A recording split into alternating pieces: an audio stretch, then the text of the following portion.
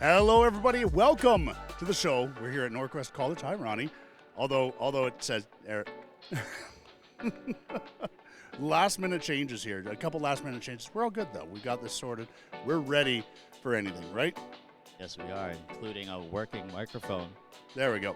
I think I'm good now. How am I sounding? A little more volume on you. Testing. There we go. That's looking pretty good on the meter. Hello, everybody, Awesome. and welcome. We have a whole bunch of stuff planned for you today. It's going to be a lot of fun over the next 7 hours or so? Yeah, we'll be going until 8 p.m. Mountain Time today, and I know right now you're seeing this backdrop here, and it is quite the setup. We're gonna take a tour later, but actually we might as well just take a peek. Let's just do here. this. There we go. There's our setup right now. Look at that right there. Pretty impressive. PC setup everywhere. We have switches set up for Smash Brothers. Smash Bros. We have PC set up for Tekken, Street Fighter. We have FIFA going on in the back right there. You see all right here. You guys recognize these PCs? These are the stream PCs right here. That's pretty awesome, hey? Those are the stream PCs that we have been developing with Crash Coic and the Memory Express team. So we're very happy to be featuring those. Oh, let me get my tag out there. There we go. Yeah, so this is a wonderful setup that we have, and it's been about it's been a few years, Crash, that we've been working together, but this is probably the first time we're on stream in the same room. It is. At the same time. It is. It's the first one on location. I mean, we basically started working together in COVID, right? So trying to get together has been challenging, but now, I mean, we're doing more and more live events. Sounds a little bit hot right now. That static is actually the headphone amp here. Oh, that's a headphone amp. Yeah. Okay, so that's not actually going through the stream. That's Excellent. right. Okay, well, it's just me hearing it then. Yeah, we'll be all right. We'll be all right. We're good. Yeah, it's been a challenge with the pandemic, and we actually started working together in 2020 on our first few streams, and it is our first time being able to be in the same space. So yeah, it's a lot of work here, but man, thank you everyone for the support so far. I know we're a little bit late today, so we'll be doing quite a few things. We've got our daily schedule, which we'll pull up on screen later, but we're here till 8 p.m. today. 8 p.m. Mountain Time, on stream and on site. So for those of you who are watching, if you happen to be in the Edmonton area, yes, we're on the side of Canada here, Edmonton, Alberta. If you happen to be in Edmonton, we have a free registration today. So registration is always free if you enter for casuals, just to hang out. We've got a few game titles. So we're doing, off the top of my head, I'm going to miss a few, but we've got Super Smash Bros. Ultimate. We've got Street Fighter 5, Tekken 7, Guilty Gear. We've got Under Night In-Birth. We've got Blaze Blue, and I'm sure I'm missing something here. FIFA 22. And that's off the top of my head. That's all I can come up with right now. So, yeah, well, we'll be here till 8 o'clock, and as I said earlier, it's free to enter. You can just show up and hang out. I will mention that this is also a fundraiser for Make-A-Wish International. So you can see just above me here, we've got this donation ticker we just kicked off. And yeah, we're celebrating an international event called Stream for the Wishes. And we've got multiple countries involved. Today, and I believe yesterday, was actually the Canada kickoff. Mm-hmm. So, Crash, you've done some work with Make-A-Wish in the past. Yeah, we've done, so every year we do Crash Pad for Kids. It's a charity event we put on in November every year for Make-A-Wish. We've had 2 years so far. And the first year we raised about 5,000-ish US. And this year we tripled it. Or sorry, in 2022, we tripled it. Over 15,000 US raised in a weekend. So it was a lot of fun. Lots of great sponsors, great streamers, and tons of donors. It was amazing. So yeah, Make-A-Wish. I love working with Make-A-Wish too. They've been Mm-hmm. amazing to work with all the time. So yeah, it's great. And what I like working with when I work with Make-A-Wish as well, they're super responsive and very supportive of this audience, the live streaming community specifically. Yes. There are tons of organizations that we've worked with in the past, and what I really love is that Make-A-Wish shows up and they put in the work with us. Yep. So for this one, this is our first event with Memory Express doing a Make-A-Wish International fundraiser opposed to a nationwide fundraiser with Make-A-Wish Canada. So that's a new experience. This whole thing is a new experience for us in this gigantic atrium. So, Crash, I know you're typically not in Edmonton, and you made the trip out here. It's a great. I'm just very excited to be able to be here with you. Yeah. I wanted to talk to you really quickly. We've got a few minutes while we ramp things up a bit. Are we able to pull up the daily schedule on stream here? Yes. Let's see. We can do it. We can do it this way. We could pull that up then. What Beautiful. we'll do, and Okay. we'll add it in the middle here.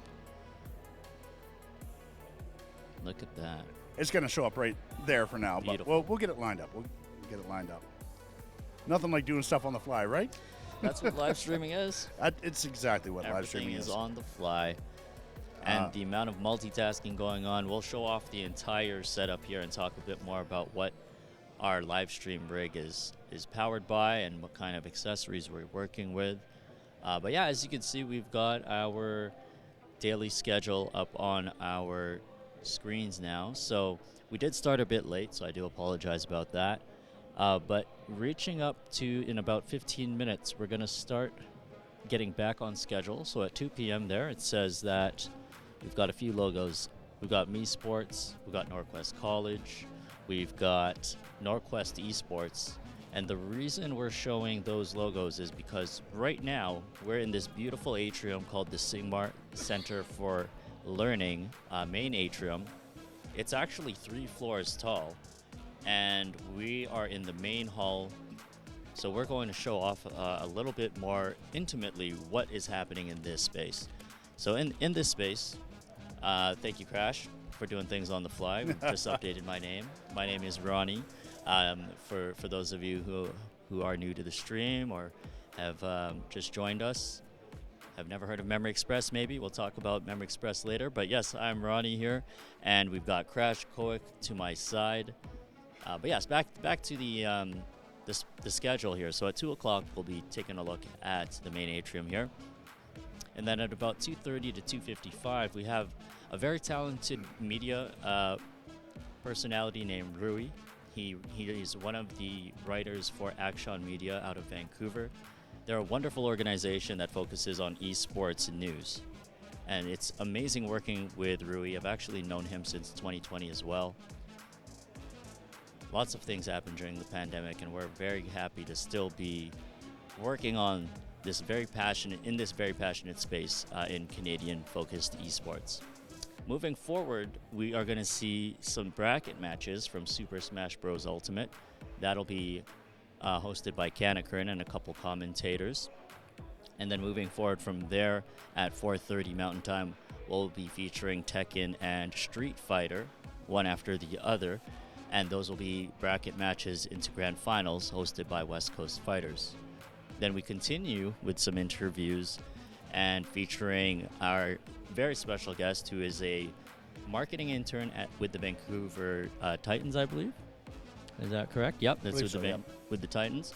And then lastly, we'll be ending the evening off with conversations with Crash, talking about some of the gear we have going on in this space, and talking about the stream PC a little bit. Yeah. I'm looking forward to it all. It's going to be a fun day. So I'm going to I'm going to trade off for 10 minutes here. I've got my coworker who flew in from out of town.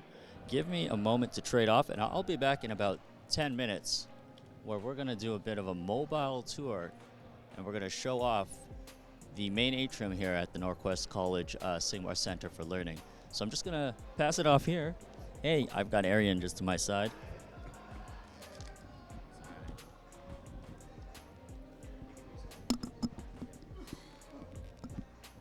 So how's everybody doing in chat today? Hope you guys are having a great one.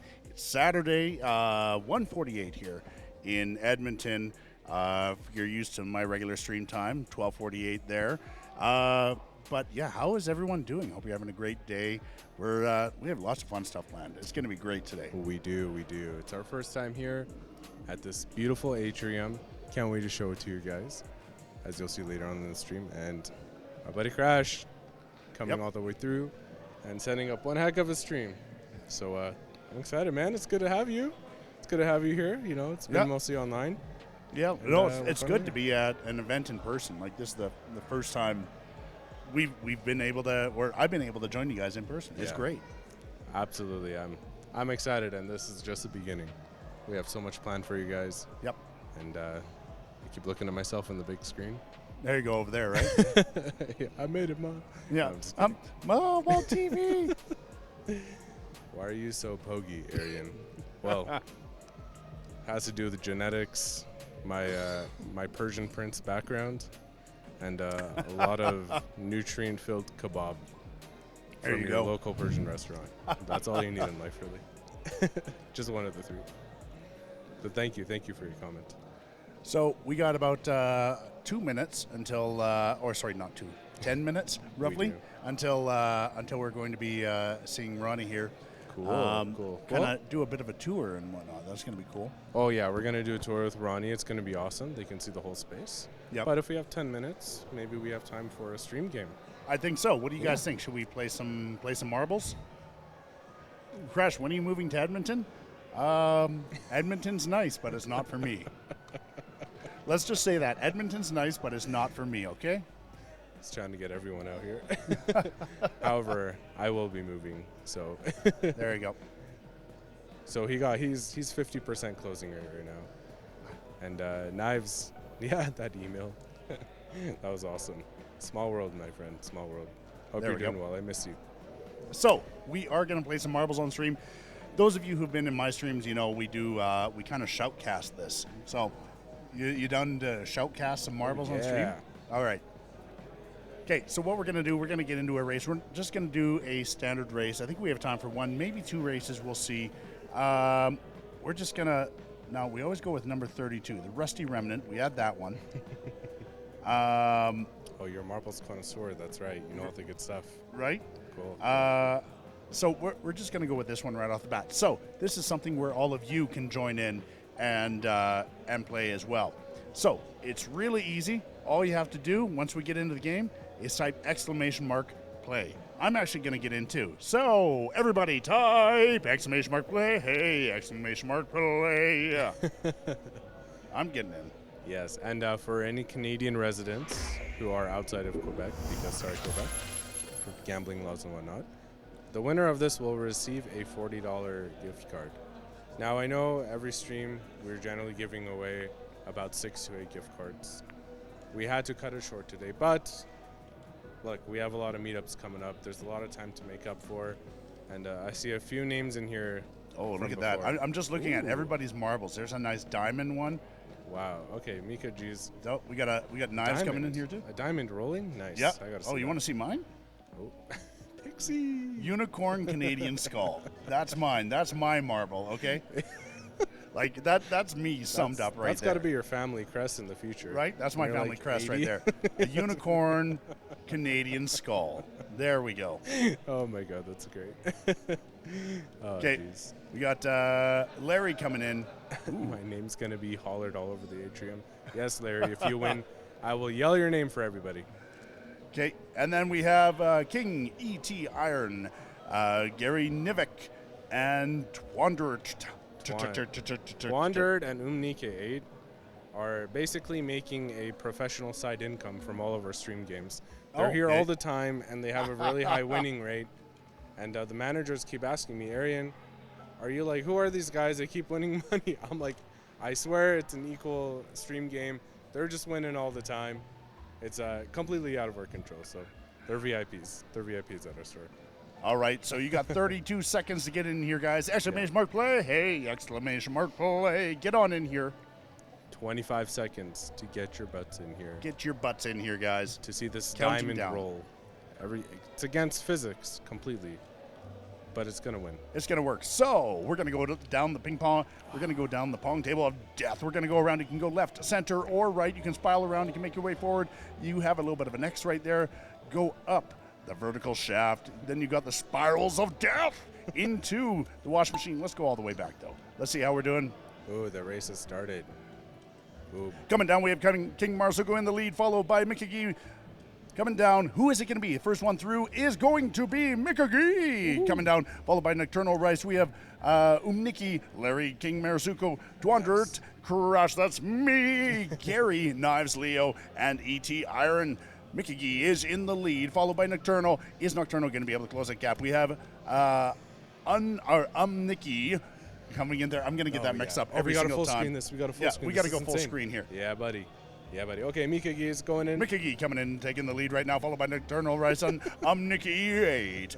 Mickey Gee coming up the elevator, elevating yourself. You're going to split to the left or the right? To the right for Mickey Gee. Nocturnal Rise says, no, screw that. I'm going to make my own path and go down to the left. Knives coming in fourth place, followed by Larry. We have me coming in fifth. I'm letting you guys win. Just keep that in mind. I'm letting you win. Going around the spirals of death into the washing machine of doom. Doom Oh, coming buddy. up right after this. That's a bingo ball coming up. Right there with the bingo ball. It can be anybody's race after the bingo ball here. Mickey Gee, you could be the first one in and the last one out. It's all chance right there. We also have some more spinning machines over there. Let's see how you're going to do. Knives just drops right through. Nocturnal also drops through. Oh, no, Knives didn't drop through. Nocturnal goes from second to first place right there. Mickey Gee falling back a spot right there. And look at that. I'm Nikki coming in, followed by Knives 288, Larry Darren, E.T. Iron, Leo Greed, and King Marsuko. It's very close. It's very close. You know, you remind me of the NASCAR casters. You're just killing it, man. You got everyone accounted for. Nocturnal Rights coming in and taking first place there. Knives is coming in second. Mickey Gee getting lost, getting spun around, getting turned around. Leo coming in third place, followed by Larry. Is Larry going to be able to close that gap right there? Nikki coming in third place right now. Beautiful, beautiful. Knives is Spiraling around. Wait. taking the lead. Oh, no, Nocturnal, sorry. Nocturnal is taking the lead. Knives coming in second place, though. But we do have the pegs of Screw You Over coming in right here that totally mess you up. Now, right here, generally, I know on this one you want to go to the right, but it totally depends on what the pegs will. Will the pegs help Nocturnal? Nocturnal goes through to the right. Knives to the right. Nikki going to the left. This is the one you want. You want this straight shot right here into the urinal trap. Nocturnal into the urinal, followed by Knives. Nocturnal and Knives going at it. Now, we also do have the launchers. Launchers of Doom, launchers of Death. Oh, my God, there it goes. Knives. That is a fail. Rest in peace. Knives is out. Nocturnal gets caught by the pegs. Are you going to get launched, Nocturnal? Let's find out. Oh, my. Am I in second? Did Leo just cheat? Oh, no, Leo just dropped right down. Okay, no, Leo's good. Dude, Nocturnal's going through all the obstacles. Nocturnal coming in, going to be taking it. Nocturnal coming in for the win. Congratulations. Followed by Mickey Gee, and Gary coming in after that. We have Leo, King Marsuko, and Twandert coming in as well. Who's it going to be? Hashtag rigged Knives, dude. You gotta learn how to manage your marbles better, dude. Exactly. That's what it is. It's marble management 101. It is. Nocturnal Rice coming in for the win right there. Congratulations, Nocturnal. You won yourself $40. We will be sending you a DM with a link for you to fill out that form. And if you are not a Canadian resident or you live in Quebec, fortunately you can't win. But if you're outside of those, and then you're good. You're good. As long as you're a Canadian resident who is not from or living in Quebec. Yeah. Welcome, Leo. Nice to see you here, my friend. And I guess the diamond marble was close. It was quite close. Yeah, it was pretty close. Cool. Just gonna send this through right now. Wait, there we go. Beauty. All right, DM sent to you, Nocturnal. Fill that out right there. Awesome stuff. So what do we have next, Crash?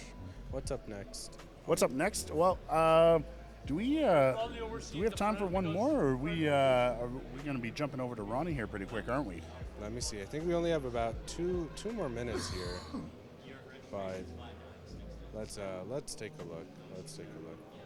We have about 2 more minutes to kill here, and Nice. what do I need to do? I need to change our scheduling. That's what I need to do. So, oops, sorry. Yeah. New to this live stuff. I usually have a headset close to my mouth, but There you go. I gotta get used to this guy. Where's my brain going? Okay, cool. Well, we're hitting that time for the tour. Let me just do a quick check. This man is very far away from me. How are we looking?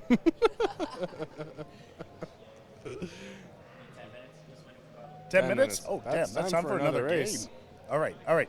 So we're going to go Devil's Chaos. I remember that one. That one's a bit of a pain. What else do we have here? I gotta look through here. Eye of the Storm was a pretty good one. Pixels Raceway. Cosmic Chaos was pretty good. Marble Centauri. House of Pain. Ooh, House of Pain. That's a fun one. Pixels that Death sounds Alley. good. Oh, That Death sounds Alley. Death Alley. You are all going to hate us for this. All right, here we go. Pixels Death Alley. This one is where you will lose your marbles. You will Nice. absolutely lose your marbles. I'm having trouble with this because my camera is normally to the right, or sorry, to the left of everything on the setup. So I keep looking over here, trying to look at the camera, and I can't. I got to look over here. Yeah, it's definitely a little jarring, but Yeah, good practice for the brain. A little brain flex in there. there we go. All right, everybody, type exclamation mark play. Hey, exclamation mark play. I'm not going to go into this one.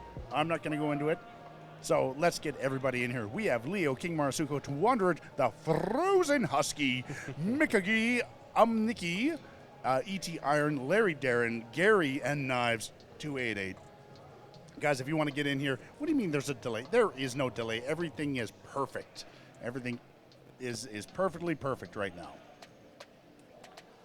All right. Let's do a 32-second countdown, shall we? Bam. Nice. Branded. Sponsored. It's a good 32 seconds is a great time to thank all of our sponsors. We got Asus coming in great with a beautiful stream PC that we're using with an amazing video card, a 4080 if I'm not mistaken. And of course, we got our stream partner here, Crash Cook, with us, who's in charge of making all this great stuff. And thank you, NorQuest College, for giving us this atrium. It's a beautiful space. I love it. And in partnership with Make-A-Wish International. So type exclamation donate.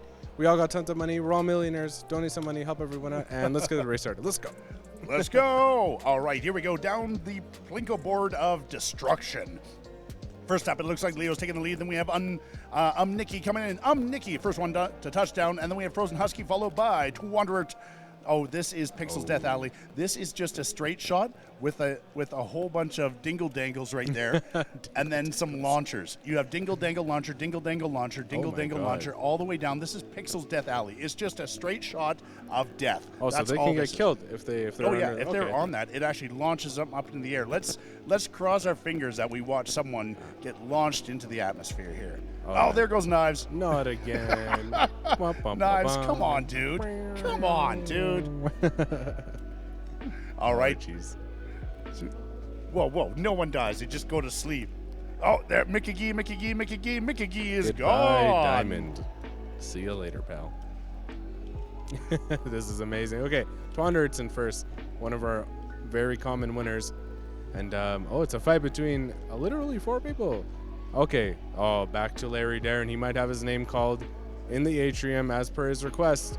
But Umnike is there to take that opportunity away. He's a man that doesn't like anyone else winning, as he's shown. Oh, okay. We're going close.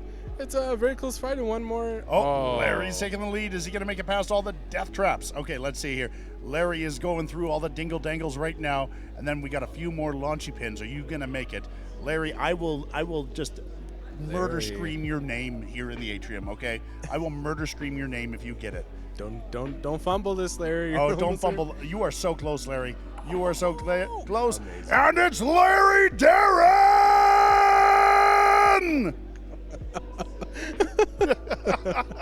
Larry, you earned that, my friend. Congratulations. You've earned $40 and an admission of deafness. There you go. No, only we go deaf. There's a compressor on stream. They're okay there. Okay. Only we go deaf. It was worth it for the $40. Righteous, right? Totally worth it. Oh, okay, absolutely. we have Larry Darren, followed by Gary and Mikey. Let's see the final results right here. We have Larry Darren coming in, getting 46 plus 37 points. We have Gary coming in, getting 22 points this time around. We have, am I saying it right? Umnike and Twander. Okay, Umnike getting 18 points right there. So. We have Ponderate with 49 points, and Leo Greed also finishing, not getting any points, but at least you didn't die. Like the Frozen Husky, King Marasuko, Mickey, E.T. Iron, and Knives 288. The first to go to sleep. That's gotta hurt, guys. You're going to a marble heaven. Wherever that is. There's all marbles a non-stop ramp. Yeah, the ramp never ends. Right. The marbles always happy. Yeah. No pings of doom or pegs of doom or whatever that was. But cool. Okay, we gotta DM our good friend with that intake form, Mr. Larry Darren. As long as you are a Canadian resident who does not live in Quebec, you are eligible for that $40 gift card. Congratulations, my friend. And open it up here. It's getting a bit more lively out here in the atrium. It's right. It's gonna be a great time for Ronnie to give you guys a tour. And I keep saying this to everyone. I love high ceilings. There's something about high ceilings. you Yeah, know? just They're the just lofts. Oh beautiful. yeah. They're Oh, beautiful. it's beautiful here. We'll go over to Absolutely. Ronnie here. Get back into it Beautiful. here. You all ready, Awesome. Ronnie? Okay. Perfect. See you guys soon. 1 and 2, both. Yeah, Carlo, we're gonna be live. Are we just gonna? Go for it. Let's throw the mics on. All right, Carlo's live. You can hold that. Huh? Carlo and I are live. There we go. Oh, we're padded. How's that? That's a little bit hot. Let's adjust that a little bit there. Okay, perfect. We'll switch over to. We're like on multiple cameras at the same time here. There's so many mics, so many cameras here. Kicking Okay. it off. We're kicking it off. Kicking it off. We're getting ready here. Oh, Yeah, I got my mic off. No, your rotation's weird. You gotta flip. I'm excited for you guys to see this space. I don't know. Like, It is awesome, and we haven't even Oh, why is utilized it portrait? Let completely me. yet. I'll rejoin. okay. Awesome. This is live streaming, figuring out stuff as you go, just getting it all working, and trying to keep Exactly. you entertained. Are you not entertained? Okay, yeah. that's Okay. always what- Well, if we have to be portrait, what happens if we do this?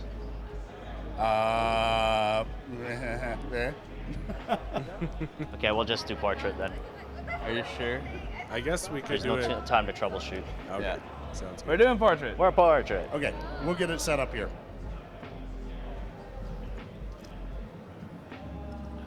Got to add you in here now.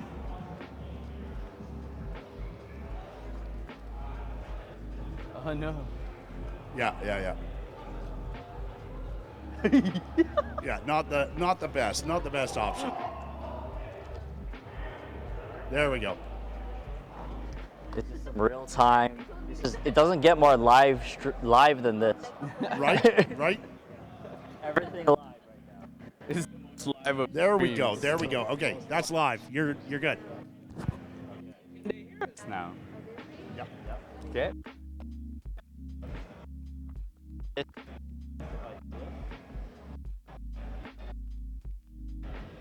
Could that work possibly?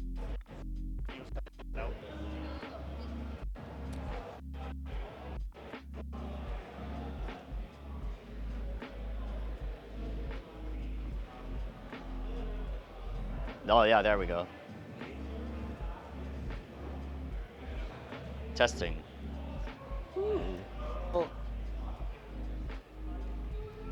Testing. Testing. We'll hang out.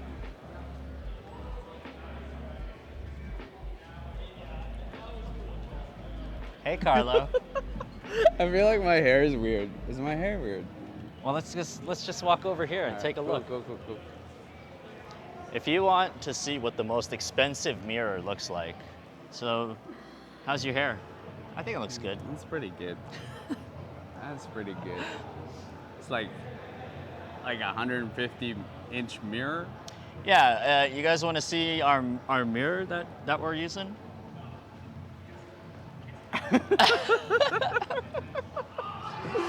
Yeah.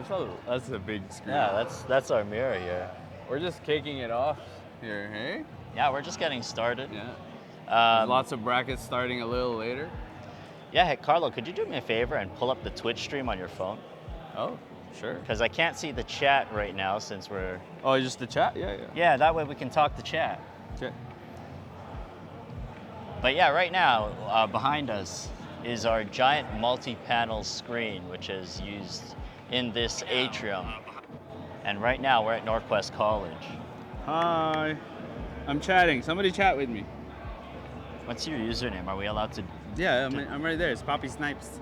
Poppy Snipes. Yeah, man. Catch me on Call of Duty. Just kidding. Snipes. Please don't. I don't have anything. I might have some stuff out. Poppy Snipes Yeah, from Twitch, a lot guys. of it is just shotguns and Dragon's Breath. Because I'm that guy. He's that guy, everyone. Yeah. Sheesh. Find him, All right. find him on Call of Duty. So yeah, Carlo, Meetup number 4. Meetup number 4 No, today. is no, it 4? It's 3. Number 3. Number 3 today. Yeah, meetup number 3. But we've got some people in the stream who may be new here. So I want to give us a little intro. But I want to do that without exposing. Oh, Leo's here. Hi, Leo. Oh, hey. Hey, Leo. Without exposing what? Without exposing the whole space. We're going to do this from here for now. But yeah, let me introduce our guest today. So, Carlo, he's from NorQuest College, and that's where we currently are standing. Where are we, though, in the college? So we're in the Singmar Center for Learning building, right in the heart of it, and the atrium. There's Arian. So we have the whole team here today. Yeah. Because we wanted to show our support with NorQuest College, with Canacurn, with West Coast Fighters, and to do a nice kickoff weekend for Stream for the Witches, which is the Make-A-Wish International fundraiser that we're part of. What's the new game that they're Park Beyond, Park Beyond is one of the main titles that's being promoted as one of the major sponsors. But yeah, I wanted to talk about this college because clearly we've got this big screen behind us, but we've got so much more going on. Maybe we should just take a step over here so we can show off exactly what else we've got going on. So why don't we go up here and let's just rotate. That's a big Ronnie. Let's just rotate around here. We're gonna rotate around. Yep. Watch your step, all right? There we go. Cool. Now this is the Singmar Center for Learning atrium here. So Okay. this was recently built for the purpose of one thing. It's to gather community, right? So that's why we're here. We're testing this space out. It's gonna be, hint, hint, this is our second space now, right, for MeetUp? That's right. We're gonna have 3 total spaces of MeetUp, depending on whatever we wanna do. Got it. Right. So we've got 3 different sizes going on, Yeah, right? we do. Well, let me. I just got to do this. Okay. Okay. So I'm gonna lean forward. I just want you to follow with me so people can see this. All right. Okay, lean forward with me. We've got 4 Oh, yeah. floors. Yeah. There's a 4th floor here, and it's I don't. skylight. I don't know if my camera's gonna catch it, but that is skylight above us. Yeah. That is daylight. So this is a beautiful, beautiful atrium, Carlo. I just wanted to show off this entire space Thank you. in one go here. Yeah. But yeah, you said we have 3 spaces. Oh, we're being joined by Arian. Oh. He's walking away. Thanks, Aaron. Yeah, so you mentioned 3 spaces. Yeah. So we have been in the innovation studio in the past. Yes. And today's our first time here in the main atrium here. What else is in store? You've got another space that you mentioned. Yes. So we have the 3rd space that we're most likely gonna show in one of our meetups. And then that one actually is one of our biggest classrooms here on campus. It has 4 100-inch projectors. 4 of them. Got it. It can take in 200 people, and it has about, I want to say 80 powered desks. So all of our setups would just plop in on those, and it'll be fantastic. And it has the view of downtown. Ah, wow. And a downtown view. Yes. You won't be able to see it, but it's basically behind that 2nd floor. All right, just up here. Yes. And then we'll also be taking over the 2nd floor there at the same time. But there's a lot more surprises, and obviously when we do that tour, we'll show you more around. There's something really cool in that one, and Ronnie saw it yesterday. Yeah, So- I'm pretty excited to see all the. That's a Amenities. new one for The me too. amenities. The amenities at that new space, the 3rd space there.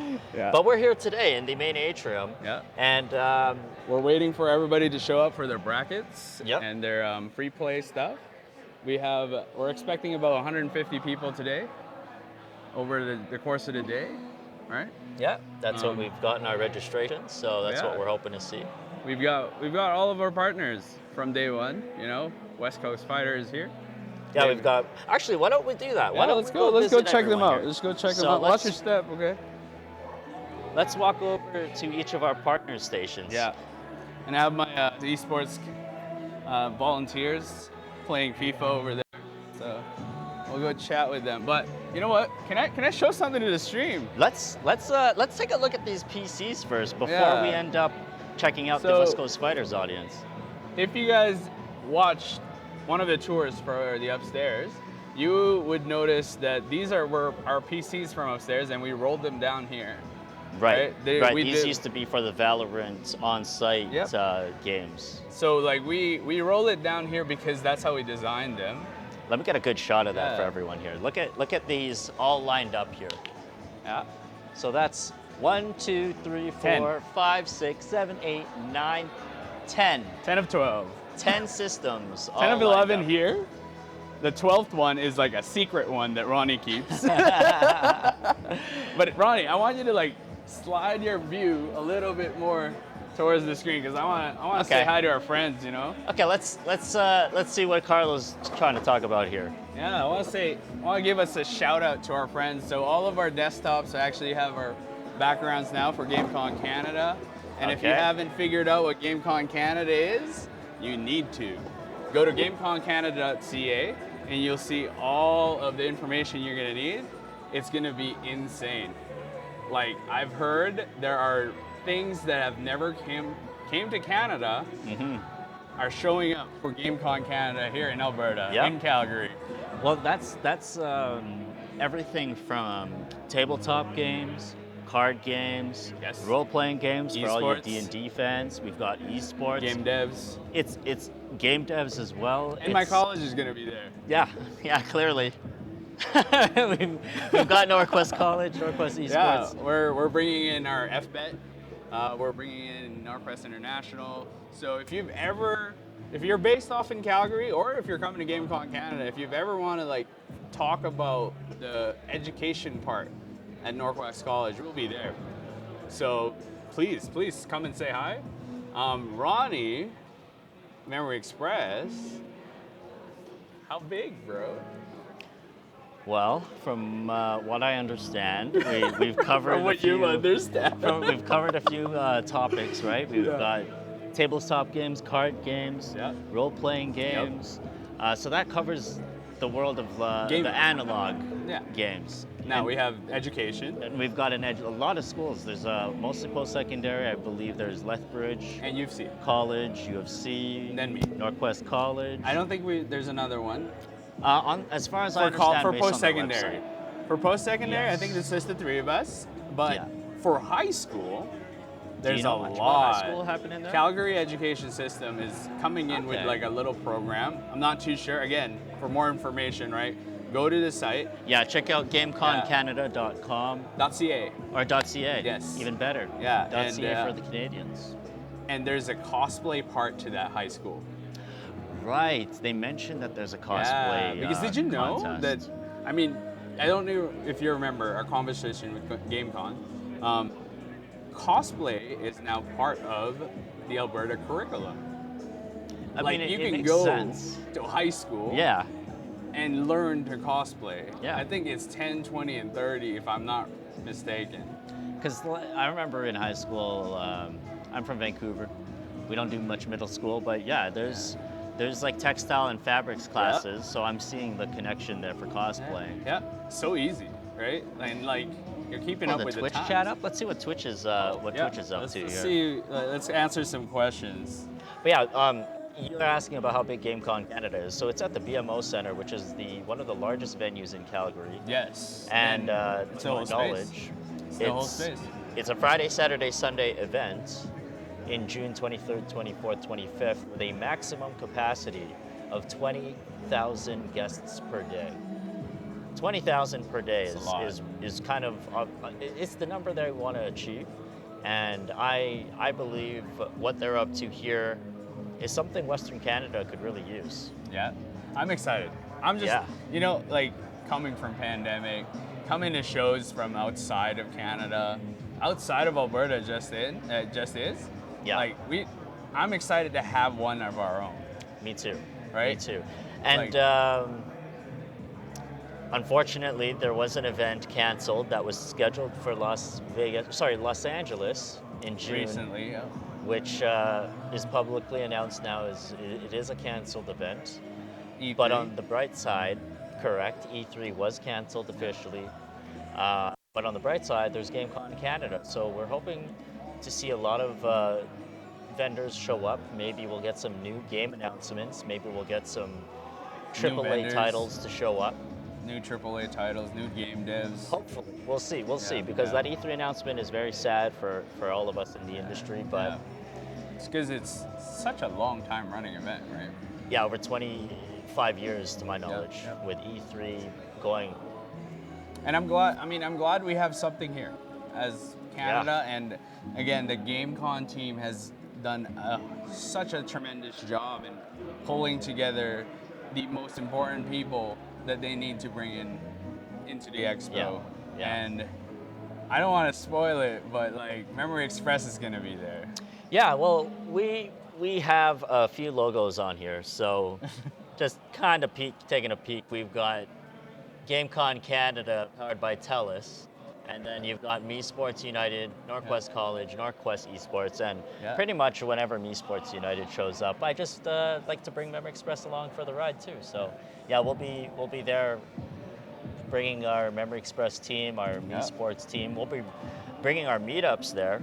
So what we're doing today? Okay. We're gonna push that out there. I didn't want to like. We're gonna push that out there. So all the stuff that you're gonna see today in our tour, and that you've already seen, except for my big screen, is gonna be at the 23rd and 25th. It's gonna be a 3-day meetup. The live part is a Saturday, right? But the whole of the 3 days, we're gonna be there. Come say hi, introduce yourselves. I know we have our chatters here. They're all talking Oh to yeah, each let's other talk right to now. chat for a moment. We got Koji here. Western Front is here. Hey Koji. And then I can't see that. Larry. Cyril. We've got Cyril, Larry, Darren. Yeah. Leo's here too. Hey Leo. Thanks for tuning in, everyone. Yeah. So if you have any questions, just put it in the chat. I'll try to see it. we'll leave chat on Carlo's phone here while we quickly take a walk through what else is going on here. Crash is here too, Brandon. Crash is here twice. He's physically here. He's in the corner or just back he's there. over there.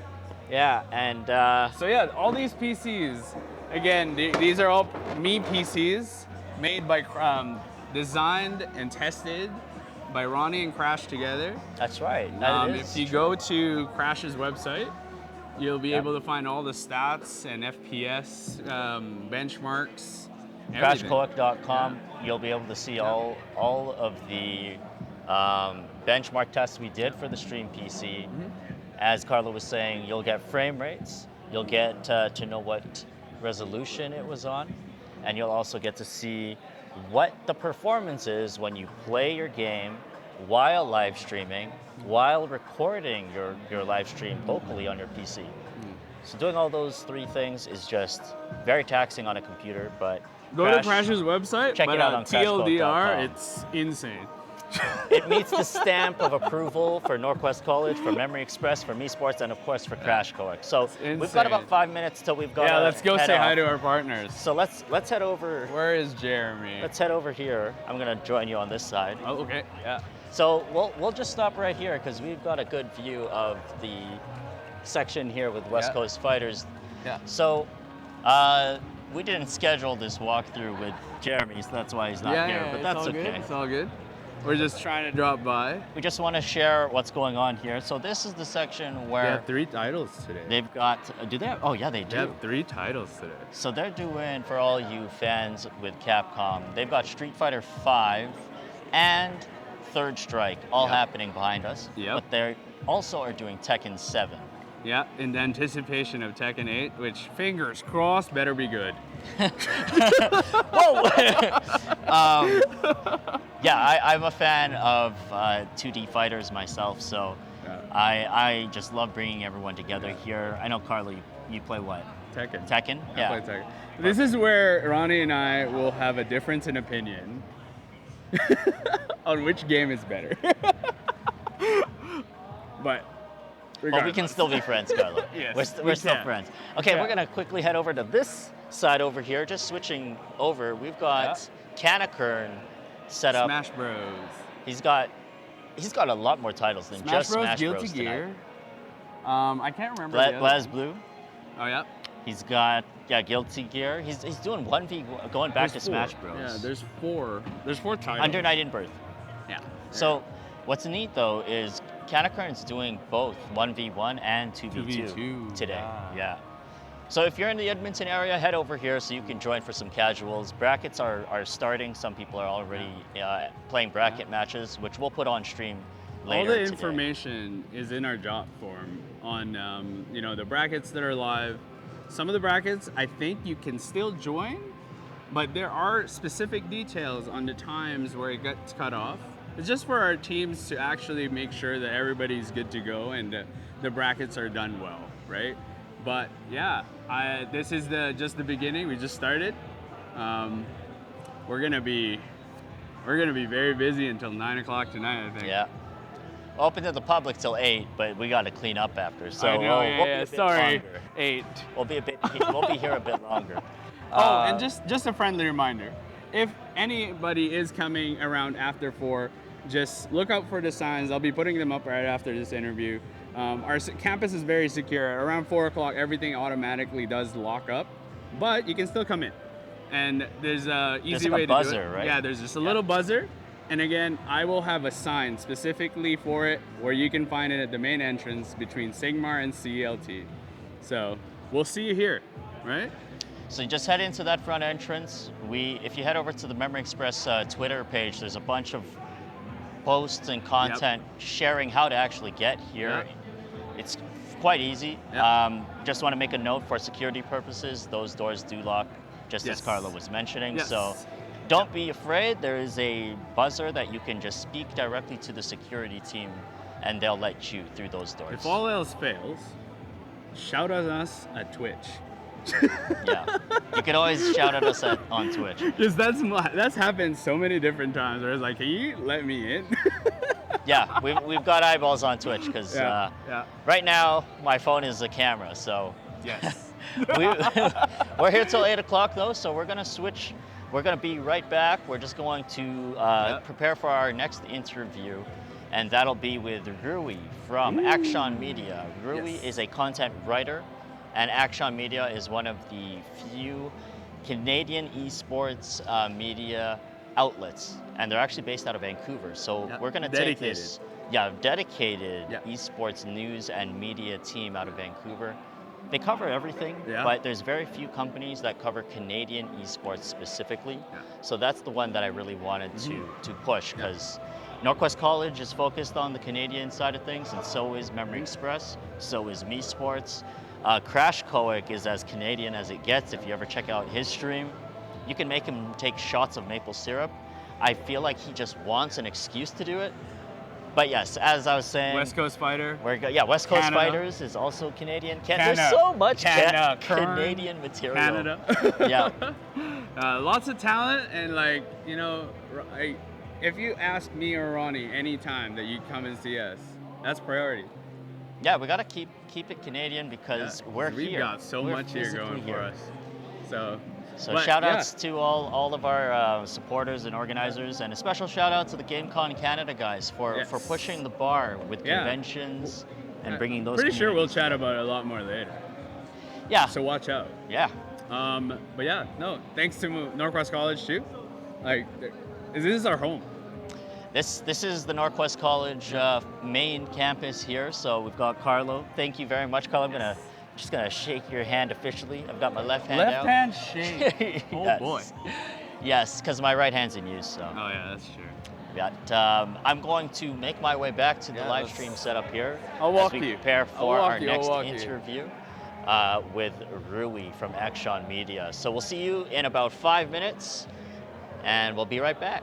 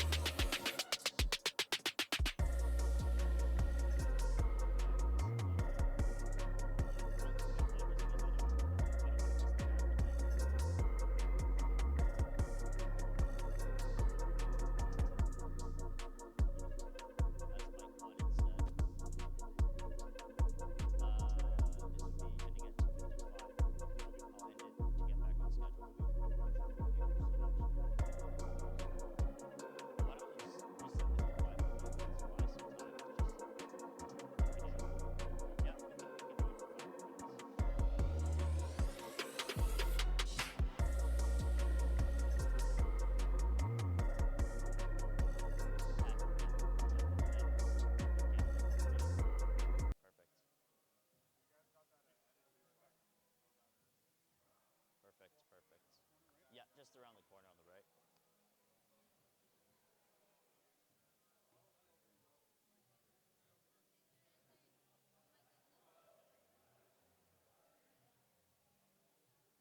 You're just talking to Rui from your laptop? Yeah. Nice. Hey Rui, if you can hear me, I'm just going to give Crash another 5-minute break. He just needs a washroom break, so when he comes back, then we'll be up. I'm just gonna talk to you about like your role at Action Media specifically, and just make sure people are aware that like there are people who do this for a living, but also I'm gonna talk to you about like what's the challenges to get you to this point. It's really about your story. Cool. Awesome. Sweet. Okay. Well, we'll connect with you as soon as we're ready. And yeah. Thank you.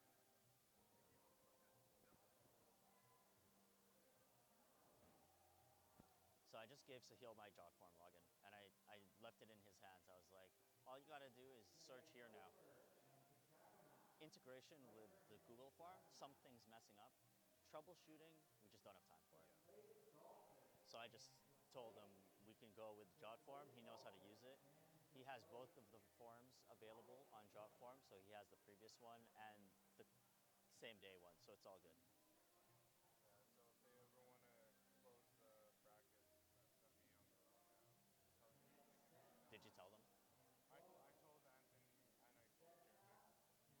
So, Well, they just have to know, like, registration after, on the form, like, after the cutoff time, it's a manual process. Like, just ignore everyone after the I cutoff. think if we are able to hire someone who can code, they'd be able to like actually put that shit in. Yeah, But I mean, for now, that's not gonna happen. But these are good and things to make notes for. yeah. Like fast kind of start on an entire checklist of what I need to make sure that we're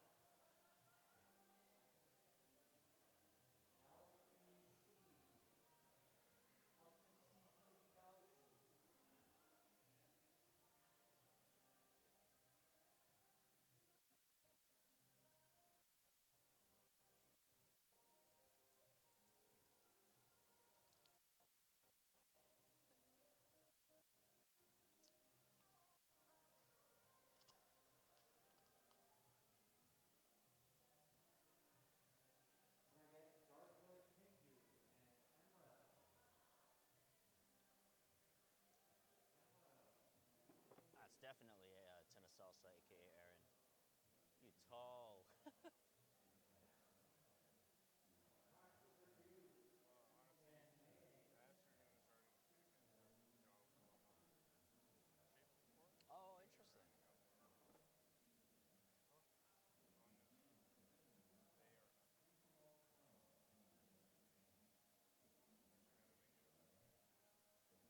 will do.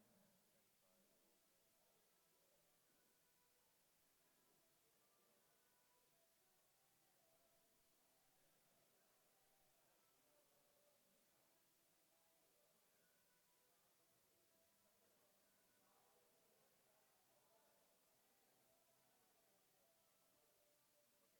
Look, you're not a mind reader. No. It's okay to like ask or just be based on who you remember them as. Let's just call him Paul. Okay, went pretty well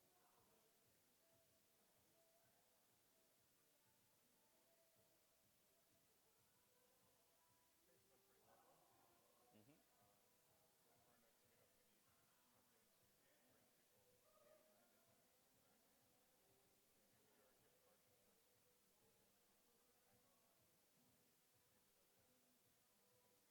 Nothing too But like that's not gonna motivate people to show up.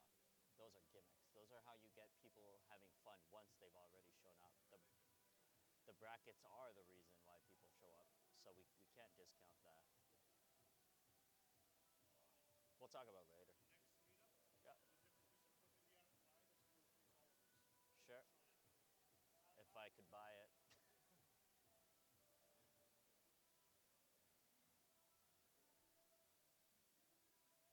We only use this because nobody else has anything. Yeah.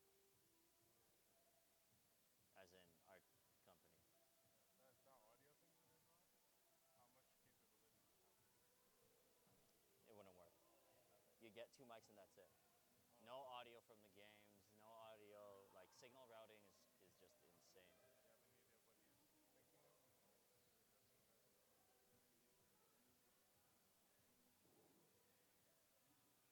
are you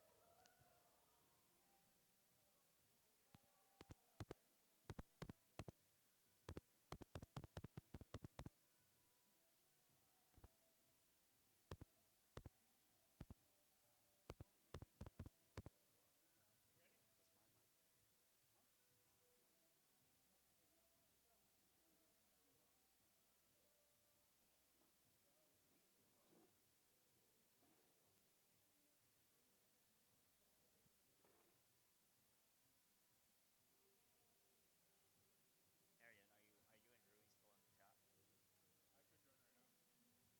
still in the chat? I'll have you count him down. I'll just tell you.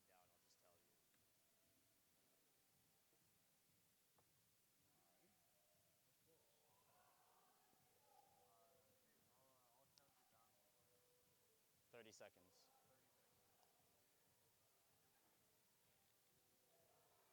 I'll take care of this. Am I muted on your end, Crash?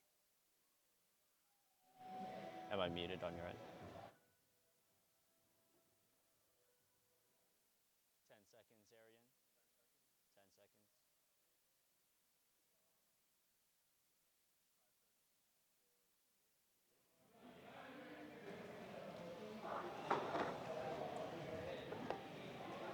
Awesome. So we are live and we will be interviewing Rui from Action Media very shortly here. I've got a nice bit of history with Rui, and I'm very glad that we're still in this industry, in this field here after the craziness that happened during the pandemic. But yeah, just before Rui joins us on stream. Oh, look, he's actually popping up here. Hey, Rui. Hey, what's up? How's it going? How's it going over there in Vancouver today? Oh, that's pretty good. It's raining as usual, but otherwise a pretty chill Saturday. Is it raining? Really? Yeah. I've been spending a lot of time in Calgary and Edmonton, and then I was in Vancouver for a couple of weeks last month, and yeah, it rained a few times. I haven't had rain in so long until I went to Vancouver. Well, thanks, Rui, for joining us. I want to give you a quick introduction, but I'm just going to start with who you are and who you work with, and then I'll let you do a little intro yourself. So everyone, this is Rui. He's a content writer and social media coordinator with Action Media. Take it away, Rui. Tell us a bit about yourself. Yeah, so like Ronnie said, I'm a content writer and a social media coordinator. My primary role is the kind of content writer part. So if you watch a lot of the Action Esports videos, a lot of those videos are videos that I wrote the script for, did the research, any of the interviews, that kind of stuff. So that's kind of been my primary role with them. In the past, before Action, I've written like articles and stuff as well, and I still do a bit of that for Action Media through Red Bull, the Hive, stuff like that.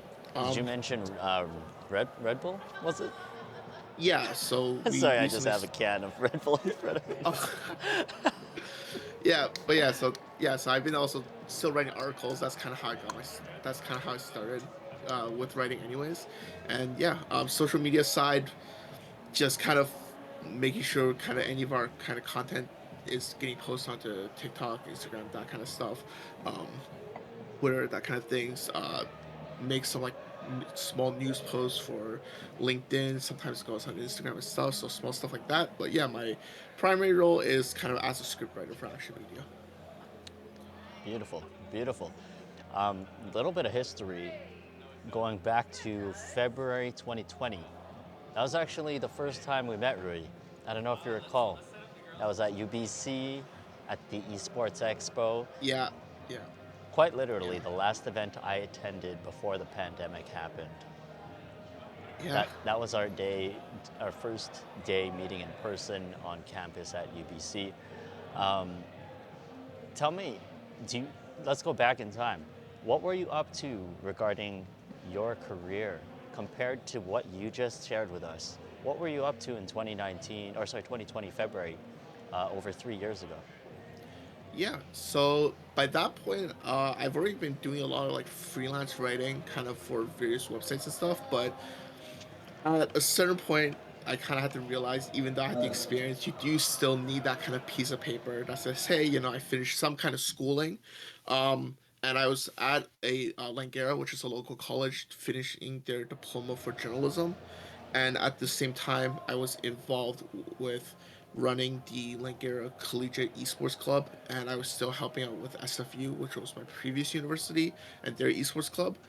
So I actually went to UBC, um, the UBC Expo, Esports Expo, to just kind of interact with people, kind of some people I knew, also just do some networking, which is how I met you, obviously. Um, and yeah, so it's just kind of, that was kind of a pretty typical kind of weekend for me at that time, where it was just, if there's a big kind of esports event, I usually try to make my way out even for a little bit, just to kind of say hi to everyone, kind of do some networking and stuff. Yeah, yeah, yeah. It's amazing how much has changed in that time period where for esports, the industry really saw a lot of growth during the pandemic, but because of our ability to stay connected over the internet. And with the expo, or sorry, not the expo, I think it was UBC Esports Expo. Yeah, that was the Yeah, event. yeah, Yeah. At the UBC Esports Expo being the last event I attended in person, I actually drove back to Calgary and got COVID. Like, I didn't even know I had it because it wasn't on the news yet, and there was no real official pandemic.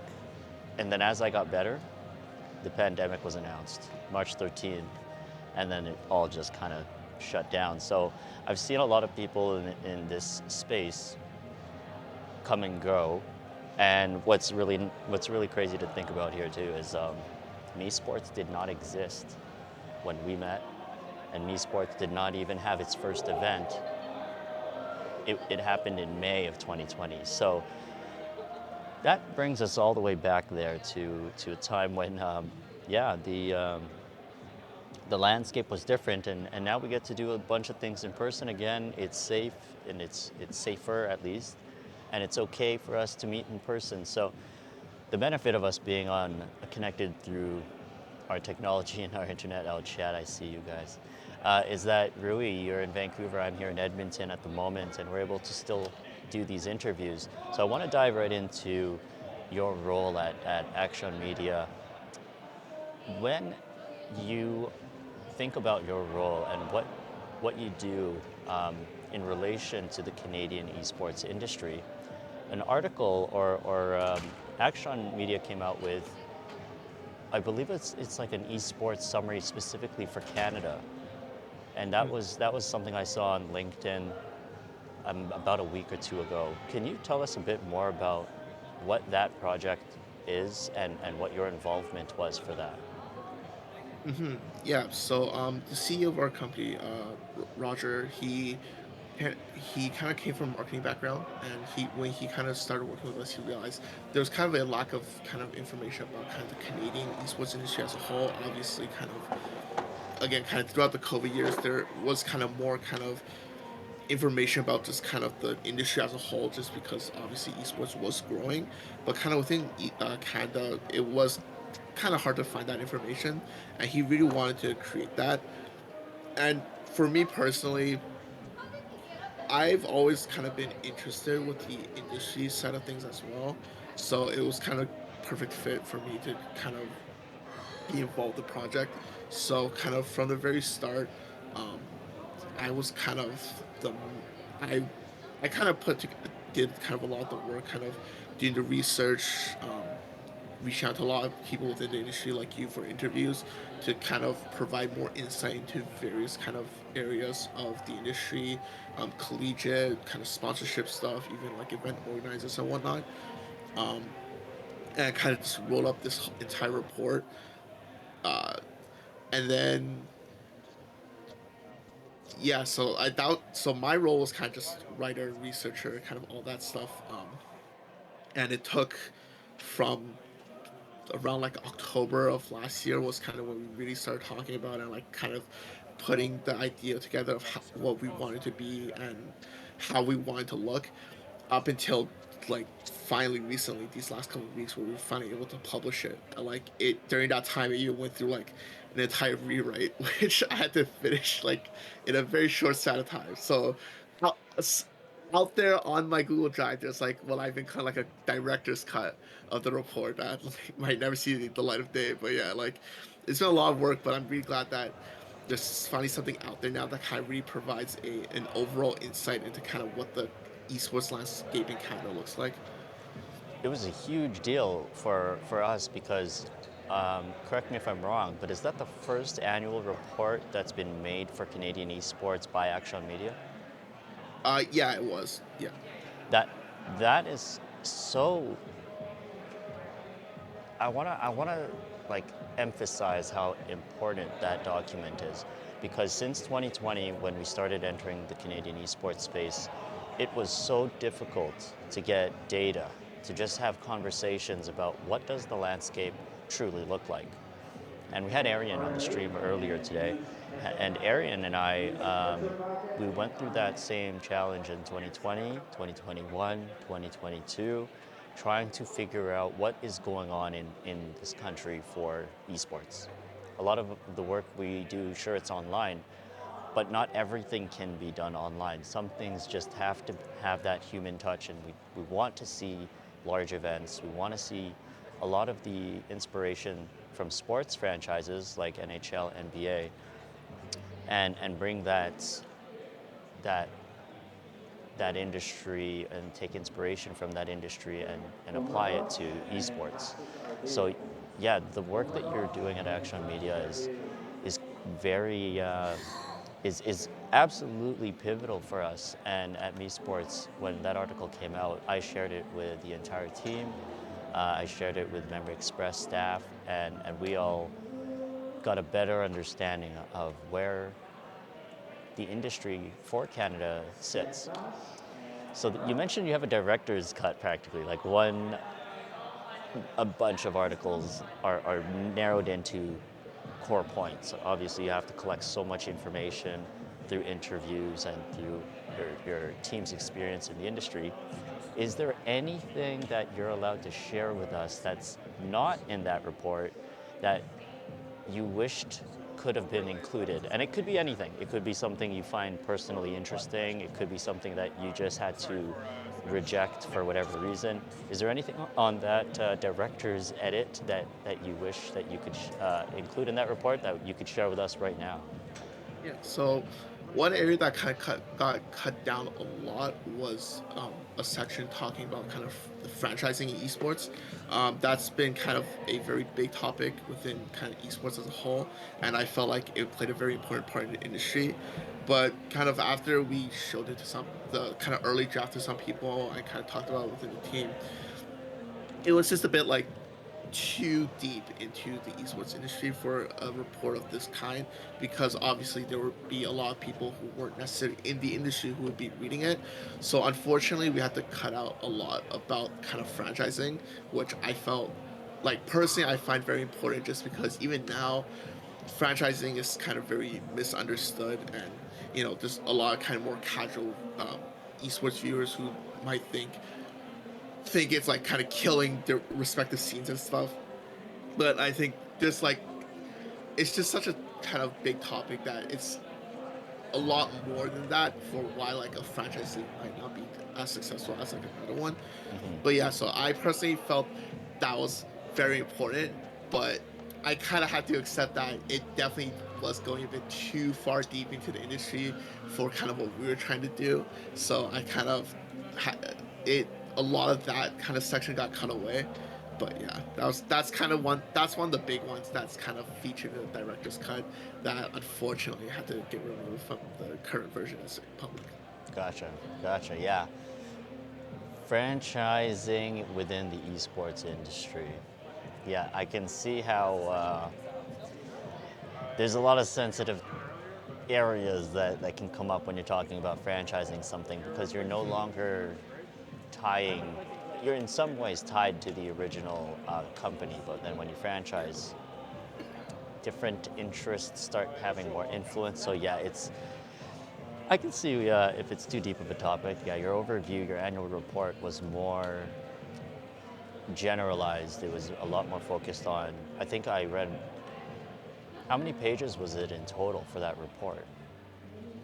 Oh, I don't even remember anymore. Not the director cut, but the one that was published. I think it was just under 20 pages, I want to say. I know director's the director's cut was like well over 20 pages, but I think Yeah. by the time everything was put into the official document, it was just under 20 pages, with kind of from front to cover to back.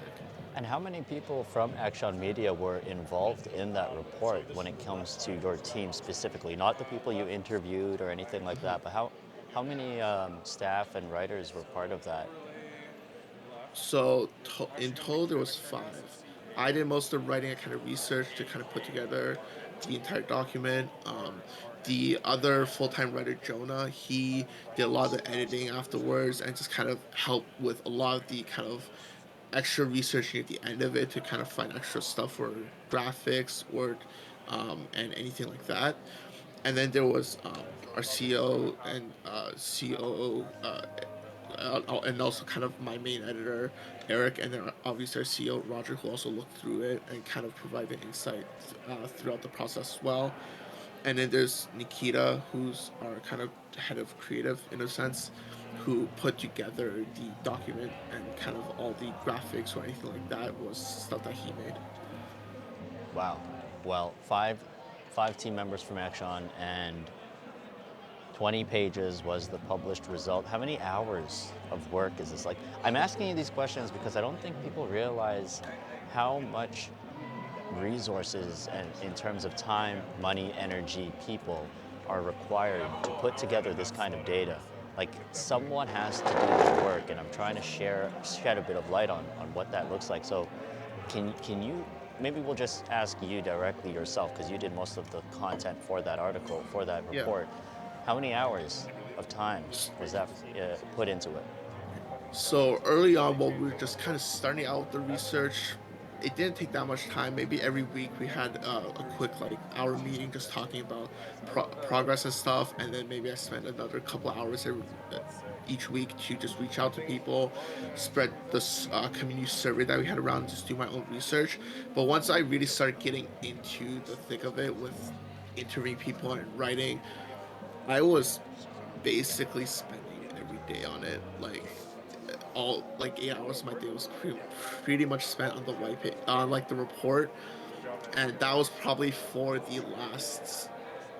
I would say probably from like January to like March until it was public. Basically, like all my time was just spent on the white paper. I didn't really get to do much else during that time. So you alone, how many hours would it be, you think? Your contributions to that 20 pages that made the final cut for publication. 8 hours. 40. Thank you. We're it's probably close, maybe even a bit over around 500 hours, maybe, kind of from 500 hours. start to finish. Yeah, so 500 hours across about like 5-6 months. 500 hours, guys and girls, in the stream chat. Here's something. I spent half an hour.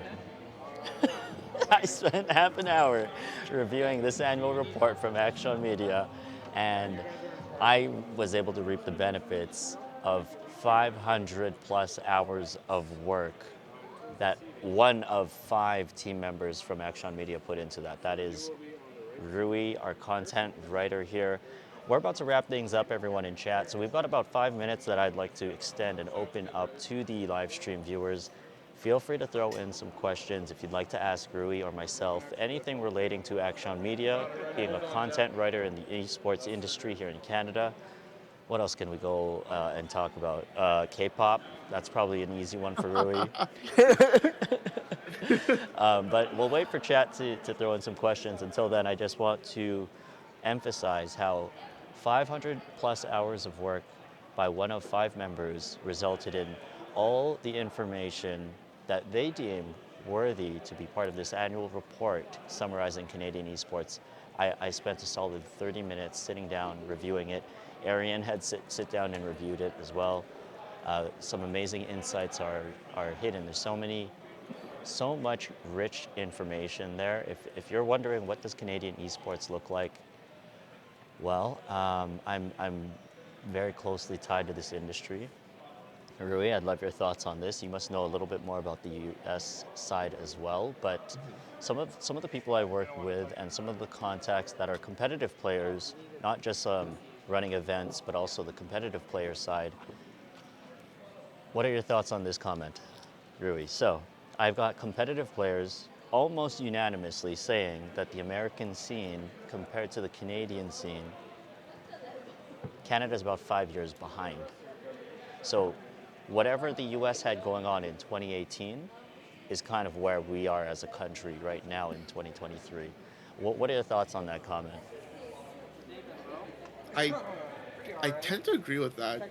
I mean, part of it is because it's when you kind of talk about regions, it's not like America and Canada kind of separately. It's always been North America as a whole, Hmm. and unfortunately, part of it has been the fact that the big publishers have their kind of leagues in North America. So like Overwatch League, before it kind of became the current model, their arena was in LA. League of Legends, that was in California as well. So that kind of plays a role in it. But I think even though we're 5 years behind, kind of compared to America, we are starting to catch up a bit. Obviously, you guys have been doing a lot of stuff with the collegiate side of things. I'm seeing more and more kind of organizations, kind of grassroots organizations, start up who are trying to just do more events. I think I follow someone who started up Toronto Valorant. Um, so and like that, even if that's just very like focused on Toronto, does anything like that that's kind of Yep. make building the community and kind of connecting together and trying to do more events, that'll help us kind of slowly catch up to America. And even if don't necessarily catch up all the way, I think as long as we start to enter the same kind of tier that they're in and kind of become a part of those same conversations, I think that's all that we really need. Yeah, it's been quite the journey so far, Rui. I am really glad that you and I are still in the same industry that brought us together in early 2020. I just wanted to ask you one last question before we sign off here. Is there anything you wanted to share while we have you on stream here before we go for our little break and bring up our next agenda here? Yeah, I mean, to kind of echo what you're saying, like the last few years have been rough because of COVID, but like it's always awesome to talk with you, which is anyone I know who's been kind of around this whole time. Like, I love esports. I've been a part of the industry and kind of the community for so long now. Like, it's hard for me to imagine doing anything else with my life. And yeah, I just hope that kind of more people realize that there's probably a role for them somewhere in the industry and they can kind of help join us in this journey of growing it as a whole. Amazing. Rui, thank you so much for joining us. Thank We're you. going to head into a 5 minute break shortly. So, Rui, thank you for being part of the industry and doing the work that you do.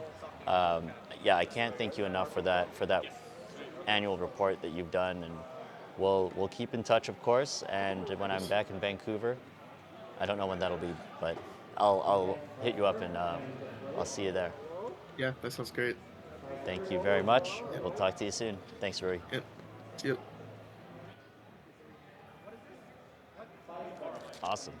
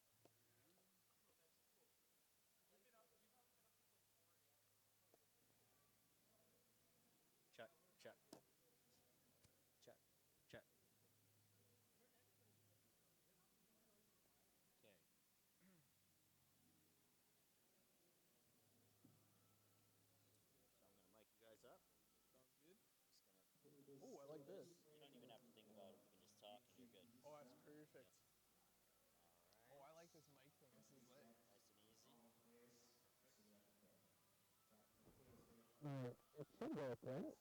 Okay, I can barely hear myself.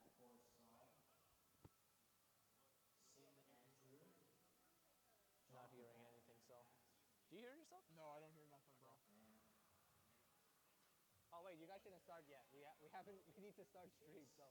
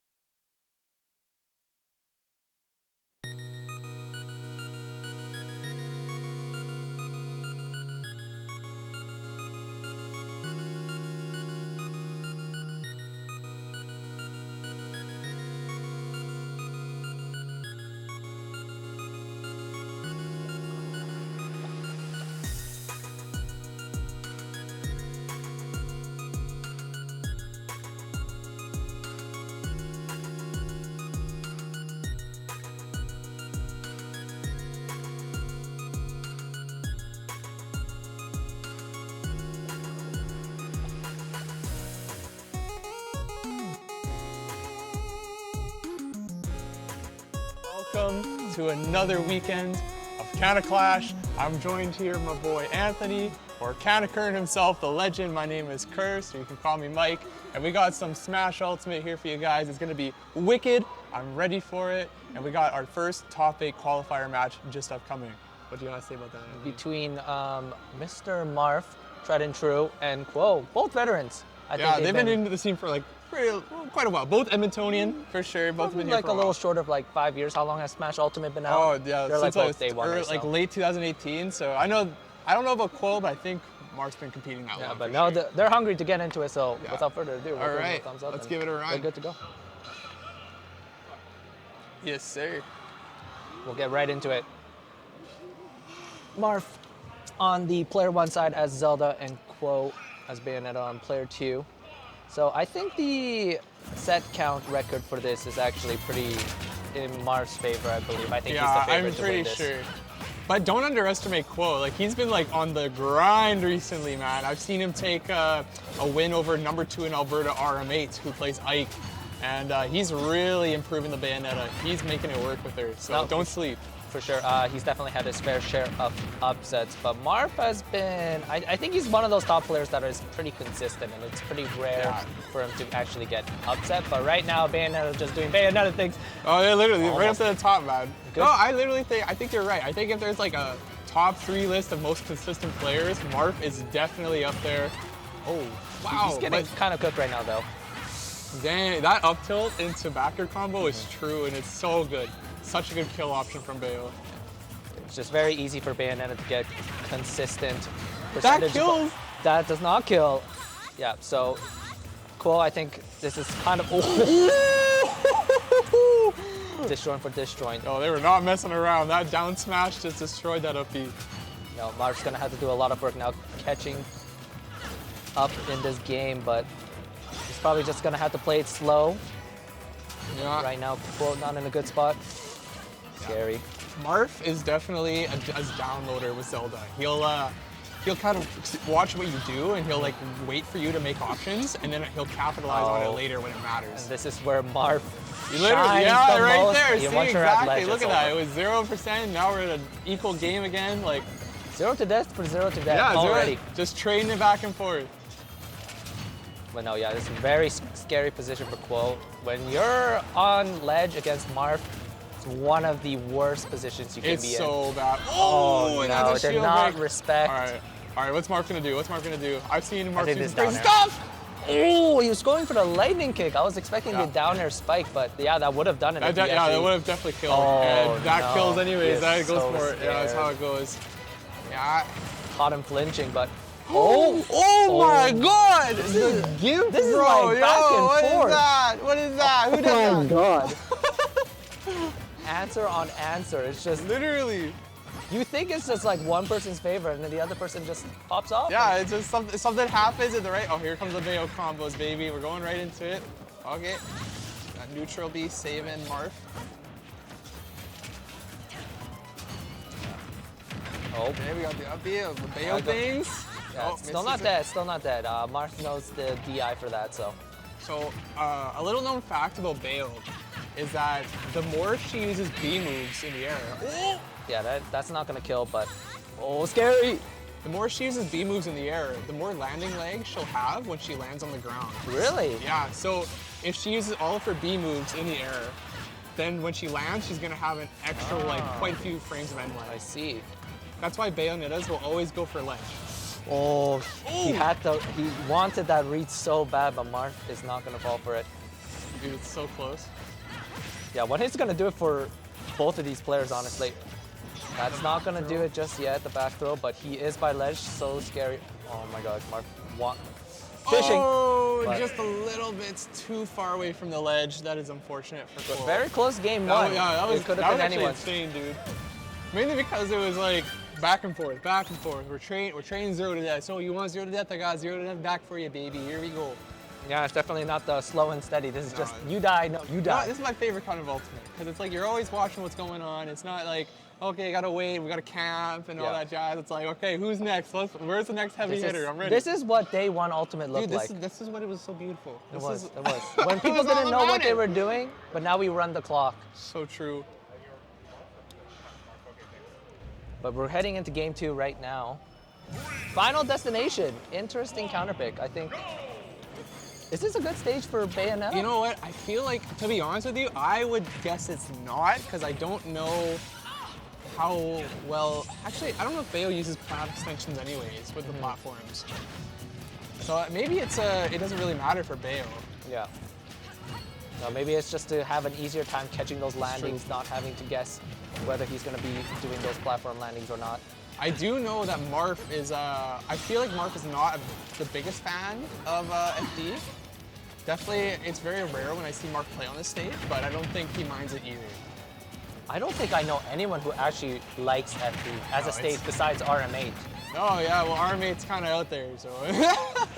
Jeez. Oh yeah. Gonna whip that down air and gonna eat a kick to the face. But yeah. Quo just needs to play a little bit more patiently. I think he needs to make less committal options. I respect that. Oh yeah, that'll do look it. at this, bro. Go back and forth, back and forth. You gotta respect it. But yeah, that is the thing. If you are too close to Bayonetta, which times your projectiles, you will be slowed down as well. So that is a good, excellent counter, but this is probably like Quo's gonna die. Yeah, definitely Quo is in death %, but if Quo can get something started, Oh my god. it's so scary.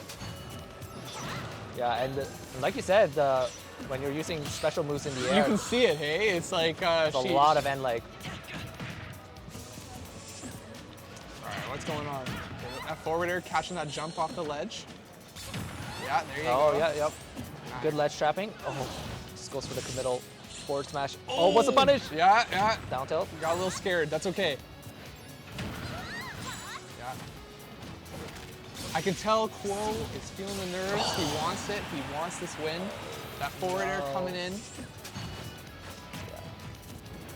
It's just what's killing him right now. Good confirm, but I'm so surprised. Oh, the that'll gun do it. will do it. Yeah. He waited for the reflector to finish. So right now it's looking like an even game, but Quo definitely just needs to slow it down. He's trying to fish really hard for these kills, and I think that's what's costing him these stocks right now. But right now he's looking okay. As long as Quo can start something, I don't think it's the worst deal that he runs in too much. Yeah, but this is very scary as well. It is so 78%. scary. One lightning kick by ledge, and you're kind of dead here. Bayo has no problem getting damage. See, now it's Marf playing a little bit of that keep away game. Marf's like, nah, approach me, let's go.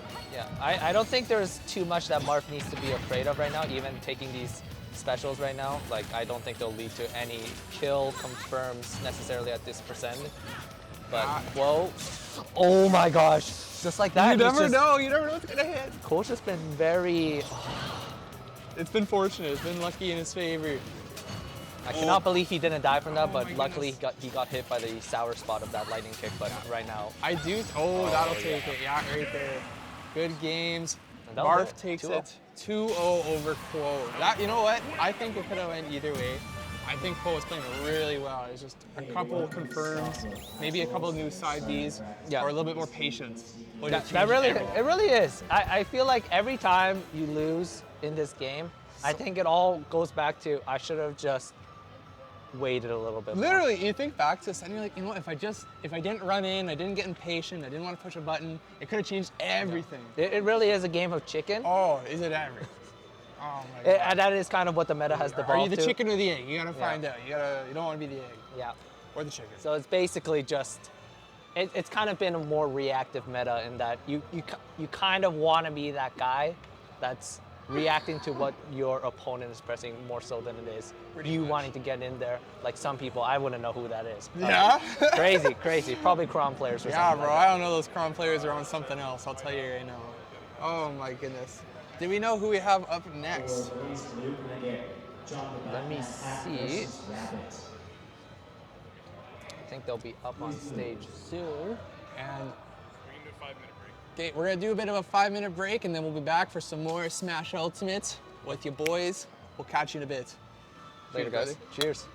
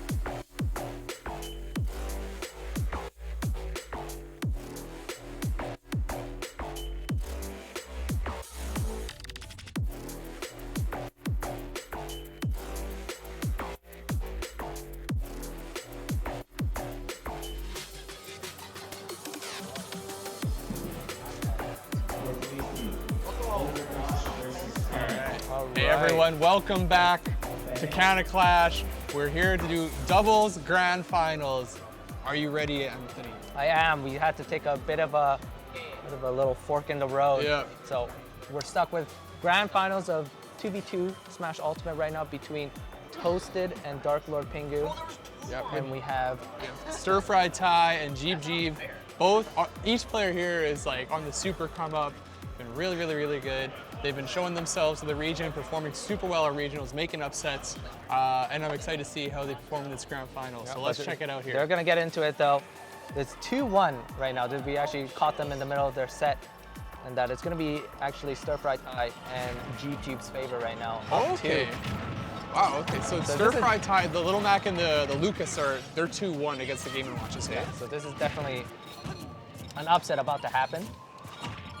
Yeah, it's projected that the 2 Game & Watches would take the tournament for this, but we'll see if the underdogs here are going to be able to change the course of the future. Because this is actually a grand final reset. So oh, this is reset. This is reset. Oh, so this is wow. This is almost on the cusp of the finale, and G-Jeep and Stir Fry Ty are about to make history. So Little Mac could not make it back. Classic. That's a rough one versus Game & Watch. Yeah, both these characters, Lucas and Little Mac, are both like such good doubles characters, man. Same with Game & Watch, but Little Mac does way better in doubles comparatively to singles. That is true. I would agree with that, just because there's so much more stuff happening. Oh my gosh, you can only keep track of so much. Yeah. More opportunities for your teammate to save you as Little Mac when you're off the stage. But it definitely works the other way around in that if you're Little Mac in a 2v1 situation, oh yeah, at any point it's just impossible. You're getting smoked, buddy. That's how it goes. Especially with Game & Watch with his million frame datas. Yeah, you breathe on Game & Watch's shield. He goes. You get cooked. If they both just start falling down together at the same time and just back air, it's over. You can. Actually, that's straight up facts, man. That's a wall of pain right there. All right. Yeah. Okay. So. KO punch on deck. This is the comeback mechanic. Oh. Wow. Okay. I'm ready to see. Oh, burns the KO punch. Couldn't quite get the Game & Watch on the ledge. Got that F tilt to take it. So good. Game & Watch is super light. I think he's like bottom 10, like in terms of weight. Oh, Jeep in a bad spot though. Oh yeah, dude. Ty is so good at saving. He knows the pain of being edge guarded. Real, bro. Real. Day in and day out. It's so true. I'm kind of waiting to see if Dark Lord Pingu and Tosa can like convert off each other a little bit more. Now, obviously, I know that Dark Lord Pingu, his main isn't Game & Watch, but this is a fairly newish team, even though these are the higher seeded players to win. Exactly. But GG and Stir Fry Ty, I think they've been playing. They've been having that team practice for a while now, and they've teamed together a bit. Oh my gosh, these nairs are just everywhere. It's like that wall of pain you mentioned. Oh, the footstool. But no, I do believe that this Game & Watch, this 2 Game & Watch was, this is our second game doing it this set. Yeah. Because Dark Lord Pingu usually plays Wolf, and I think that's what they've used for the first set. Oh, yeah. The wall totally took it away from him. If a good F smash or a good read can totally take away the gray Game & Watch's stock. This is still pretty doable for GG. Yeah, both 100%. A KO punch can turn the tide of everything. Like it just changed the tide. Yeah. Ooh, that down air is so good. It is. So get out of jail free card. And really, it's really hard to punish even if you do see it coming. And you kind of just have to respect a lot of the buttons that Game & Watch has. KO punch offline. If they take Little Max stock, it might be game over. Oh, that was a good side B. That was a really good side B. Oh yeah, Stir Fry Ty's movement is just very, very good. Trying to stay out of the way, just dashing around, making sure he can get the hit when he can. Oh, it's a 1v1 situation. That backer clips him. It is now a 1v1 situation. This is anyone's game. Yeah, literally. This is well, I don't know. It might be leaning. I don't know. Actually, you're right. I think it is anyone's game. No, this is Toasted would be the higher seeded player, No, but exactly. really in the game of Smash Ultimate, baby. Anything can happen. Anything And can I've seen GG The take cheesery. games. Oh my gosh! And this is also, I think it's a pretty close to even matchup between both these players. Ooh. Uh-oh. Let's see here, that tether. Oh, that move, that neutral B, the chef on ledge is so good, just keeping all the options out. Yeah, but good call from GG. Sometimes you want to actually just take the hits. Oh, that forward air. We are going to game 5. 10, game 5. This is game 10. This is game 10. This is game 10. This is game 10 in the grand finals reset. This is ridiculous. You always love to see a game 10. It's true. It's just how it is. This is what our singles bracket has been held up for because Oh yeah, the tournament would have been done These like an hour troopers- ago, but we've been waiting on these 4 guys. Like, these troopers were going back and forth. oh my gosh, dude. Yeah, so we're at 2-2, both teams. The next winner of the next game takes the doubles tournament for Smash Ultimate 2v2. Takes that sweet, sweet money home. That's sweet, $20. I believe we had 5 teams coming into this, and obviously that means winner takes all. That's how it goes. We don't give scraps. No. Only the top 1% prospers, and that's about it. No, I think this will be a good. It'll be a good game 10, man. I'm curious what stage that Jeep and Ty will choose to go to. This could be the stage choice of their career, The stage choice of their doubles career. career, bro. Take everything, put it on the table right now. If Luminosity is Bet it watching. all on black. Luminosity is watching. We got 2. Dude, we got Luminati. You're picking up players. We got 2 potential winners here. Whoever wins this is actually the best players in It's Alberta. actual facts. Actually facts. All right. I didn't see the stage choice, but let's see where we're going for game 10 of grand finals. Back to home action. Oh, all right. We got the nairs on deck, the back airs, everything.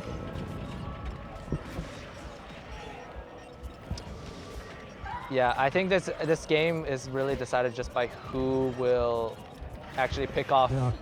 You know what? Here's my take, okay? Here's my take. I think as long as Mac doesn't get gimped, which is a hot. Oh, did you see that? That was so smart. So, dude, that I don't think Toasted was aware, but Certified Ty already used his side B, yeah. And he would have actually died if he didn't trigger the counter. that was such a good counter. Literally, and this is a big like rhetorical. But if Stir Fry Ty doesn't get gimped, I think Jeep and Ty will win this. I can one up on you on that. Yeah? I think if you don't die, you'll actually do really Yeah, well. listen, bro. Obviously, we always say, okay, if you don't die in your team, you're gonna The win. objective of this game is actually to take the other person's stocks before yours runs out. I truly think the game plan for the Game & Watches is just, Take stocks.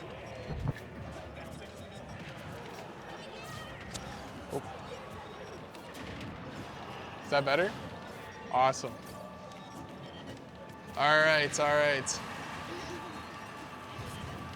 Yeah, ow. So it's looking pretty like Game & Watch favored a little bit right No, now. it's pretty even. All they need to do is take Toasted's I have first stock here. Yeah, I've yet to see Ty take a good KO punch stock, but that could have been bad. It would have.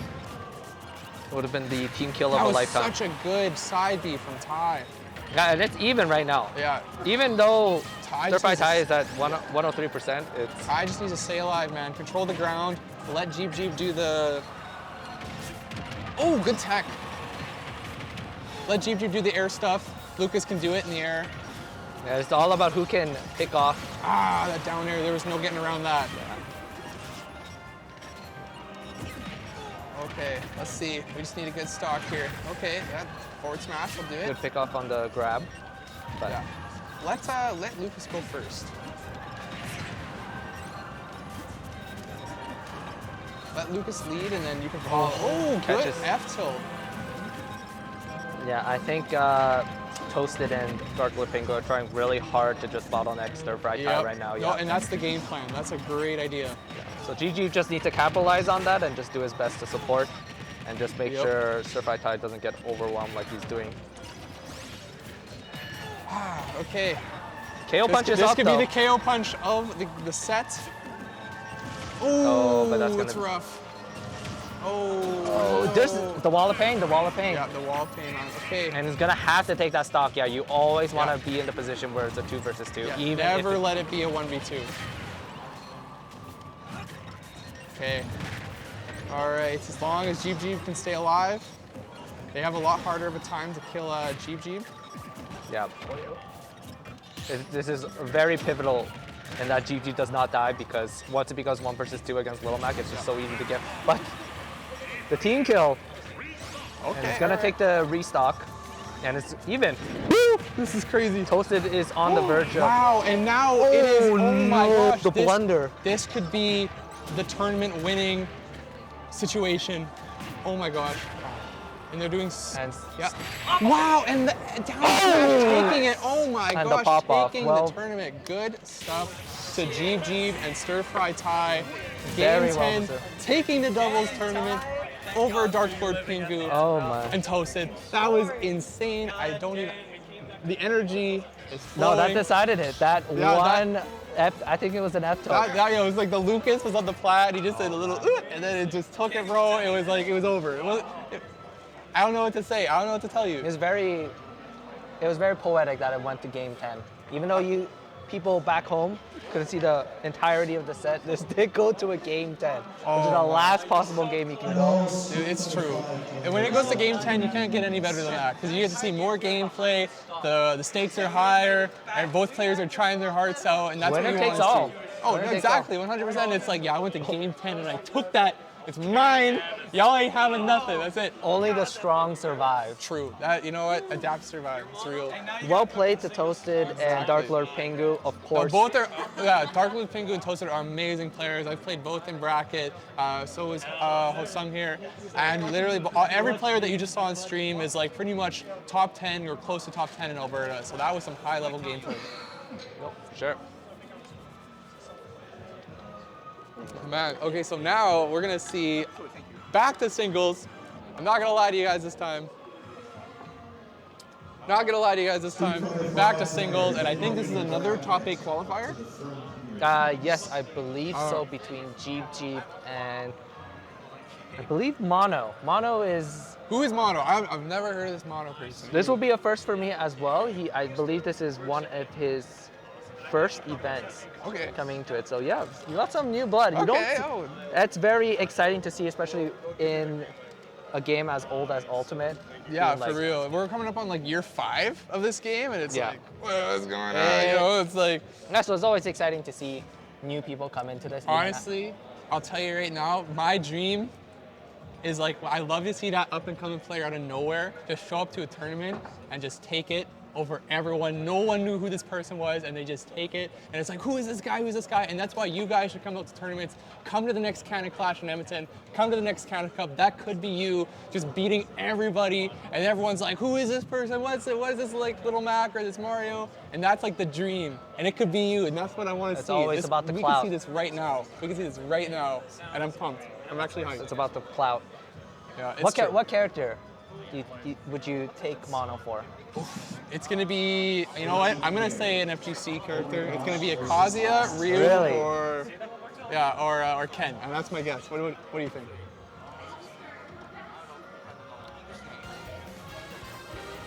I'm trying to think.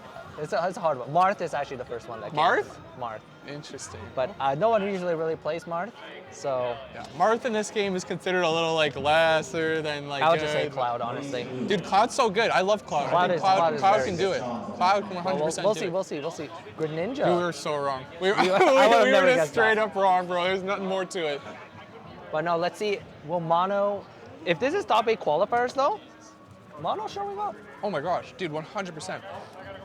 No, I'm pumped to see this Greninja in action. And Jeep Jeep obviously just won doubles, coming off a fresh win. He's warming up his hands right now. He's ready. Oh yeah, he's on that Jeep those Jeep knuckles grind, in. bro. I respect it. It's so true. And I've heard so much about this guy. Jeep Jeep is a legend in the Edmonton community, so we're gonna have some high expectations for both players. I wanna see Mono just like tear it up. I also wanna see Jeep Jeep defend his title. Give it a thumbs up here. And I think it's going to be a good set regardless. So Red Greninja. I would say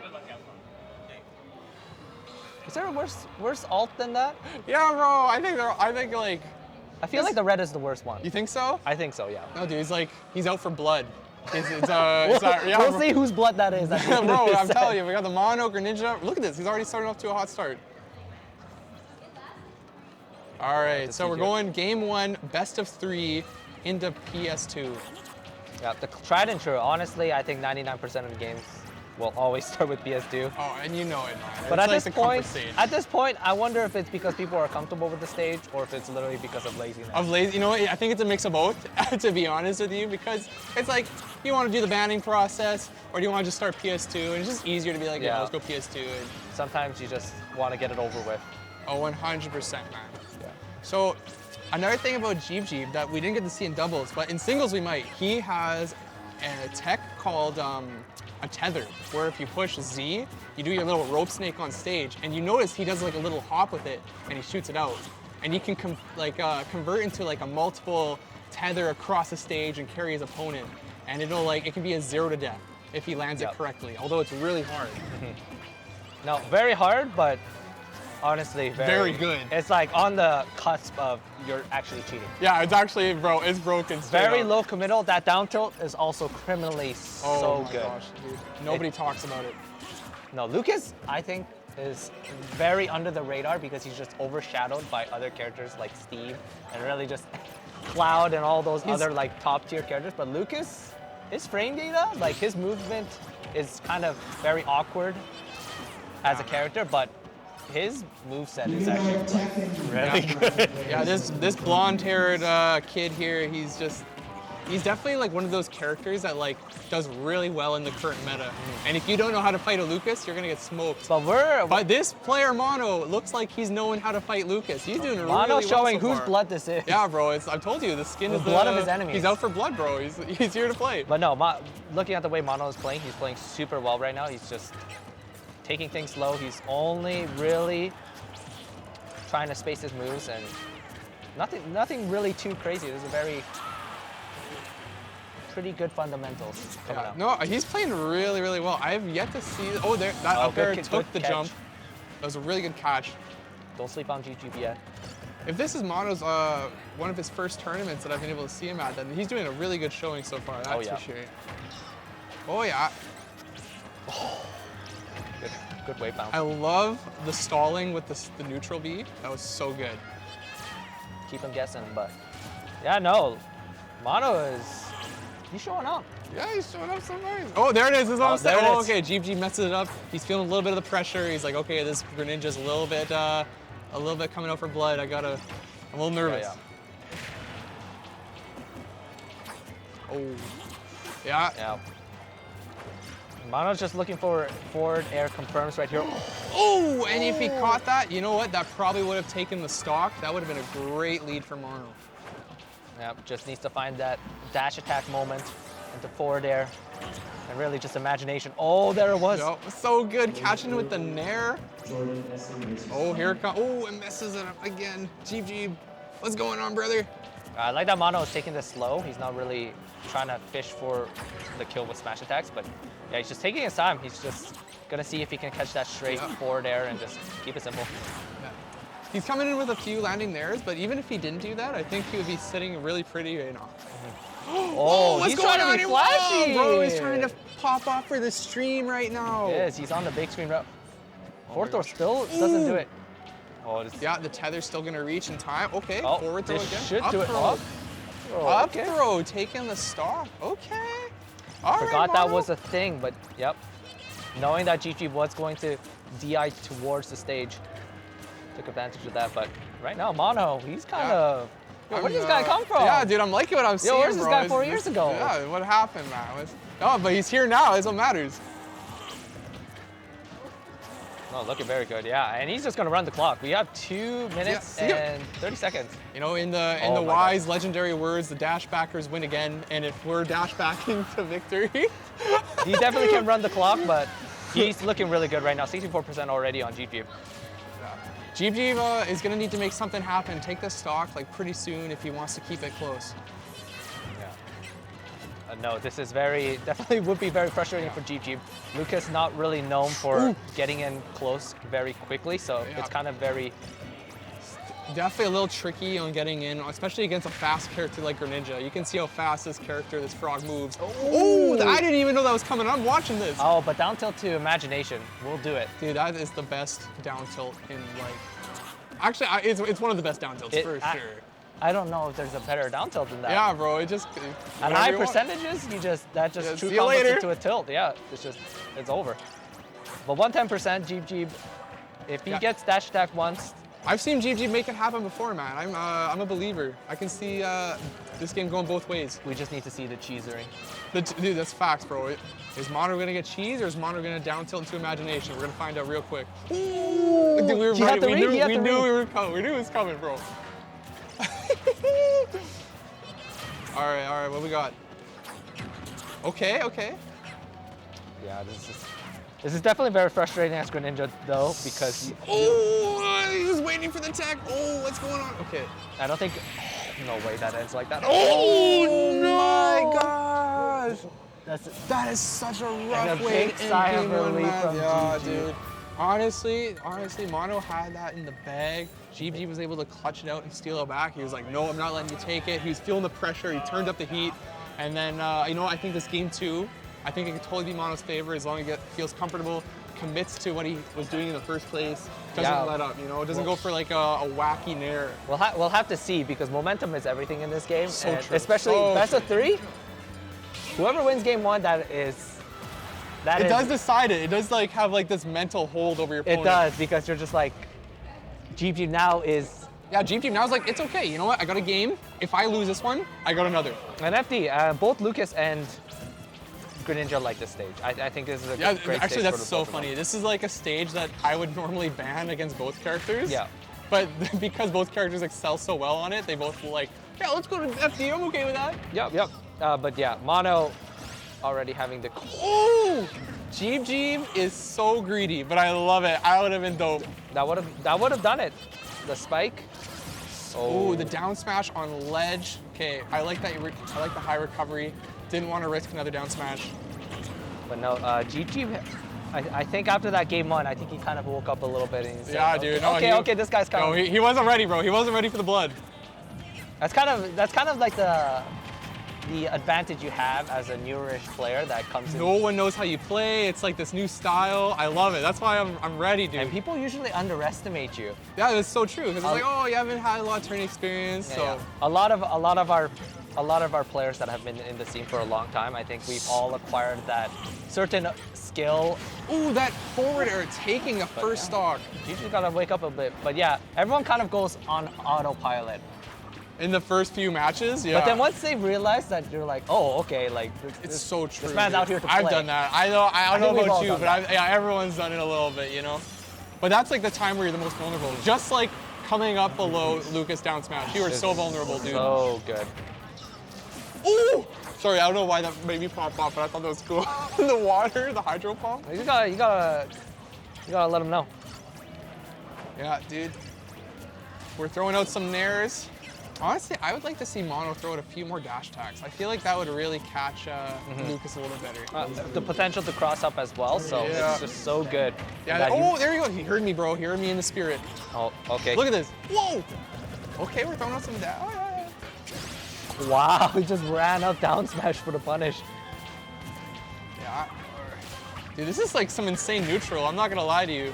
We got some good neutral going on today. Yeah, both players just kind of feeling each other out. They're just kind of throwing out their very non-committal airfields. Yeah, dude. Well, that's what you want to do. Ooh. Yeah, but Mono looking really good right now, catching GG by ledge.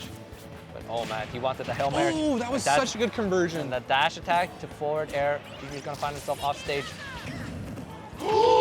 Dude, no, who does that? This guy is crazy. This guy's actually straight up crazy. Who does that? Yeah. Nobody. Once you ledge trump, you open up so many layers. I know, literally, in the dude, it's so real. No one in Alberta ledge trumps, bro. There's like probably 5 people that ledge trump here, and now 6, including Mono. Because I rarely see anyone do that. Yeah. Who is this guy? Ooh, where'd he come from, bro? Where'd he come from? But no, Mono's out here to play. That ledge trump told me everything I needed to know, and now GP has to be aware of that option, Yeah, dude, it's an extra layer of depth, like just like you said. and it will force actually GP, just like that, to actually act an option upon grabbing the ledge. And that will give Mono options into predicting that. So true. The layers of the onion just opens The up. onion. Right now, will GG rob Mono again, just like last time? We'll see. I think if Deja JJ just vu. plays it smart, there we go. Got the dash attack. Oh, with a nair. All right, let's see what happens here. Ooh, the good weight. Oh, misses the tech. Was not expecting the Lucas back air. Oh, and we've seen this deja vu. We've seen this before. You never know. Oh, he had to read. He No, he what knew. He was looking for. waiting. He was waiting. Mono just wasn't ready for the punish. The execution just wasn't there, but Yeah, there it is. Okay, Mono okay. just needs to play it slow. We get a grab out a shield. It's crazy. Oh my goodness. Oh my God, that's so Oh, you scary. never know what's gonna happen. Does Lucas can't reflect or absorb the shuriken, hey? No. Okay, I believe. that's pretty huge. Wow, spot dodges the grab. Okay, let's see what's going on here. Just keep playing your This game. looks like it should be Mono's win, but You never know, bro. Oh, that's not gonna do it. But maybe one by ledge will. I don't know how I feel about these hydro pumps off stage. It's scaring me. Yeah. Oh my goodness. Catches the jump off Oh. ledge. Oh my goodness. So scary. Dude, my stomach is like tense right now. I don't know what's gonna happen. It's almost like we're playing the game Yeah, itself. bro. Oh, Oh no! No! Jeep takes game 2. The best of 3 goes to Jeep. That was, He just got up. dude, you know what? That was a valiant showing from Mono. I was actually really impressed with what Mono was doing. I think literally if he just like figures out a way to not get cheesed, that might be the next top 10 player in Alberta. But I do think that his downfall was definitely he just let that one interaction. Yeah. It's the little things that add up. And it's all up here, man. As long as you're like, no, okay, I got hit once, that's okay. I'm just gonna keep going my game plan because it was working. Yeah. And then he got hit, and then all of a sudden he was like, okay, I don't know what I'm doing. And it's like now you're fumbling the controls, and now you're getting thrown off stage, and then Lucas gives you a little beep, beep, beep, beep, on the ledge. Down smash by ledge. Oh, it's so crazy. and you could tell man. Mono was trying to avoid that. and I know, he knew. overshoot. He knew in his head. He was like, I don't want this to happen. I don't blame him. I would be the same way. Totally same scenario, bro. But good showing by Mono. Congrats to Jeep for clutching that out both times, by the way. That's not easy either. But yeah, Mono, keep coming out to tournaments. If you're watching this, keep coming to tournaments.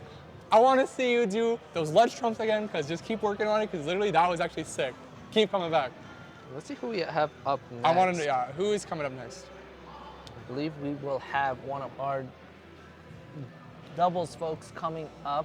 All right. I believe it will be Toasted. I have Toasted and I believe it will be LPC. Oh. Yes, I believe that's the match. We got the Frenchman himself. the French Wait, man. he's not French. He's Spanish. Wait. It's okay. Don't worry about it. Am I don't know, dude. Let's you just hope that he doesn't watch. Okay, bro, LPC, don't watch the VOD, bro. Don't watch the VOD. I don't know what I'm talking about. You definitely know he's gonna Rewind. study. Rewind. We're not gonna That's watch all right. that. That's all right. But but I'm not sure if these two have. I think these two have played quite a bit. Oh yeah, dude. LPC's Both very familiar names if you have been active in the Smash Ultimate scene. Yeah, both are from Edmonton. Both are really good players. I've known LPC since the beginning of Ultimate, when Ultimate dropped, and then Toasted, he started coming in about, I would say, mid or near the end of the pandemic. Yeah, near the end of the pandemic, he started coming to events. This Game & Watch out of nowhere, started just ruining people's day, just wrecking with Game & Watch, and it's this young kid on the come up. So it's gonna be a good match. Currently, Toasted is seated higher than LPC, so we're gonna see who's able to take it. Young kid on the come up, huh? Yes, I think sir. Toasted has been here. I think Toasted's like old news now in terms of Yeah. like he's Well, he's PR already. He already has the recognition. Yeah. He's already established himself. This isn't the come up. This is just Him defending his own title, eh? yeah. This is basically we know Toasted is good.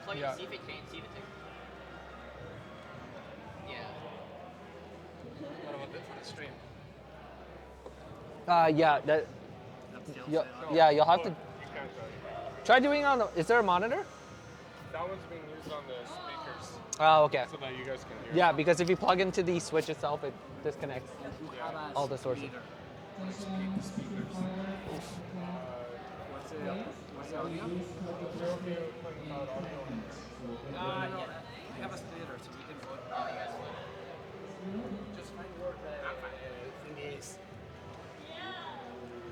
Do you have any other matches to run?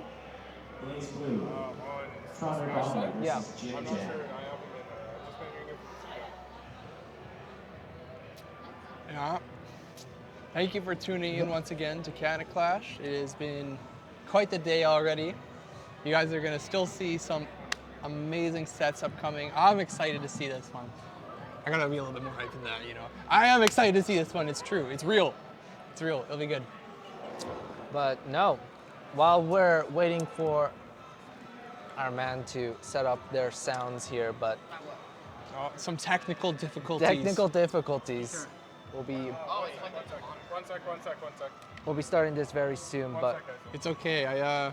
Sometimes I have to show my grandma how to like change the channels sometime too, you know, it's on the TV.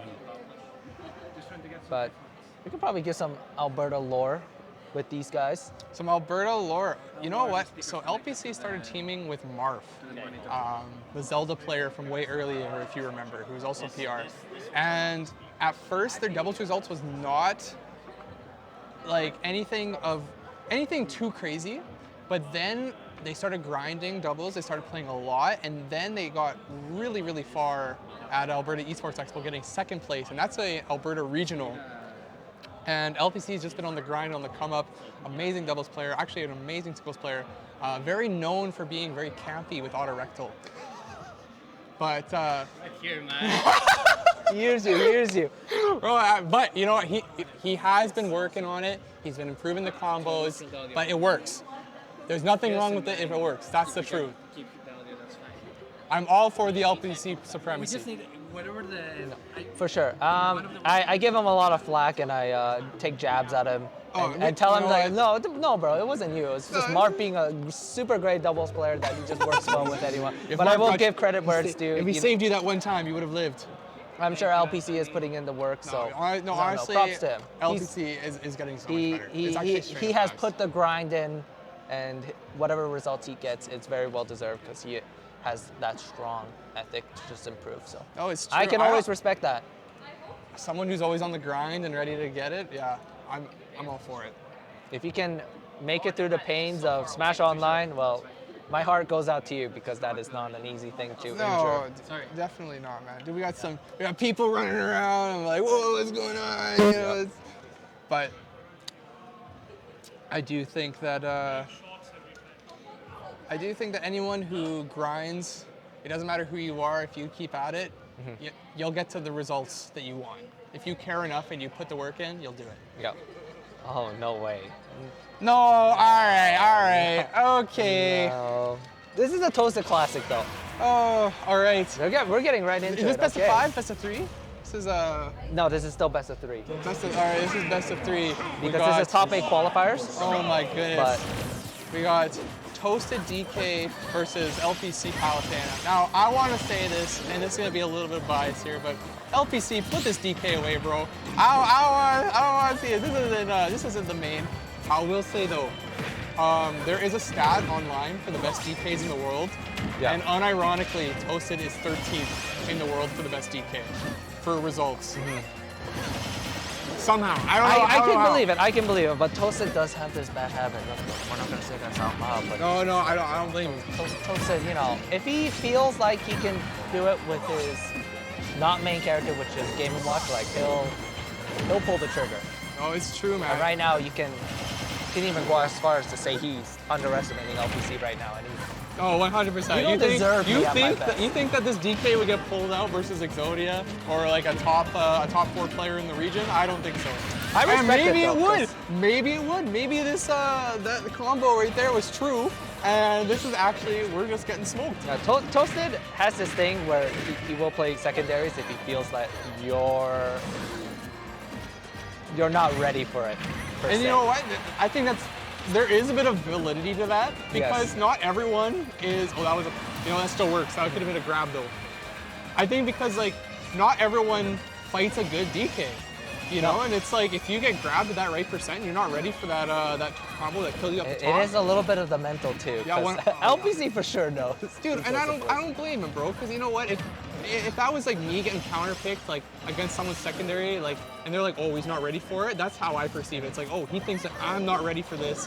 That I'm not gonna be able to deal with it. I'm gonna be a little bit cheese. I'm not gonna lie to you. I'm gonna be a little bit on edge. I want to prove to this guy. Okay, That's cheating. That's cheating. LPC needs to be ready to match because that should have not been a thing if you were matching. Anthony.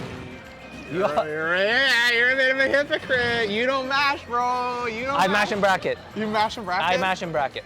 If a DK did that to me and I was complaining, you can slap me on the wrist for that because that's on you for not Alright. knowing that. But yeah, LPC for sure could have avoided that situation by just breaking that controller of his. Oh, it's true. It's true. But no, I think there is a little bit of a mental game going on too. Some people may say, it's a morally gray I mean- area and it's not very respectful to your opponent. But I've smashed. man, taking just when you're making a statement like this and saying like, this isn't even my main character, bro. No, it is such a statement, and it feels really hard on the soul. Like if you're getting like a little like not showing up, or you're showing that you're not ready for it. It's really hard. Yeah. And I want to see LPC put this DK away. I'm not gonna lie. As much I'm a Toasted fan. I like the game. I want to see the DK get put back in the pocket. No. We love the character variety. DK doesn't get enough love as he does, but when you play DK, bro, you're basically telling your opponent, I just wanna kill you with my grab. No, it's true. Because And DK, he just runs in, man, and he actually has some frame data that people don't talk about. But okay, here is the ultimate DK beating strategy. You guys are not ready. I'm giving you the ultimate advice here. You want to play so lame, and then get DK off stage and ledge trap him for an entire star. That is how you beat DK. That's actually straight up how you do it. But right now, Toast is kind of cooking. Oh, this is ding dong percent. Goodbye. Ooh! Well, never Doesn't mind. even kill. I'm so bad at this game. You know what? Palatena is wearing some. That was actually crazy. I'm not gonna lie. Okay. What is this DK, bro? What's going on? Yeah, Toasted, I for sure did not doubt the DK because I have seen him cooking with him, but yeah. It's definitely a tilter character for sure. Because it's like, you can die just early, but you have to remember, DK can get comboed and just die also. As long as you remember that and it's just not one-sided. Oh, no way! Oh my goodness. Oh. And all LPC right. with the head nod. Let's I respect that head nod. I This respect that head is- nod a lot. at this point, since Toasted went as far as to playing his secondaries, just talk. You have to just play your best, learn from what you got right now. You're still in, and it's never over till it's over. See, DK, Oh, wow. DK's dead. He's done. Now, if LPC plays out of his mind, he He can has win to. this. He has to. He better. He can win this. Just abuse Nair on the shield. Yeah. Don't get grabbed. Oh no. You know DK wants that grab. He wants that grab right now. It's Oh, yeah, Oh, a little bit. misses the ding Throw dong. the too early of a throw. Oh, that up For is those so of you good. who don't know, that can actually be a true combo if you actually time your landing on the platform, and it can lead to the up air at crazy low percent, and you just die. It's true. Thought Smash 4 DK was gone, but he lives on spiritually. No, and that that is should going to be be it. the set The ender right grounded there. DK The tornado is gonna do grounded it. up DK. And that was worried. That was, dude, I don't even know. That was I like- don't even know what to say. that to was like 3 man. minutes in total. I'll be honest. That was very quick. The game one was a little bit like, feeling it out, and then game two was just like, he just stole the show. It's the DK show. No, that was definitely. It happens. It's happened to me before. I'll be honest. So that's why I'm like such a DK. Yeah, that definitely it's was. tough. It happens. Good stuff to Toasted though. That was a great showing from his DK. Yeah, you knew the ding dong percents too. I actually don't like that I have to say that, but yeah.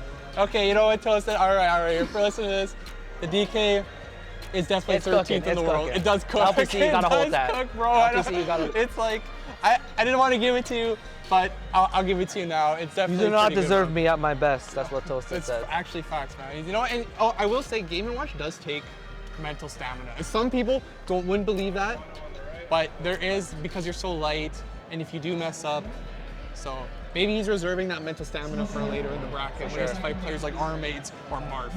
But okay, it's 2 people we had back on stream, and it's gonna be Mono and Quo. All right, we got Quo again. We saw Quo's Bayo from earlier. We also saw the Mono's Mono Greninja, the bloodthirsty Greninja. Unfortunately, it was his blood that was stained on It himself. was, unfortunately. But maybe this time it could be, not his, and it could be another opponent. Yep. Because I don't know, I want to see this Greninja come in and be like, I want that blood on these hands, just like coming in bloodthirsty, trying to take the set. And I think it's possible, because this Greninja's crazy. As long as we don't get clutched on. Hopefully not. It's 50-50. Honestly, true. I think after seeing Mono play, I think really just like I think LPC versus Toasted, that was it very was definitely a little one-sided. games have been close, Let's be real here, that was a little, poor Carlos, Yeah, they're just doing their strikes right now. I am very curious as what your thoughts are on the question of BM per se. What do you think about taunting in this game? Taunting. You know what? Honestly, when I was really new at Ultimate, it used to tilt me. It would tilt me a lot. But when you think about it from your opponent's standpoint and the purpose of the taunt, trying to get in your head, then I don't know. I just kind of laugh at it now. I don't see it as personal anymore. I just see it as you're putting yourself at a disadvantage, really. So. And it's working. That's the entire point of the taunt, honestly. And I do think half the battle is not the game itself, but really just what's going on in your own head and your own headspace. So. Oh, that's a good way to look at it. So is this game 1 where best of 3, or is this a hand warmer? I believe this is still best of 3. Maybe this could be hand. I think they're playing for real. They did the. Oh, okay, so we're having some Z button issues.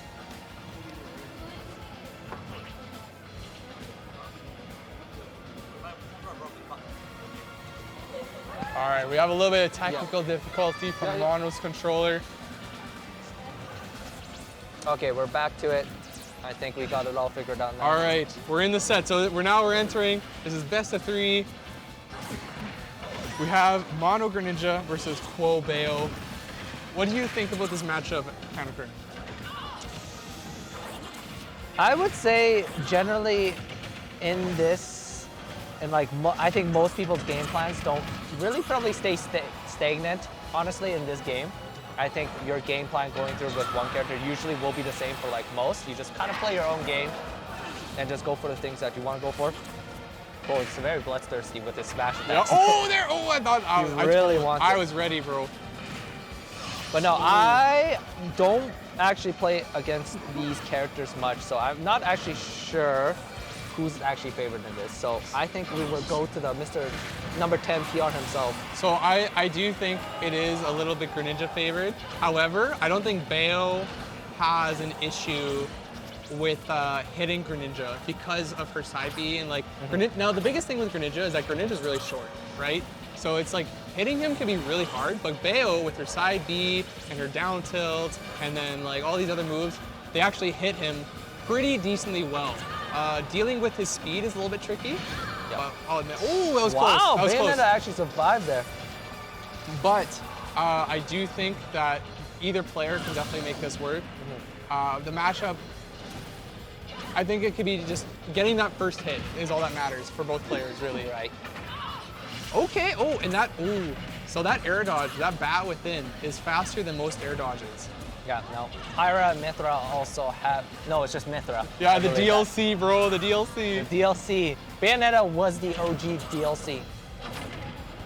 Even though she was part of the base roster, that is a very true, DLC bro. mechanic. It is so DLC, man. Oh, I'm getting hit. Oh, I'm gonna push the R button. Yeah, no, it's, You know? but you still do take a little bit of damage, but honestly, the boons that come with such a mechanic, it's a fair trade. It It's is more than a bad. fair It's trade. actually like no other Smash player has that. Oh, that down Wow, air that killed. taking it, and I don't even know what percent Greninja was 1 at. of 5. You know, that kind of made sense, but at the same time, It does feel a little like, dude, she's got those like strong thighs, bro. They're coming in. I definitely would have felt a little cheated on that one, but Cole's going to be up by a stock here. But still Mono's game to take. Mono really wanted that forward smash, but yeah, it's going to be very easy for Quill to actually just rack up the percents here. It just takes one good starting move. Oh, So yeah. good. Okay. We need to see a stock from Mono here. Oh, potentially. Yeah, that F smash taking it. Wow. Yeah, that's how it goes, man. Just the run back F smash, gonna. Yeah, you know what? You know, sometimes you just have to. When you're 2 stocks up, why not? Why not? Bro. If you That's take, actually straight up the facts. you already have so many chances to play with, and it just paid off for Quill. Just Dude. got game 1 over with. This is like an FD, like we're going to Final Destination World, man. Everyone's going to FD. Every set I've seen so far has gone to FD in Yeah. some capacity. I don't know what's going on. Everyone likes FD. So this I is think Quill actually likes the stage. Final Destination to Yeah. Clash, not Canada Clash no more. Final Destination. Yeah, I think this is the most I've seen Final Destination theme played. Yeah, literally, bro. I don't know. In the entirety of me spectating Smash, like this is probably the most I've seen in Final Yeah, Destination. dude. It's like I don't know about you, but I personally don't like playing on the stage. I don't think it's like that fun. I don't mind it too much, but it is like a double-edged sword in that it's easier to catch your opponent's landings because there's only one plane that they can land true, on. dude. There's no layers. There's no layers. It's not like an onion. It's not 2D. like Shrek, bro. It's just like 2D, bro. it It's is not 2D. like Shrek. It's not like an onion. That's right, but the same goes for your opponent as well, and that if you're the one in disadvantage, there's not Yeah, bro. really How are you many landing? places. Yeah. You're going to ledge. You either air dodge or you don't. That's straight up how it goes. All right, now let's see if Mono can make the adjustments that he needs to and just try to mix up his ledge timings. I think Quill was kind of downloading him in the last one. Just went for the raw forward smash of time to get up. I think if he connected the forward air there, that would have been it, but maybe he was accounting for Bayo's bat within. Oh, really, really good. Okay, all right. We're jumping around. Man, Greninja jumps so high. Yeah. Ooh, is that gonna take But it? that jab is so strong. It didn't used to kill. They actually buffed it. Yeah. And now that it kills, It's definitely very good for Bayonetta. I would love to see Mono, like Mono's calling out these like empty falls, but he's not like punishing them. Like he just waits. So if he like threw it an F smash or threw it an F smash there instead, Yeah. I think that would do so much. That would take him stock like a minute ago. Oh, that forward air He's taking it. looking for the parry. Quill wasn't expecting him to throw hands there. All right. Ooh, the get up attack. It's like, no, Bayonetta, get off me. You're not ready for this frog.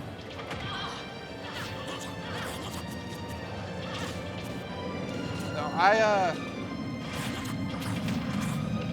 don't know how to think of Greninja anymore in this meta. I do know Greninja's just really, really good, but I don't see too many Greninjas nowadays. It's very, it's kind of like, you know, it's a very simple grilled cheese. No, it's true. You can definitely, any character can be prone to cheese, man. I wouldn't say Greninja itself is cheese. I think Greninja is No. kind of an honest Honest? character. I would say Greninja's honest. You know, Honest? We're going honest, bro? You're really gonna, I think he's one of the more honest characters. I mean, would okay, say. yeah, okay. I- If we're gonna say one of the more honest, you know what? I'll shake your hand on that one, brother. But Because Greninja, you know, if you played enough Greninjas, you kind of know the game plan for most Greninjas. Most of their conversions do come from dash attack. Dash attack is, that's the main tool. That's how you get everything started. that is the cheese of this grilled cheese sandwich. Without it, he is nothing. Yeah, no mozzarella. But yeah, I think without dash attack, it's kind of very hard to find the kills, especially at these high percentages. Because besides forward air, I don't know much you can do as a ninja. Yeah. Yo, it seemed familiar. Stock 1. Stock hello. Yeah, you just gotta space and hope that you whip punish your opponents with that forward air, or you can use dash attack as well. Yo, it would have been lit, bro. That would have been a clip and a half. Well, Mono's looking good, but hopefully this isn't a case of the Jeep Jeeps. The case of the GGs. Bro, it sounds like this is like the forbidden disease, bro, the GGs. The sickness. Oh, catching with the neutral B from Bayo, the gun. All right. Oh, it's. All right. Oh, the up air strings. Oh, just commit to the game plan. See, Yeah, Mono was fishing for he the calls it air out, bro, dodge but there. he doesn't give a hard punish in the spot where it is necessary. I do think Mono should try to commit to the follow-up That's what I'm forward air. saying, bro. That's what I'm saying. Like, if you know. Okay, I think a lot of the times people don't realize that they've been hit. You know, I do bet you this game is all 3 stocks are gonna take it with fair. It's gonna be not the Jeep Jeep. Oh, is that dead? No, another case of the Jeep Jeeps. Oh no. Oh no! That is so That was heartbreaking. so close, dude. It was so close. Oh, so rough. It's just No! You know what? I was it's a hoping. tough pill to swallow. It truly is, man. You wouldn't think like it would swing on you so fast, but man, does it ever. It's literally, once it gets in your own head, bro, it's like, it's done. It's done. Because you let your opponent win, you're not playing to win anymore, you're playing to lose. What are you doing with this finger? What's going on? Hey, we're just trying to see who we're getting up, but our main and stir fry tie for, I believe, Oh, yeah, top okay, 8. that'll be a good one. segment. I would actually. But I'd be no, cool for that. quick note for Mono, very good stuff. I want to see more of him.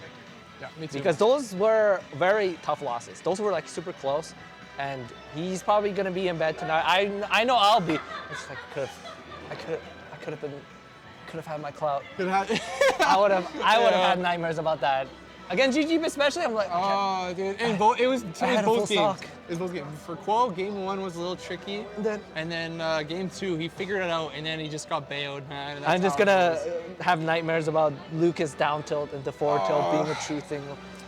Yeah, we don't want to catch another case of the Jeep Jeeps. PK fire by ledge.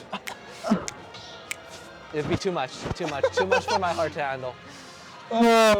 But we will see now a classic matchup here. Lately in the Alberta community, we have Little Mac versus Ike, which is Stir Fry Tie versus RM8. And I believe these are both players that had humble beginnings as not the pinnacle of our Alberta players, but they've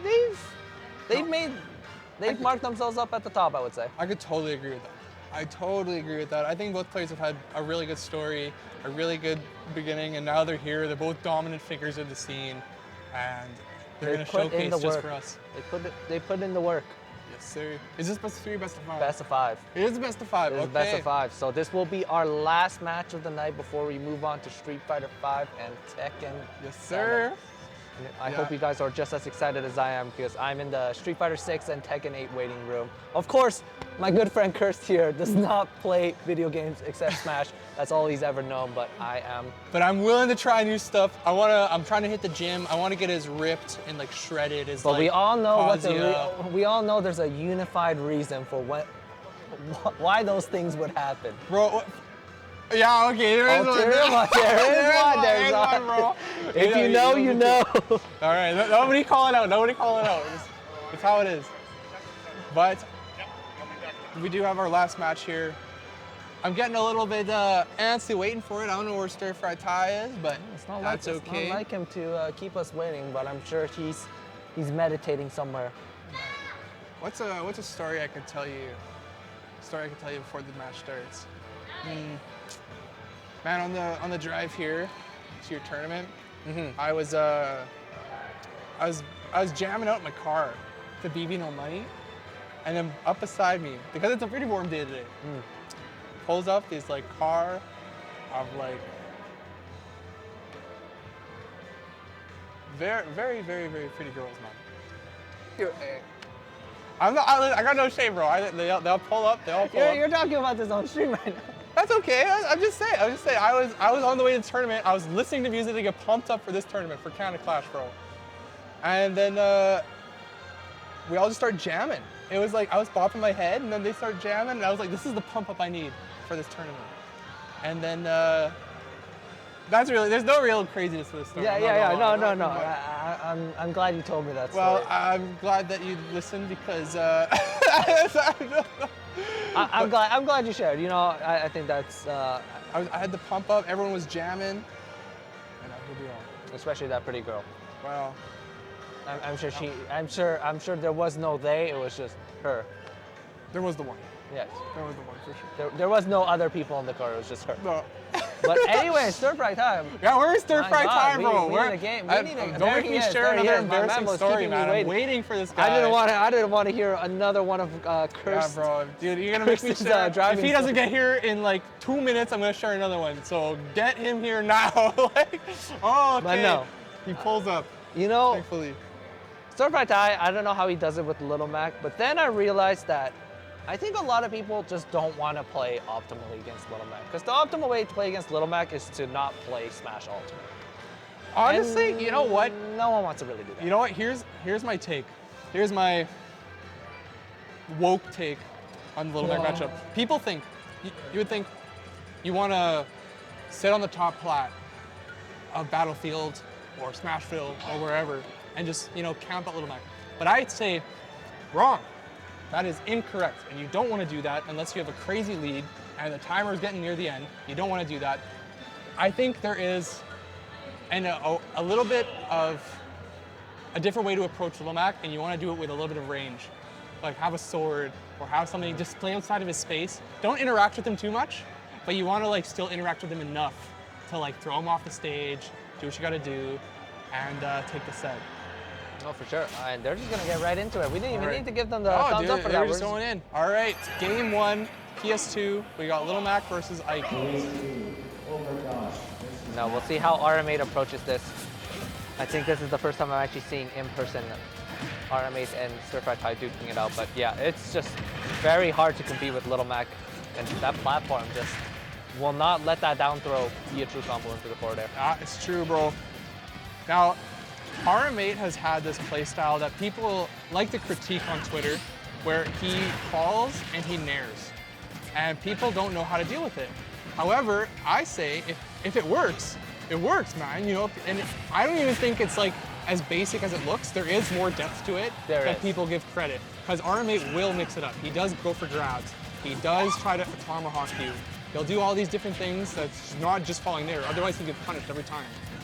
He's actually a smart player, and people need to give him that credit. Oh, for sure, agree. I think RM8 has definitely pushed Ike to his limits. It's just, unfortunately for Ike, I think this is kind of like the peak of what you're going to see. No, it's true. That was a good up tilt, up B. And this is very scary because... Oh, what was that? Dude, Stir Fry Tie with the nairs, man. I don't know. I think it's just a guilty pleasure for him. Yeah, that'll take it. Oh my gosh. And that's crazy that he stalled that so much and he still got the kill. Yeah, dude. Well, there's a lot of lag when you're getting up tilted. It's a lot. Ooh, that was such a good. Ooh, and gets caught by the up B, gets thrown down to the blast zone. There was not much that Sir could do there, but we're back to even match, but Little Mac just so quick. I respect RM8 for taking the head-on approach. Yeah. No, I think that's the way to do it, man. Oh! Wow, that was crazy. Oh my gosh, I love that RM8's like, you know what? I'm gonna go for this this F smash, and why not? You know what? If it hits, then I'm in such a good position, and you're gonna deal with it. No fear, man. RM8 has played against enough Little Macs to know. Yep. Oh, it's very scary. Nice. Goes for. Who does that? Who pulls that off? Stir Fry Ty is a madman. RMA with no respect, he's just saying. Yeah, Bro, what yeah, is bro. that? It's that What is ledge that? right there, bro. It's that ledge right there. Stick to that ledge, son. Oh man. Yeah, this is. Okay. It's just so easy for Stir to just weave in and out. Not necessarily the fastest character. It's just very easy for Little Mac in this matchup to just outpace. And I think RMA really just needs to find the Hail Marys here of neutral interactions because No, it's true, bro. All right, let's see what happens here. I think as long as Stir Fry Ty can get a hit, then if he can get, okay. Now this is, anything can happen. That's it. the reach on that. Ooh, doesn't kill. Front of the platform too, I'm surprised that didn't Yeah, kill. I thought it would, man. Oh, no, Oh, misses. no. Gets the up smash. Now the Doesn't- KO punch is on deck. F tilt. All right, let's see what R-Mate's gonna do. I've seen R-Mate make it back before. There we go, yeah, that's gonna do it. That is. It's so good, man. It's literally just like up tilt, up or down tilt, nair into up B, like all these things. The tilts are just so strong for Ding Little Mac. ding, you're dead. It's just, if you play Little Mac like a sortie, it's just so good. You just start swinging. That up tilt, so criminal. It's a sortie swing. It is so good, man. And it combos, it catches, it converts into up B. Like, it's so strong. They- Man. And it's legless. It's so legless. That move makes Little Mac, who's like 4'6", into a 6'6". But that's just game one. That is just game one, but we're going to game two. Town and City. If Stir Fry Ty wins, that would be an upset over RM8, who is currently ranked number 2 in Alberta. RMA just needs to take this more slow, and honestly, when you're playing against Little Mac, the most optimal way is, even though Little Mac has options to try to get you by ledge, Town and City, that's a higher kind of distance See, to get up there. my game plan initially was to like, it throws out the Like, you KO don't want to punch. play with that. That's No, that's dude. like dancing with an alligator. No, it is, man. Wow, and spot punches, lands and spot punches. That was such a good, that was just the tip of the sword, man. Oh, I love that RM8 is going for that down air on ledge, just trying to catch a Little Mac, trying to recover. It's just too hard. Did he tried to challenge that? That's so funny. Oh my gosh, does not get the counter off on the count. Wow, dude, Ty is playing out of his mind right now, bro. Yeah, RM8 is just giving too much leeway to Stir Fry right now. And the down air, gonna be increasing his airspeed, getting him back onto stage. Oh my gosh, and I think it's really tricky for, not gonna kill him on town. The ceiling is really high on this stage. Yeah, I think Little Mac's so fast, it's hard for RM8 to give the footing. Yep, he had to recover, he caught him. Dude, yeah, Ty is playing so well. Yeah. No, that's kind of how Little Macs go. I feel like you either get it or you don't. It's true, man. And RMA kind of is a little bit lost because he's trying to play a little more slowly now, but I can't really do that. Especially when you have a deficit like this. It's just the pace. Little Mac just outpaces you too hard. It's true, man. It's so true. Yeah, just the moves come out too slow, and even if you have time to let your moves rip, it's just, he's gone. He's an ant. He's a cockroach. He is, bro, he is. He's a cockroach. Oh my gosh. Dude, Ty is finding a way to escape all these Ike combos, and I don't know how he's getting away. I don't know if it's a bit of luck or the skill. Game one, Ty. But yeah, this is what RM8's trying to achieve right now is he has a hand vacuum, and Stir Fry Ty is the cockroach. That's true, bro. I And mean, Ty's chilling right now. He doesn't even have to approach. No, he doesn't. No, he can just take his time, and this is all on RM8. No And, freaking yeah, way, that's man. Are that's you kidding just me? gonna get Wow. Yeah. Game 2 Let's see. goes to Stir Fry Ty, Little Mac. Yeah. I don't fully know what the RM8 option is going to be. He does. I think he's missing those down airs on the ledge and those fairs. He's getting a little too preemptive.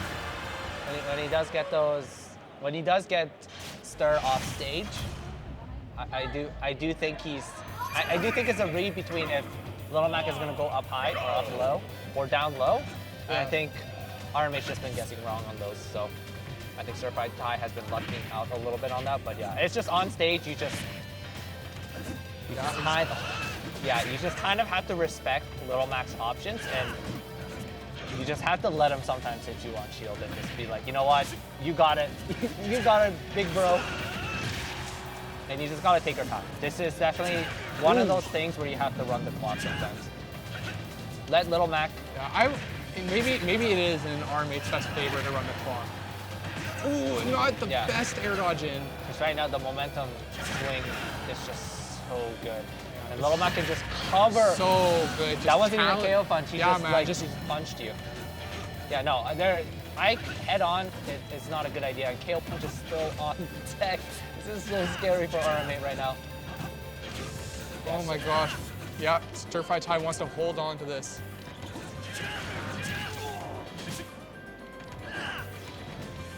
Yeah, right now I do think this is.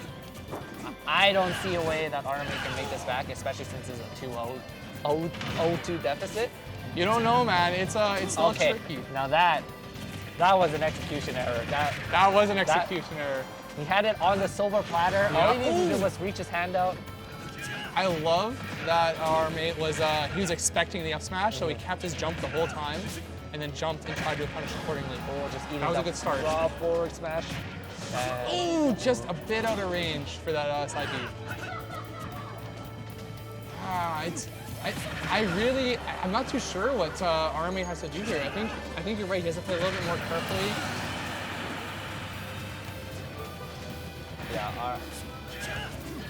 Yeah, forward tilt. Yeah. There we go. That's the start. That's how it starts for RMA. RMA's trying to preemptively throw out his moves now. Trying to just guess the approaches from Stir, but it's just that's a gamble in itself. Wow. Yeah. You know what? I think that really throws a wrench in RMA's game plan with the super armor, because it's like he goes right through the nair. Like he goes right through with the super armor. I wanted to let that rip. Yeah. I wanted to let that rip. Just bring the heat, buddy. Do it for the show. I cannot believe how much it hits. Just that it can follow up from down. It's actually cooked, man. Yeah, dude, it literally just connects, bro. Like Little Mac goes, whoops, you're gonna up B at a super horizontal distance. I thought he wasn't an air fighter. He's literally just He's spiraling out of control. Someone stop this man. Someone stop this man. Bro, trying to nair and do these crazy combos. Okay, we're at a really high percent for RM8. Is he gonna take the stock, make it happen? Oh, he did get the correct read, but he just missed. And the F tilt is not, and it does take it 3-0 Convincing 3-0 for Stir-Fry Ty over RM8. Very convincing. That's crazy, man. He got it. Yeah, it's a very tough matchup for Ike. And you got the coach in the back rooting for Little Mac. Yeah, there. it's a 2v1. That's kind of cheating. Yeah, dude. I thought Mr. Coaching was it's banned, bro. What's going on here? What's going on?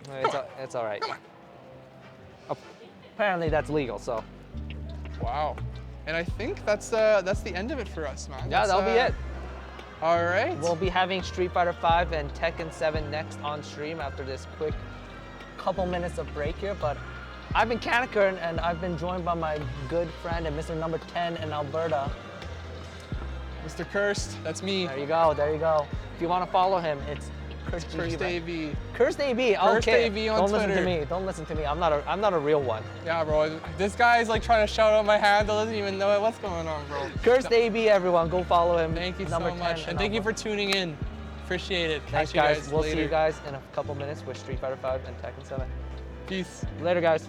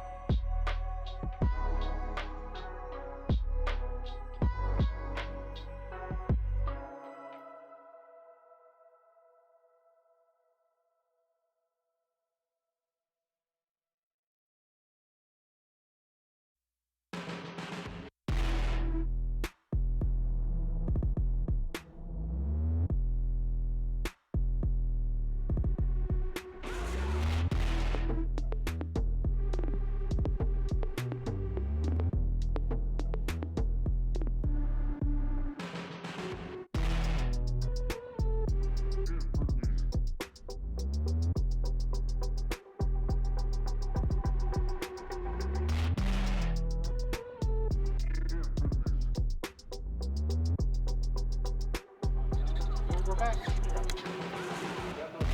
sound is really low? Oh, all right.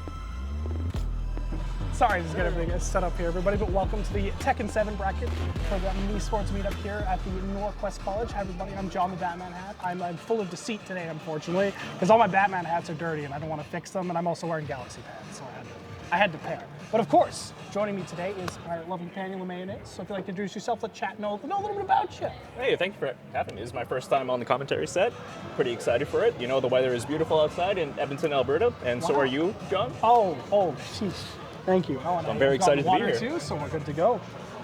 Yeah, I'm a caster from the local Edmonton area. I've had the pleasure of casting Street Fighter, Tekken, Strive, every damn game we've had over here. It's been a pleasure seeing them all. And we have got a banger of a match coming up for you guys today. We're going to have Levi Lightning versus Kyle Lightning, also known as Smozzers and Triple Lightning. I'm going to end up calling them Kyle and Levi the whole time. I apologize in advance. I've known these guys for too long. They're twin brothers. They played each other in way too many games, have way too much experience against each other. And some of the mind games you're going to see are absolutely magic. Because not only are these two talented, they understand each other in a very fundamental way. An intimate way, one might say. Wow, very much so. But we are going to the match here. Of course, we're just finishing up some quick last little tech stuff and get on the way. But I don't know how Ronnie has this part set. we're going to hold off. Okay. So we are just having a quick little technical difficulties here. So we're going to get those fixed up and get started right in the match after that. But of course, we will bide the time a little bit. But of course, I'll tell you a little, guys, what the events happening here today. We're looking out at NorQuest College here. As you can see behind me, we have a ton of events going on. We have Valorant setups here. We have PC setups all the way down there for Street Fighter and Tekken. There's anime games here today like Blaze Blue, Dragon Ball, we're running Guilty Gear Strive, and under 19 burgers. And then, of course, the giant Smash bracket on the side, which is a Kanekern classic. Of course. But I also like to interview you a little bit. How are you enjoying the event so far? You been having a good time? Oh, I'm loving it. There's just so much open space. It's very nice. Doesn't feel very claustrophobic, you know? Yeah. And I do love the fact that it's like majority of it is actually on PC rather than console, because a lot of them are provided to us by Memory Express. For a shout out. Which is a big shout out too. But of course, we also do have a ton of PS4 setups brought by Kanekern as well, which is like, he's the Alberta Tio, if I had to put it. He's always here running Smash things, having the FGC well supported, just giant line of consoles ready to go.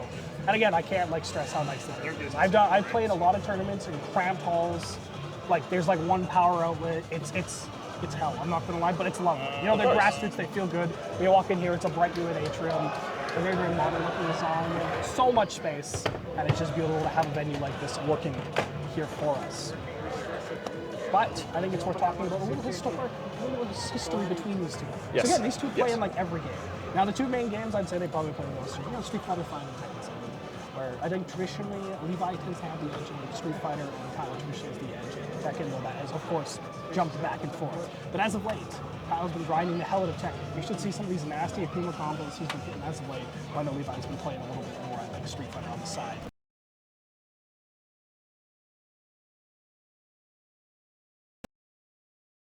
His experience with Street Fighter 5 adds on to his skill set in Tekken 5, considering the fact that he's maining Akuma here. Yeah, actually it does, particularly because he actually played Street Fighter 4 back in the day too, so he's kind of used to the system. Obviously it's a bit different here in Tekken 7, but Fundamentals are still the same, you know, fireballs, spacing, footsies, all of that's still very important.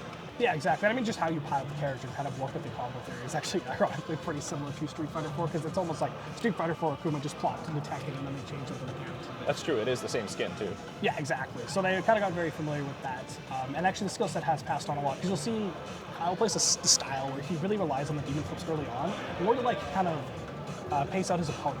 He just does them to check his one, can you deal with this? Yeah. And once they finally deal with it, that's when he starts varying up his options, baiting it out, and constantly just testing the defense on it. Because the risk reward on flip in a lot of cases is good. Because you just get a float combo on it if you hit them. Of course, for anybody who hasn't played Tekken,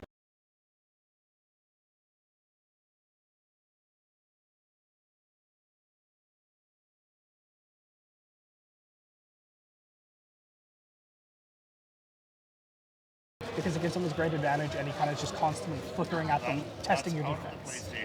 But if you flip on the other side, Levi plays this fantastic mid-range game where he's very willing to switch into string-based offense or run you down and kind of just test. For what? Do you understand how the thing works? Do you know how to deal with all the lows? And if you don't, he's going to blow you up with them to begin with. But that's where it kind of comes between these two. Like, can Kyle kind of keep, Levi kind of keep up the defense, keep the Akuma from getting in, and then play that spacing game he's so confident in, or is Kyle allowed to just kind of go absolute crazy mode on the Akuma? Speaking of Levi, do you think he's been playing a lot of Feng? I've been noticing lately. Do you think that's Feng is just part of the meta now? Ever since Yi took Evo World Championships. So ironically, Levi's been on Feng for pretty much the whole entire time. And OG. Yeah, no, he's been playing this character, I think, for most of his time in Tekken, and then as he kind of got buffed a little bit, and then you saw more high-level play of him, it kind of just came into its own, where Levi now has like really good examples to work off. But he has been playing this character kind of the whole time. And I think, as you said, like, Feng is an incredible character. He's got great generic tools. He does a fantastic job of just playing neutral. He has mix-ups built in, back sways. Back sways. Like, what more could you want in a character? I mean, when he's picking him in the tournament setting, like, you know that this is just like a really solid pick. It's very interesting to me, since I consider Feng to be like a character that completely takes advantage of Tekken's 3D system, while Akuma is obviously somebody that benefits from 2D. So I think it's very funny how two twin brothers are kind of like 2D versus 3D. Yeah. It's kind of the dichotomy. No, yeah, it's a very funny matchup. And actually, if you swap it in Street Fighter, traditionally Kyle actually plays Dawson, and then Levi plays Birdie.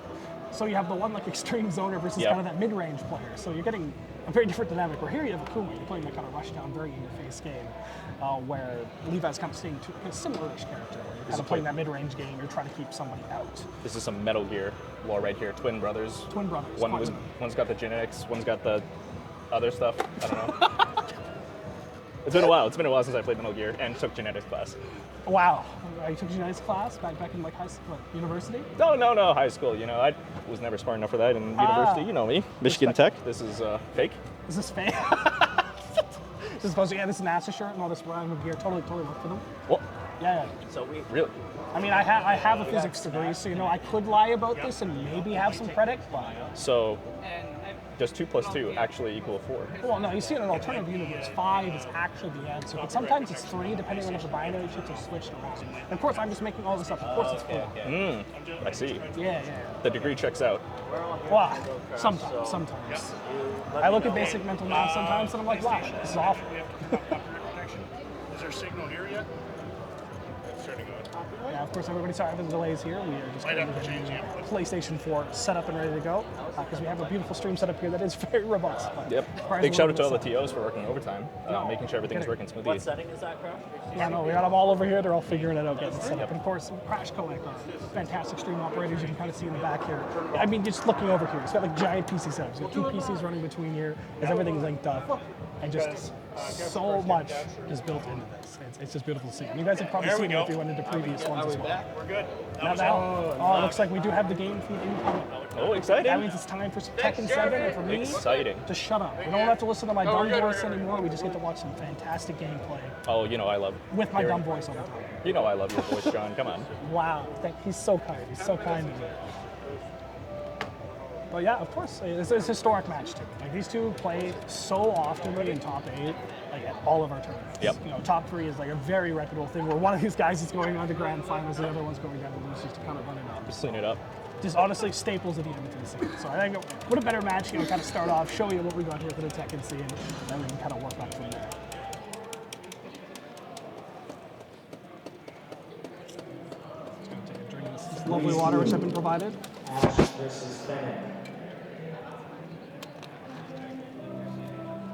Alrighty, switching over to our beautiful display we can see in the middle here as we're getting in the game. Of course, PS4 load times do sometimes be like this, so we're just slowly working our way into the versus battle.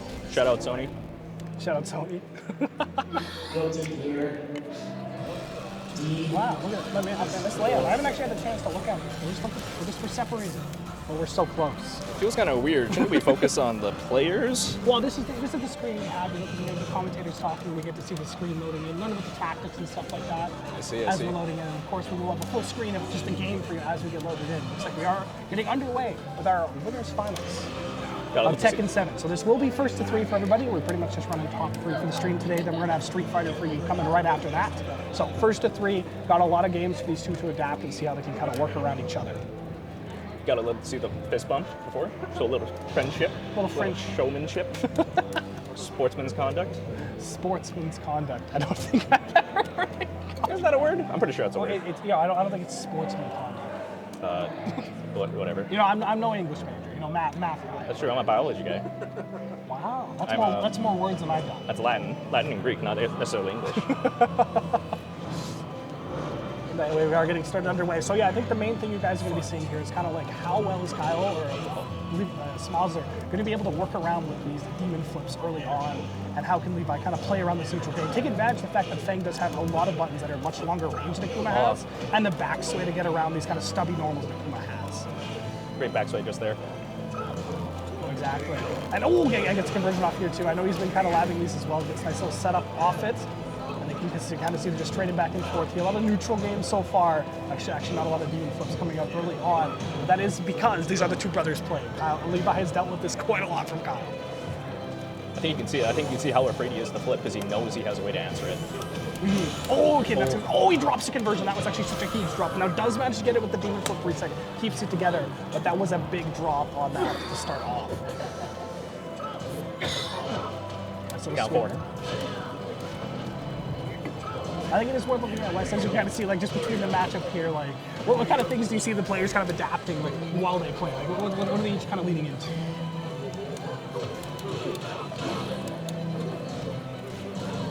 Just amazing spacing from both of them. They're both taking as much damage as they can with the few opportunities that they're given. No, exactly. Just great conversions overall, but as you can see, that's kind of the flip thing I was talking about during kind of the wait there at the start, is yeah, you can float him out of the demon flip, but because float combos do significantly less damage in Tekken because they scale, you get a lot of damage for the Akuma and very little for floating on top of it. Now, that is the second round taken here by Smazzer, looking very, very dominant early on. Now, Levi or Triple R Lightning's doing a great job of just kind of controlling the mid-range, as you can see here. But it's always been Smazzer's been able to find the hit and just convert that into so much more, just run it down. Smazzer taking the damage that he can out of these small trades. Oh, great play. That was great movement, but just raw DP lets it rip. Oh my god, just like that, I like that double focus cancel into the overhead. Just trying to play on like mental stack like 50 by now. Okay, here comes the conversion. Oh, gets a drop on it. Now I know unfortunately they are switching over to PS4 from playing on PC earlier, so some of the input delay might actually be getting to the players a little bit here. Oh, jump back fireball. And we're just, it's just Levi just kind of trying to play around the wall here. He needs to get one more hit. Nice! Fantastic whip punish on that. Gets himself on the board right when it matters. That was great control there. He just stayed calm, even though he lost his position earlier, and he regained his advantage at the wall. Oh, exactly. Doing like a fantastic job. You can see kind of just playing on this mid-range a bit more, just spacing himself outside of Akuma's normals. Now, he does, of course, hit block punish there, and that does allow Kyle to escape from the wall. But you see just actually this fantastic position that Levi's sitting at right now. We have reset back to neutral here. They're both looking. He gets the sidestep on the demon flip. Like, this is probably the least I've ever been able to see him get away with it. Levi is on top of denying Kyle from getting these demon flips, and that's a huge part of his offense. Ooh, yeah, he tried to pick him up with the tech there, and then gets the combo. Doesn't get a further conversion on it, though. Oh, backslide. Oh, I like that little wait. It just made him maybe want to press a button there. And absolutely. Because if he had done like a high there, that would have also served a low crush it as well. So just not really a great mix-up option, but it would have dealt with the highs that like Akuma's fastest normals tend to be at that position. He just limited his options there at the corner as well. To the wall again. Next, he wants some kind of defense here. Nice pick up on the roll. Nice mix-up. Oh, okay, but the block comes out, gets away with it once, but twice, but does not manage to get it a third time. These guys are just trading wall blows right now. No, exactly. And you see like, Levi has taken back control of the wall. No break of the throw. And he has just a tiny bit of health here. Conversion's going to come down. No, unfortunately gets the slight whiff on it. And Demon Flip gets a conversion, going to push him into the wall here. Not the biggest combo in the world. Oh, actually, never mind. I lied through my teeth. The Demon comes out. And I don't know if that's quite going to kill because of scaling. Yeah, no, it's going to stay up. They got one more situation. What's the mix-up? What's the mix-up? Oh, just kicks him in the shins. Oh, he jumps over the low. And Smazzer takes the first round of our winners finals. Of course, this is first to three. Still has a lot of time to adapt here. And we'll start to kind of see those continuing on here. So I had been kind of just like, talking about the kind of change between the neutral game here and the kind of just denying of the offense Levi's been doing. So how do you think he needs to lean in that a bit more to maybe kind of take it home with us? Well, being two brothers, I think they have an absolutely perfect read on each other, so mix-ups are pretty much the name of the game here, I think. It's the only way they can get them. Oh, eats a dragon punch. So you want to see like Levi kind of lean a bit more into like kind of a mix-up style here is kind of what you're saying, instead of like maybe like pulling back to a more neutral-based game. Yep. Oh yeah, definitely not a bad option. And being like against the wall here will allow him to kind of pile up in those more. You see the lows are starting to slowly add up. I think what we're seeing here, Levi's absolutely amazing. It just That's wonderful. Oh, speaking of launch, that was nasty. Great whiff punish there at the corner here. Oh no! all he misses it. Yeah, no, that's a really hard combo to actually convert off at that range. Whiff punish. Great dancer. And Yeah, you see, because like I said, Levi's just amazing at putting his offense on. Once it's on, it just does not come off, and it takes him to the wall every single time. no, exactly. And he's doing a fantastic job of playing around this range. It's just like right outside of Akuma's farthest kick. And Fang has a lot of actually lows he can function, he can hit from this range. course. Different mid pokes, and it's forcing Kyle to take a very staggered approach, which isn't allowing him to get kind of his max damage conversion. Now this is unfortunate. Your back turn that's guaranteed no fortune misses up on the DP, but has control against the wall here now. You see he's starting to catch the step with the demon flip, and this is allowing him to do his other options. This is where Kyle's offense can be so terrifying. And he's got these wall breaks, but no, doesn't even need it. Tatsu finishes it off with damage here. You see the offense is starting to come online. He's varying the demon flip options, and Levi needs to show an option against this. What a fantastic whip punish. I forgot Fang even had that move. Oh, but nice what a little great break. reward off of it. Unfortunately, you see a lot of unfortunate little drops here from the Kuma. Now those combos are really difficult to hit too, so you definitely can't blame him. Nice side steps. Oh, and he's using these jabs to kind of poke away, because we see that Levi's using these very active long-range moves, and this is how Kyle kind of pilot through it. But he does manage to find his hit here, converts that into more, and he has control of the game so far. And Levi just doing a fantastic job. This kind of change back to this neutral style has really, really benefited him so far, because it's denied any attempt that Kyle has made to like get hit. Yes, like that. That slides on into fireball as well. That's actually a fantastic tool in this matchup. Unbelievable. Kind of just playing around the neutral range here as well. You can see he's slowly trying to challenge, but is not getting through. And yeah, I mean, we've kind of swapped back to this range where actually I think Kyle's a little bit more comfortable, and you are seeing him able to take advantage with the reward there. Oh my God, beautiful Nice combo. combo. Yeah, jumping over him. See, the demon flips are starting. But yeah, the flow combos, they're a great way to get away from it and take control of the wall. You don't get a lot of damage on the combo itself, but the position is very advantageous here. It's the punish on the Tatsu. They're gotten a little bit more, but honestly that works. No throw break. And Levi just needs one more situation, just needs to slowly poke away at his feet. One more health. But Kyle, one hit is all it needs. Oh. Yeah, he has demon. He's got demon. Oh, no, but it doesn't quite hit the wall, so he can't do more block. Nice. Sweep.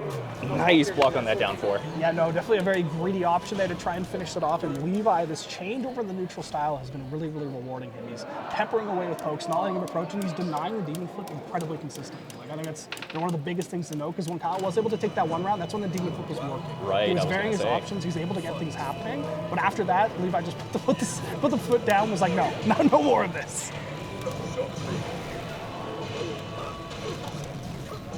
Now great block punish is starting out. Oh, the sweep doesn't get the punish, unfortunately. He's taking the advice. He's doing the mix-ups. Yes, he's doing mix-up. Yeah, see, like this. And you can kind of bring in these crazy rounds to start, too. And a key thing is he's doing these mix-ups from this range where Akuma's normals don't hit, except for that one. That is the only one that gets in there. But because so many of Fang's lows moves are like high crushing, that allows him to kind of navigate under that. Now the wake up Wake-up is three. very unfortunate. But I really do like this range that Levi is choosing to enforce his offense, because it's keeping him out of these range where Akuma can just do so much. Boom. Now we got one more situation potentially at the wall. Oh, the conversion. Forcing a drop there here. Oh, nice trade there. Oh, it's the Another float combo. Yeah, not going to kill because of the scaling here, but you see the position that Levi's in is very comfortable. He can just slowly chip away. He can react to things. He can throw these preemptive lows and just kind of stop him from getting anything started. I really like this approach he's taking.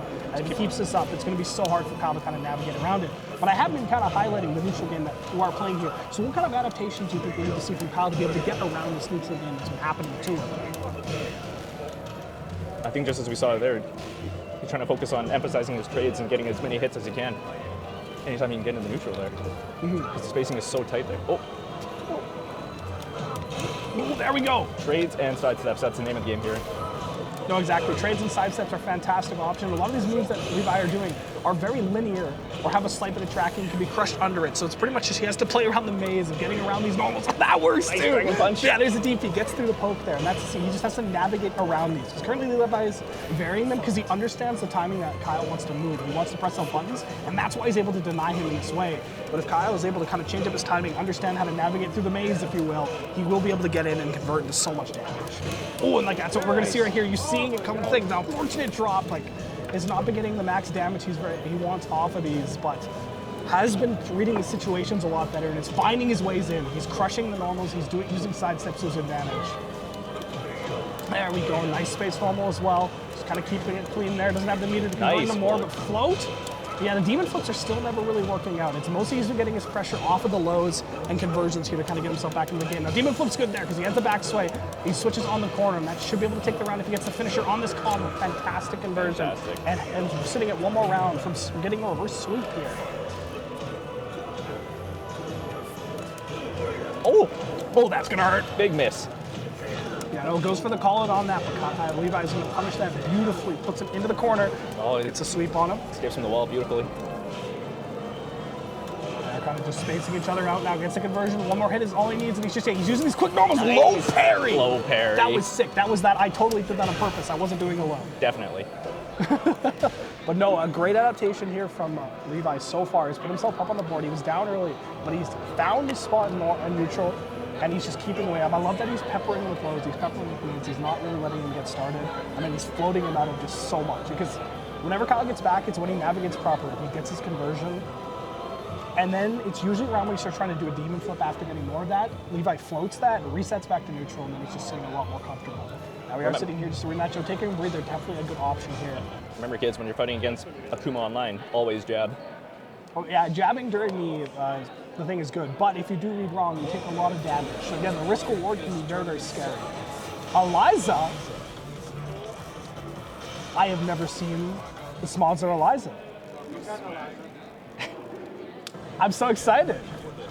I mean, this totally makes sense because Kyle has actually played pretty much all the 2D style characters. He had a fantastic Geese there for a while. Of course. Yeah, he played Akuma, and I could definitely see Eliza being something he's very, very good at, particularly if he's feeling comfortable with the dive kicks. And a big thing is because a lot of the low pressure that Levi's been doing has come from lows, come from like high crushes, the dive kick just completely negates that. It allows you to keep pressure on, kind of get around them and navigate it. So I'm excited to see this because again, I've watched these two play a bunch in my life, and I have not seen the Eliza yet.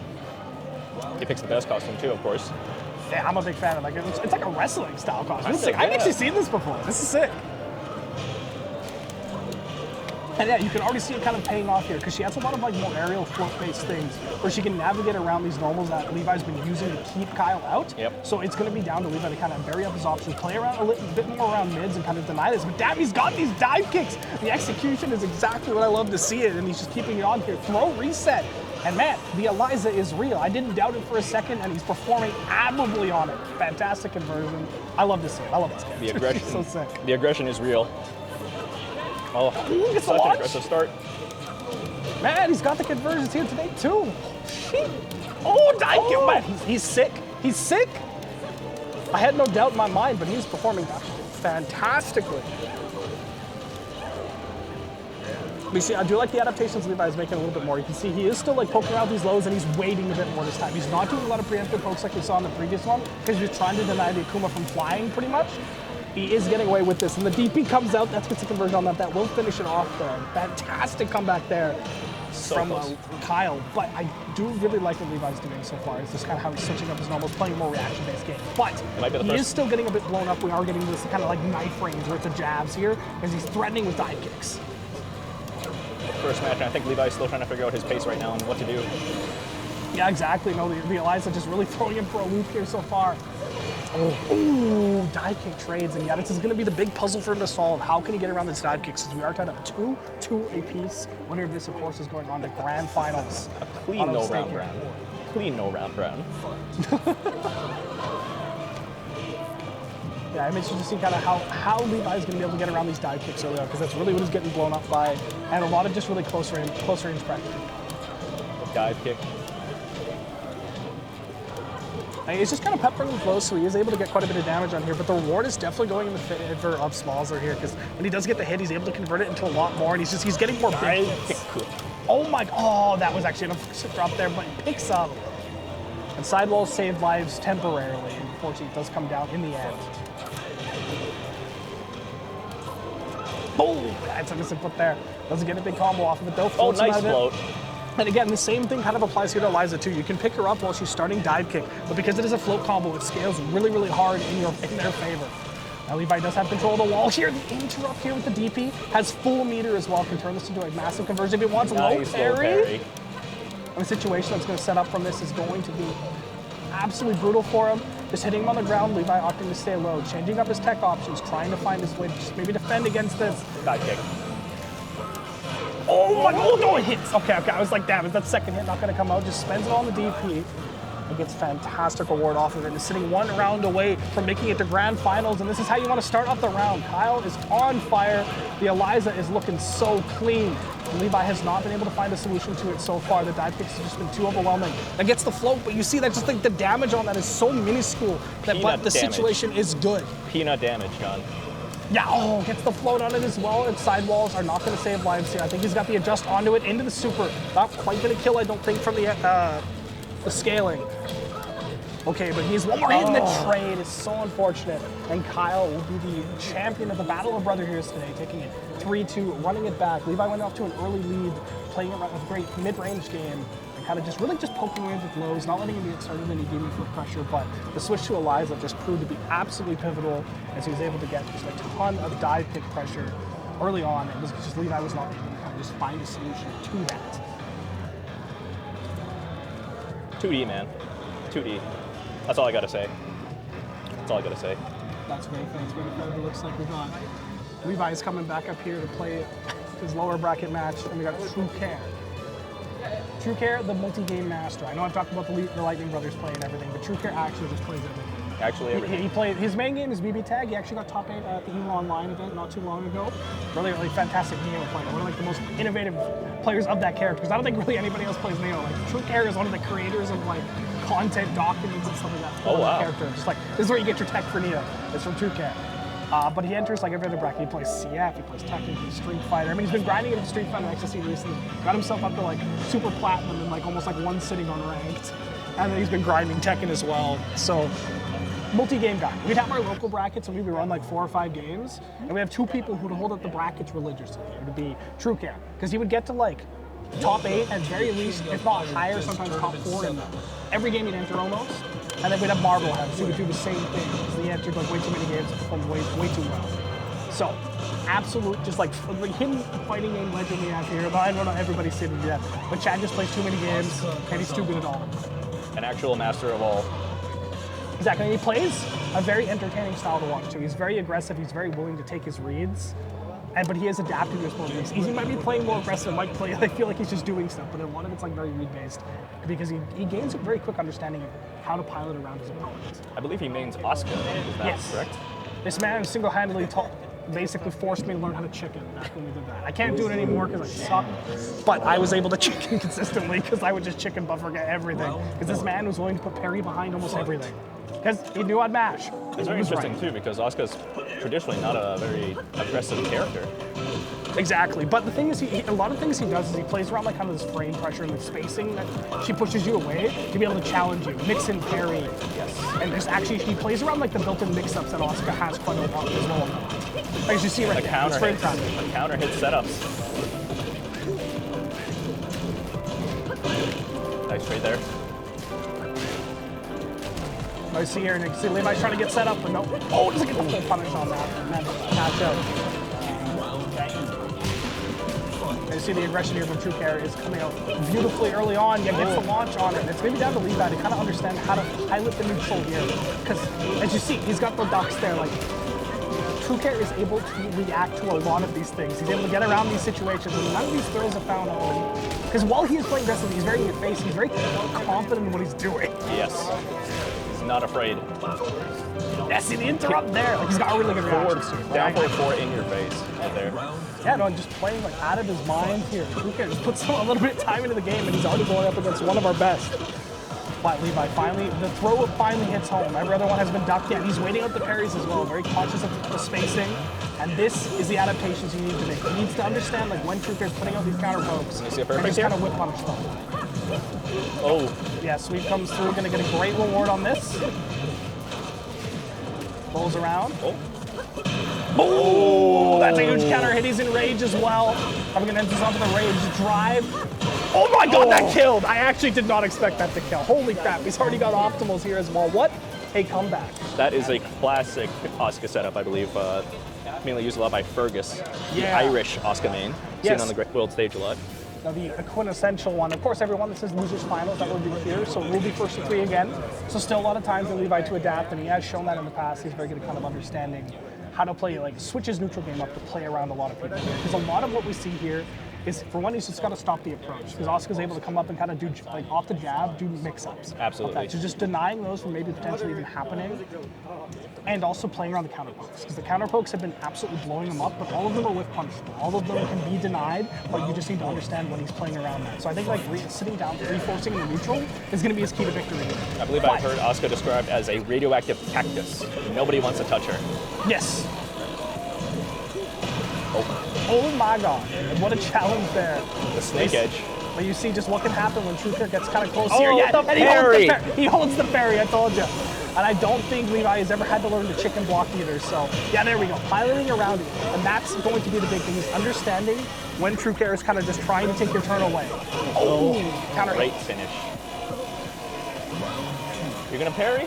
I'm just snake edge you. I'm just going to snake edge you. Oh, my the God. back three to Dog. start off the round. Oh, no wall break on that, eh? Oh my God, he just held him. He held it so long that it actually waded through the evasive stance. Oh, he picks him forward too. Oh my goodness, it's matchup check city here today. But you see that he is varying his offenses. And the thing is, he's found stuff that's working. He's completely just pushing into it until it stops. I'm loving these parries, John. No, yeah, he understands like when the opponent wants to press. It's not like he's just randomly throwing them out here, because just how consistently we've been hitting.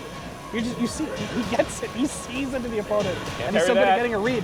But you see, Levi was having a bit of trouble like with punishing with some of the other moves here, so he swapped back with these moves that kind of either auto range for him or very, very easy to execute on reaction, and he gets great reward. That held the wall, because Truecar at the end of the day is a very active opponent. This is a man who's challenging a lot of situations, and that's what his neutral game of just being able to find your opportunity where you can just wait, let him win, is going to get you a ton of reward, and that's exactly what Levi's done. He held the didn't wait parry quite for the long full. enough. Oh my God. Yeah, I mean, when you've whiffed it at that point, you may as well commit. Okay, but Truecar has found his way out, but counter hit confirm. Oh, sorry, the counter hit confirms the win there for little Levi. teabag in there, little disrespect. Little bit, but I don't know, it's a bit too slow. Ooh, interruption. This is what he's changing up to, because a lot of stuff Asuka does is a bit stubby, but that's where that, I think it's called Tooth Fairy, can come in and let you contest from that range. I know you might be looking at a wall break here, or like tech trap catches him on the way up. And Truecar's relentless offense is just coming out in full fruition. Now, the few rounds that Levi was able to take here, we did see, well, mostly a result of just like waiting, being very patient, understanding where he can whip punish, interrupt with the shoulder, and he's got like a few counter hits. And there, that actually was not the worst idea, because it forces his character to wait. So no matter if he holds the parry, it's going to hit later. Yep. And these are the kind of sometimes the adaptations you have to make while you're on the fly. It's very clear that Levi doesn't have complete understanding of his character, and you can't expect yourself to do optimal punishes this quick, you know? That is the tournament pressure. Yeah, just waiting it out. See, the adaptations are slowly being made, and Levi, particularly in these longer sets, is a very dangerous player.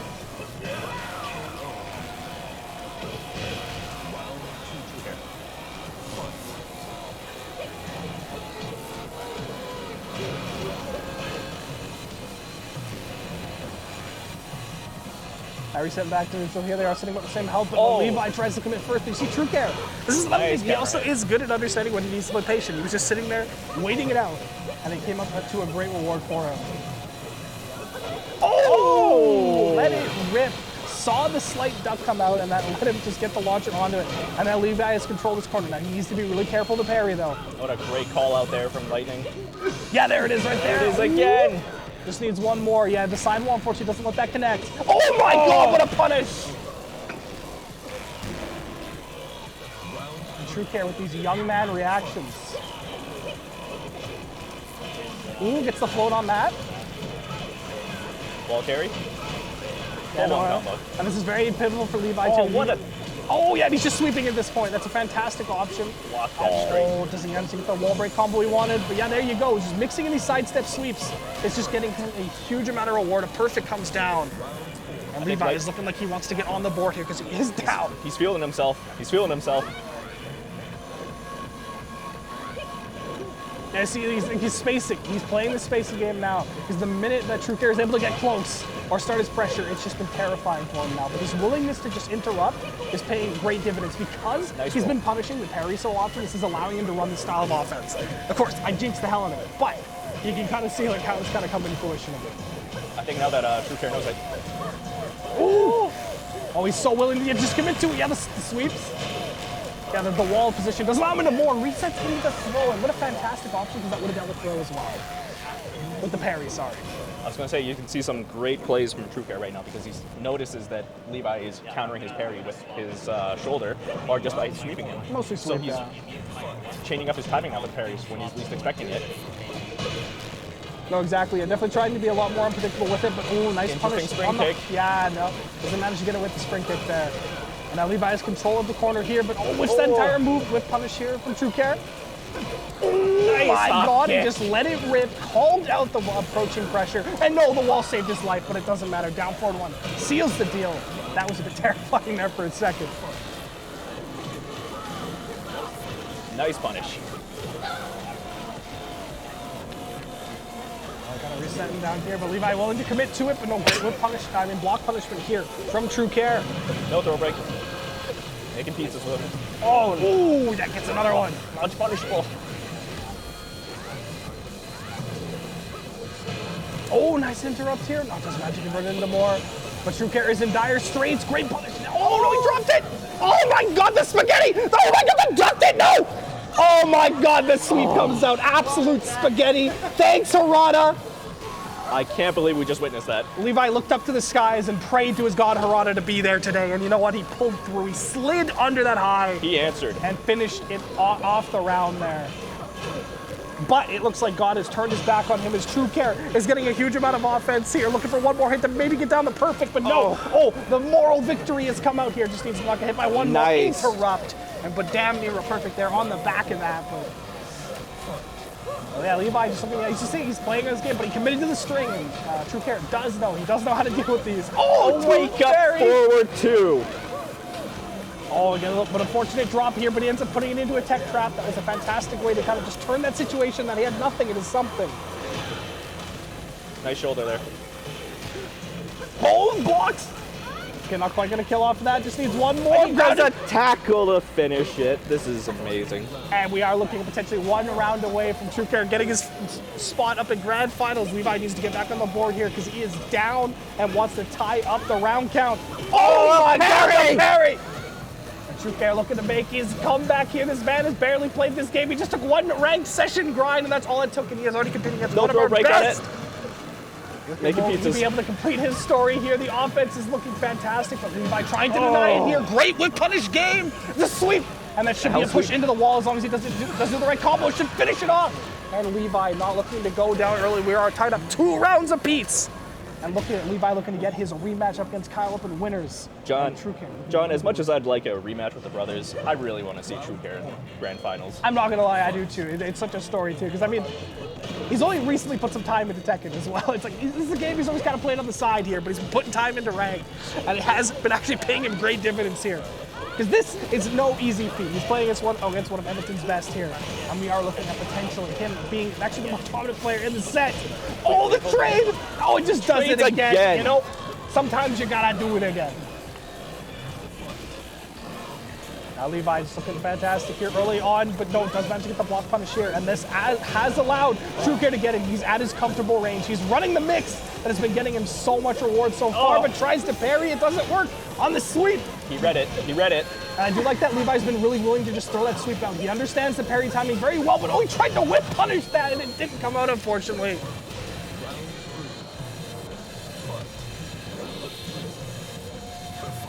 Aggressive hop kick to finish, start the round off. No kidding. We had TrueCare kind of sitting around a comfortable range. Yeah, holds the parry here, but Levi has managed to understand how long he needs to wait before getting the punish there, and he's getting significantly less reward. TrueCare is on top of things with these low blocks, man. No, exactly. He's really understanding the pressure that Levi's trying to do it. Oh my God, yeah, too close there. And you get a pickup off of that. It's so cheap. I love it. But I think it's like launch punishable, so. Throw break. Oh! caught him lacking there for a second. Forward 2 hits home, and TrueCare is looking at 1 round away from sending Levi out of the tournament and getting his spot in the grand finals. Levi's looking to sweep his way back in, get back on the board here, because he has been dealing with these defensive options here from Oscar fantastically. I was going to say he's going Tooth Fairy again. Ooh. Wall pressure again. Okay, and they are kind of just running it down here. Leaves one more hit, knocks him down. Tooth Fairy with rage. Oh, the low pressure here, and one more round. Final round. We're up at the double Luigi up here in the losers finals here between TrueCare and Triple L Lightning. And we are got an absolute banger on the match. The offensive powerhouse himself, TrueCare, is looking to take this home. Well, Levi's looking to keep this neutral game he's been playing so well and keep calling out the parries. Oh, gets the sweep. It's going to be so much damage, and potentially one more situation is all he needs if he gets the right wall hit here. Oh, the lows, one more. And can TrueCare keep it? No, he throws the parry. This is the adaptation he really needed. He gets the sweep on there. One more interaction's all he needs. And the shoulder blows back, gets away from the jab, and Levi, by the absolute skin of his teeth, is taking his ticket back into grand finals. Oh, what a match. What a match. Thank you both, gentlemen. Thank you both. What an absolute showing from TrueCare. Like, I cannot indicate this enough. This man plays like every single game that we provide here at the FGC. He's only recently been grinding the game a bit more, and to just perform like that, absolutely insane.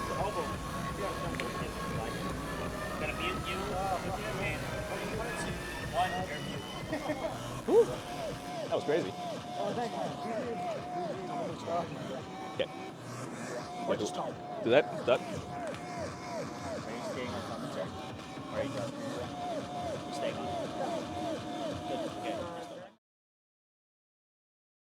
Cool. All right, everybody, let's just get my mic quickly switch it out here, but we are ready to go here with our grand finals, which will be a rematch from our winners finals we saw earlier today. The Battle of the Brothers returns with Kyle Lightning up here in winners, going up against Levi coming out of losers. Now, this will be a match of Levi trying to get his revenge here, and we saw a very crucial Eliza switch early on that Levi honestly was just not able to get a lead on. He was not able to deal with the situation, and he kind of just got completely blown up by dive kick and a lot of just reset pressure in the middle, mid-range.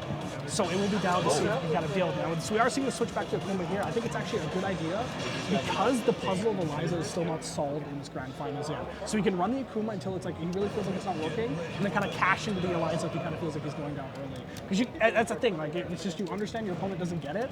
You want to use that kind of as almost as your trump card. Because we saw in that last match against TrueCare how good Levi is at adapting. At the beginning, he was getting completely blown up by the parry. He just really didn't understand the pilot around it. And then he finally found his option. He found the sweep and was getting it almost in the shoulder and was punishing it almost every single time. So if you have an option where you're kind of like almost not really like matchup checking him, but just running him down a way that he doesn't know how to deal with, you want to play into that when it matters. And because he is coming out of winners here, he has a full round reset to work with. And so this is a great option to take a start with you. Great map too, or great stage for them to choose, or not choose, but that they got random on, of course. Oh, exactly. You know, it gets the blend right in the background. Of course, we are getting started here with the grand finals. We are just in mid-match here between our two champions potentially. For our Memory Express meetup or Canada Clash. I'm not sure what this one's under, but it's fantastic here to see our top 3 of our Tekken 7 bracket. Excellent flow conversion into the wall. And as you said, John, his flow damages don't do that well, or don't do as much damage as he would like, so it's very important for him to take that pressure into the wall to get as much damage as he can. No, exactly. And we have seen that Levi's playing a very good mid-range game here early on. Nice he's learned from this TrueCare match of just trying to keep the demon away, quite literally here. And he has control of the wall, and he's just controlling it as much as he humanly can. The pickups, he's calling out these ducks so well. And the conversion here going to come out in the front. Oh no, he can convert with the shoulder there. Perfect. And Levi looking absolutely dominant. No-fly zone. No-fly zone. Yeah, no, he's completely denying the mid-range. He's not letting any offense get started. Oh, nice little backswing there. Didn't manage to get out of it, but he is spacing himself. Oh, that punish, that leads to so much, actually. That's a fantastic move. I think Levi is really feeling himself here. I think he might have the advantage after that TrueCare match. He was really revved up. His engine was all warmed up here. Oh, yeah, definitely on fire. But this does come down to Kyle or Smosler is coming out of winners here. So he has a full bracket reset to deal with, so you can kind of get the match, understand what's going on. But what a hop kick. And that's going to probably lead to potentially the last round here. Yeah, no, finishes it off here.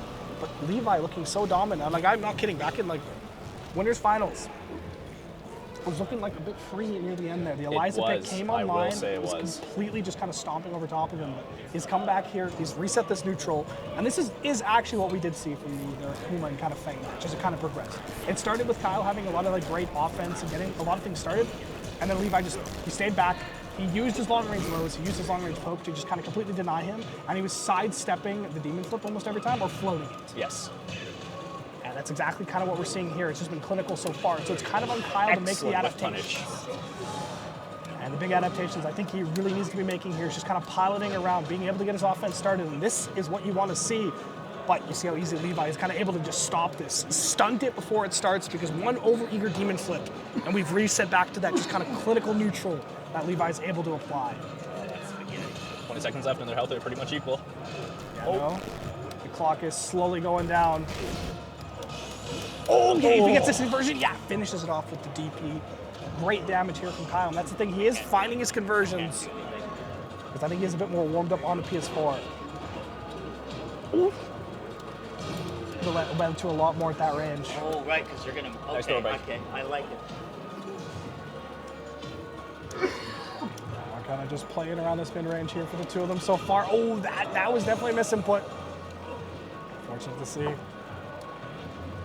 Yeah, Levi he's playing comfortably around this range. He's just not letting him approach, but there we go. Kyle's found his opening with the sweep. Nice down forward block. Yeah, and he overcommits to the second one, but the float is going to let him get into so much. He has meter to spend here as well, and Demon if he potentially wants to convert.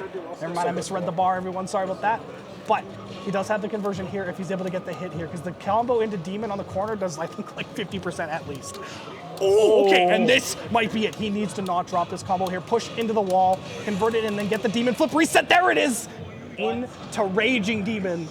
And I think that should kill or be right near the last bubble. Yeah, there it is right there. One more operation is all he needs to finish it off here with punish on the hop kick. And Combo Nation comes down here from Smosler, and he put himself up on the board. We are switching over to the infinite stage here, and this is a bit more terrifying for Kyle because Levi has been playing on the as well. No walls for either of them to play with now. Oh, exactly. I know Akuma does get more damage here, but we've seen how dominant Levi has been at the mid-range here, and this is what Kyle is needed to navigate around. So the infinite stage makes this problem much more in the focus. Oh, no unfortunate drop. Oh, you see, like, it's the range he's willing to play at is just so good. He's staying outside of Akuma's stubby normals, and he's just poking away at his feet. He's literally just stomping on his toes. That's all he needs to do. Oh, that almost traded with the fireball, but finished it off here. Great challenge with the jabs. And yeah, Levi, now that we're on the infinite stage here, has been playing around his ranges fantastically. But Kyle has found his hit, doesn't manage to convert it into more, unfortunately. And that was one of his big opportunities here, because now Levi has the dominant position. This is what he needs, but the blocks are starting to come out. And this is how Kyle can kind of deal with this. He can either just, block the pressure, get his block punishment, or he can slowly navigate his way around, use his crushing moves get into his ideal range. Oh, nice sweep. And we are looking at potentially a reverse sweep here if this continues to go. Oh, nice sidewalk. Doesn't get a lot more off of it because he was out of range, but managed to finish off the low there. And this is what you see. The infinite stage is doing fantastically here for Levi so far. Full advantage of the stage.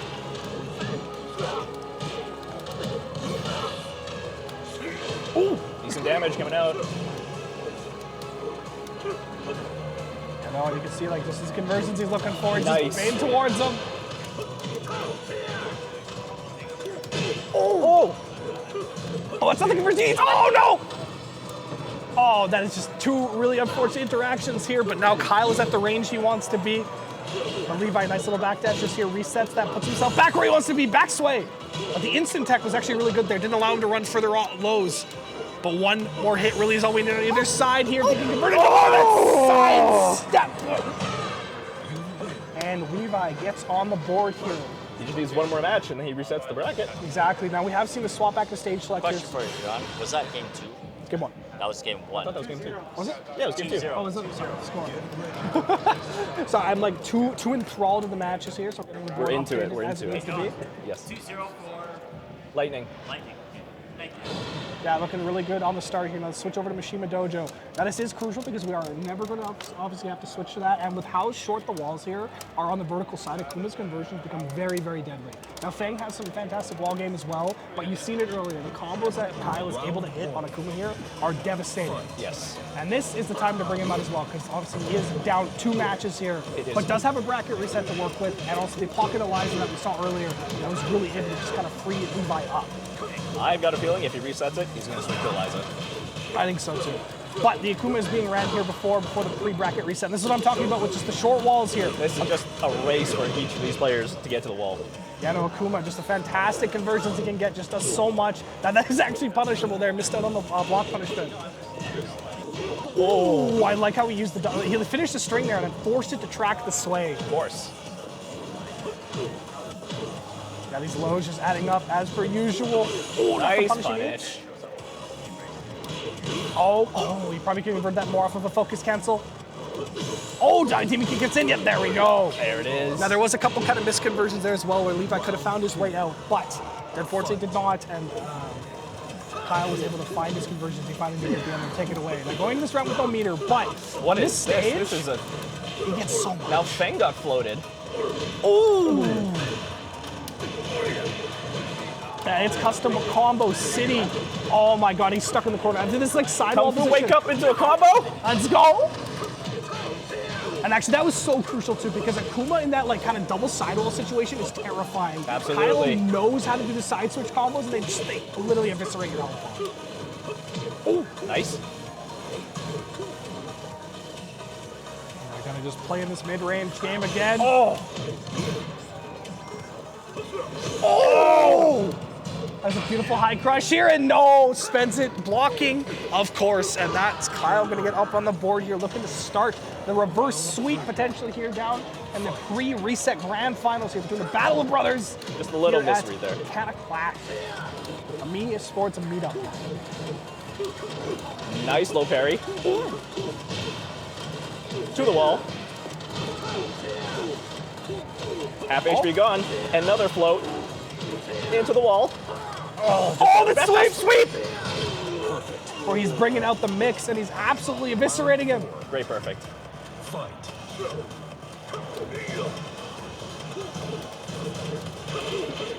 Trading blows.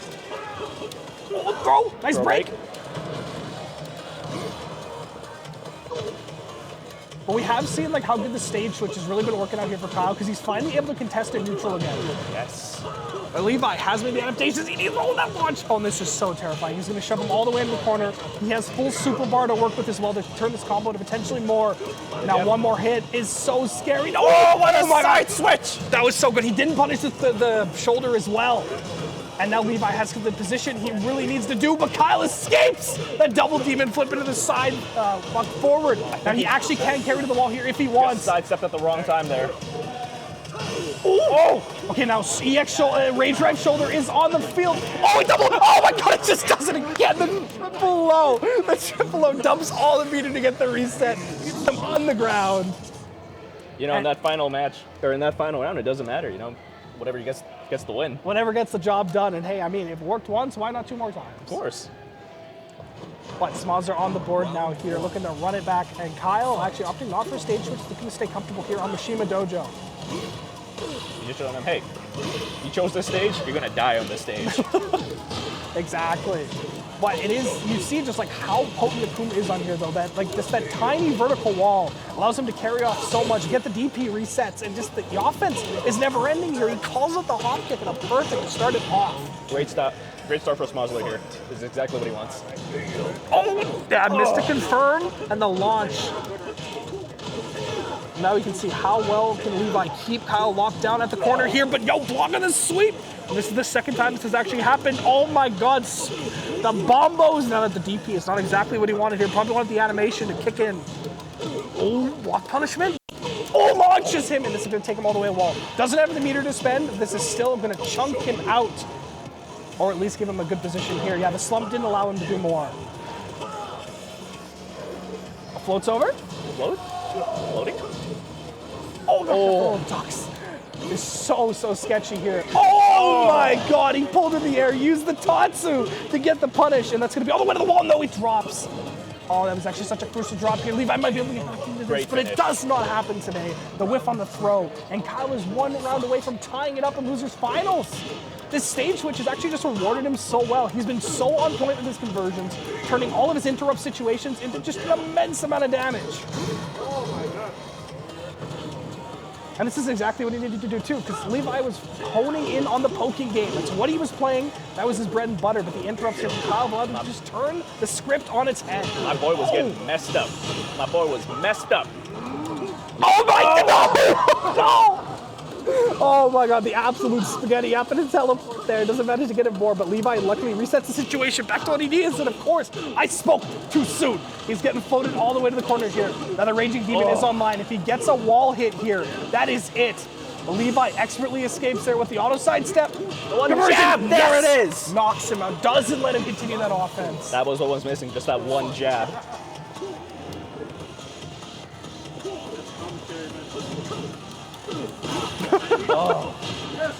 Yes! Oh my god, the launch! Kuma just so strong, just one down four into a full combo. Oh, he did punish that a little bit too late.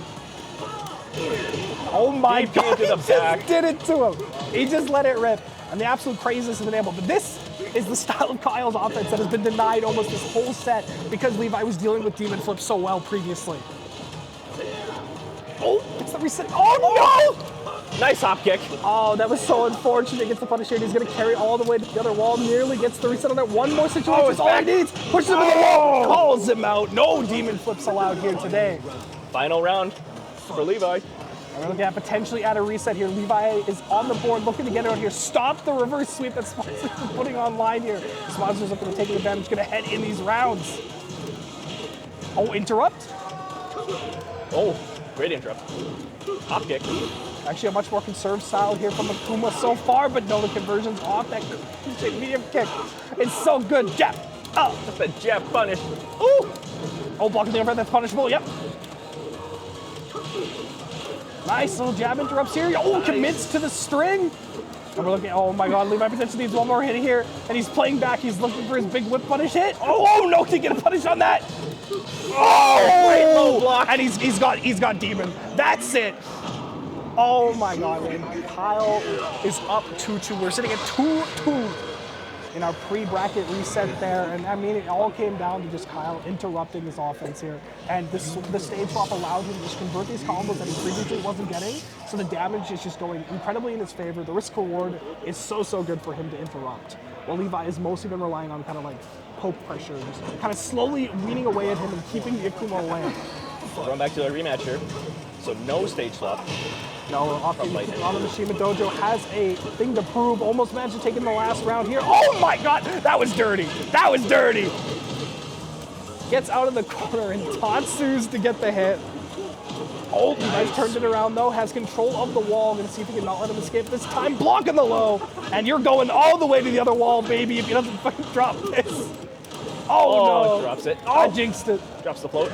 Okay, but now they're along the long wall. You know, so a little harder to carry. Back to neutral. Oh, I spoke too soon. Sweep. I spoke too soon. It. Oh, that's a lot of damage. Oh, that's about Dave pays him. What a slobber knocker. Wake up, DP. Absolutely, just let it rip. No respect. Did not need that meter for later. Take it out. Take the round. Man, he's literally beating the crap out of him in his head. He just With his head. Ooh, Perry. Going down to Perry's today. Oh, nice on the float. Gets control of the wall. I think Sponsor was trying to give him some PTSD with some dive kicks there. I mean, I got PTSD from the dive kicks, but you know, it's Levi is unfazed. He's a war veteran at his heart, and he gets the sweep, keeps him at the wall. Warrior. Ooh, just charged that up. Man, it's just such a slugfest now. Before, like, Levi was kind of focusing on, like, interrupt pressure. Great but now, back sway into the cans. I mean, I love that adaptation, too, because he's playing so aggressively now that his back sways are actually becoming significantly more potent. Right. Because Kyle is willing to bite on some of these now. Oh, he floats him himself. You can do it. I can do it to you. Now, he does have control of the wall here, but Levi, I love the sidewalk game he's been doing to just get away from the wall. These pivotal situations. Oh, second! No, Spaghetti! Spaghetti, old Spaghetti Factory sponsorship is incoming, baby! Oh my God, gets the firm button, but notice it's coming to DPs! He doesn't care at all! Now, actually could have converted that into Demon, which would have been like literally the game! Just the jab! It picks him up. We've got a game, baby! Looking at 1 round away from the reset here for Levi, and Kyle needs 2 more to potentially I am take it home. convinced Lightning is a genius, and he's actually trapped him into the mindset of having to slug, and so that's when he can use his backsway the fullest. Exactly. No, you are right on the money there. And the sidewalks! Like, he's never letting him get away with Demon Flip. He just completely denied it. And oh my God! What a job! Oh my God, Tatsu, are you kidding me? Ooh! Dive kicking in your face. Bro, he just doesn't care. I mean, he's got the bracket reset. He can afford to do this, but no, he gets the bracket reset. There you go. Now you got to scream into the microphone because holy crap, we got to reset, baby. Levi worked it back. He found his mojo and has reset our bracket here. And we have the character select. I think we know what's coming out here. My fine feathered friend, and it might be a sleepy vampire. Might be a dive kick monster. Oh, Levi's turned the hat around. We got the Ash Ketchum power up here live on stage, everybody. I know y'all can't see, but he's turned the ball cap around. I see a baseball guy looking him straight in the face, and you can see the determination in his eyes. But we have the deliberation on which character will he go to, because honestly, a breather here is good. Yep. They got a bracket reset, take your time. Everyone kind of reset and take it down. There's another best of 5 now that the lower bracket won? Yeah. Yes. Yes, the Sleepy Vampire is coming in, and it's an infinite stage. So while the dive kicks are terrifying, this does give Levi a potential to just play Kiko, which he's still been piloting very well.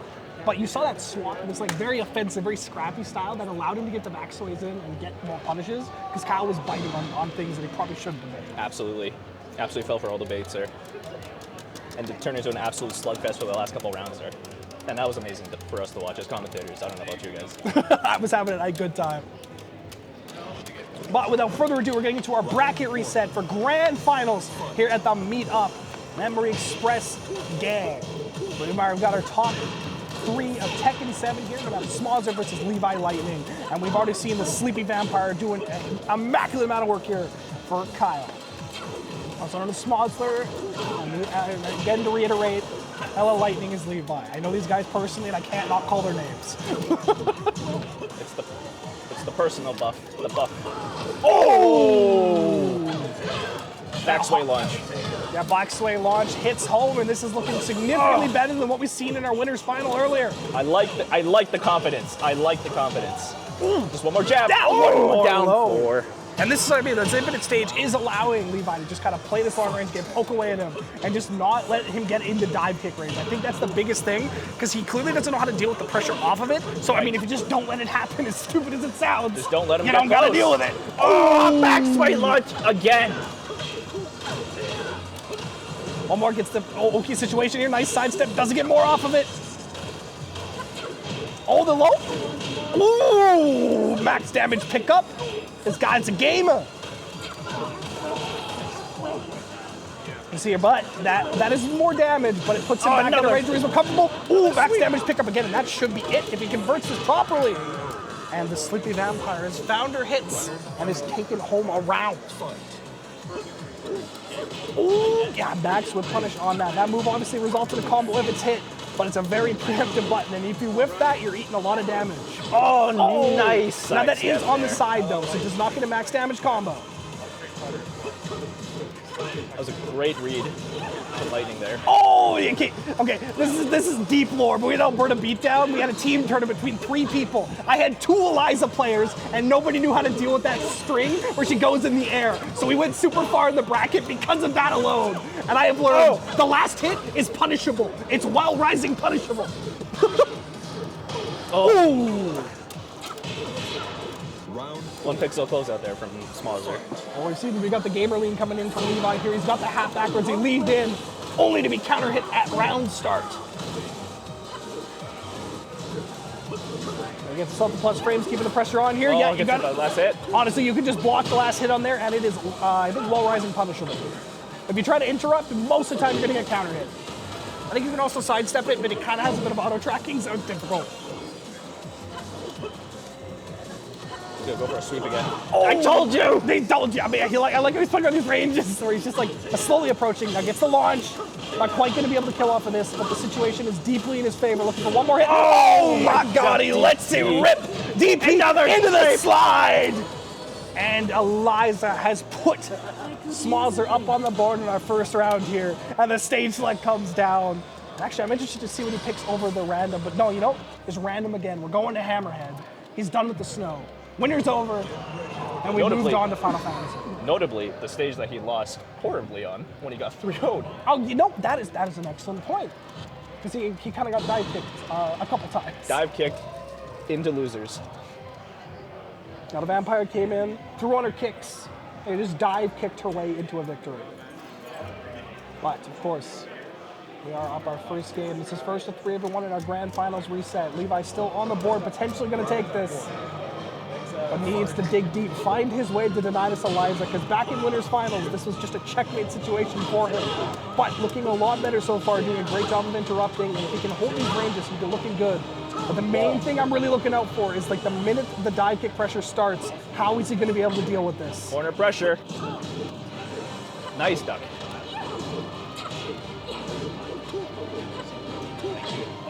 Yeah, just fantastic. He's just poking away, chipping away, not letting him get away with anything. But the big risk of a lot of these low pokes is if Kyle starts preemptively doing dive kicks, he is going to be able to just go straight over top of a lot of these and just get a max damage combo. This one jab is going to do it. Oh! And I love that he's varying up the mids now. He isn't just full committing to the lows. He is mixing in the mids there at very crucial times. And then floating the dive kick. This is what he needs to keep up with. He's denying Kyle from getting anything started. And this is going to be so important for Lightning here. It's a lot of damage. Oh, DP.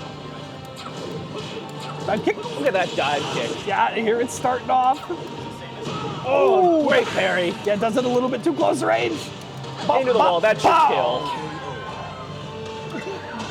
I'm liking the confidence again. Again, no, it's looking very good. He's very willing to press his buttons here and just interrupt.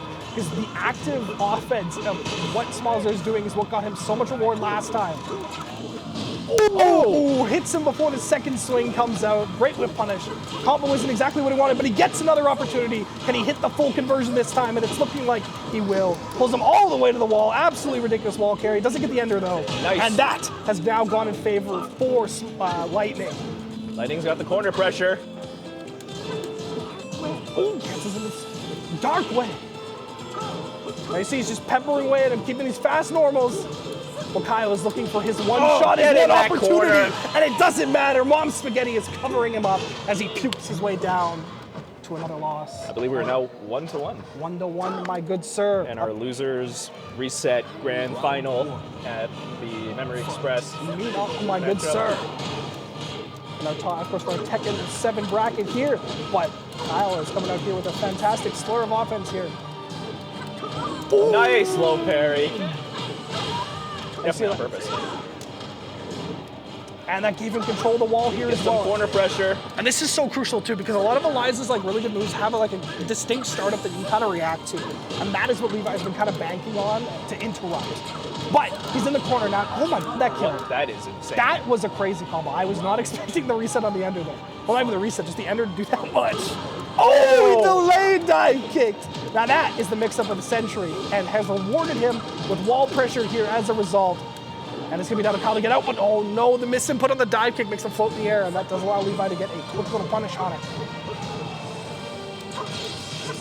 Now he's got a ton of meter to work with here, so any hit is so terrifying. Oh, he hits home, he mistimed his meaty.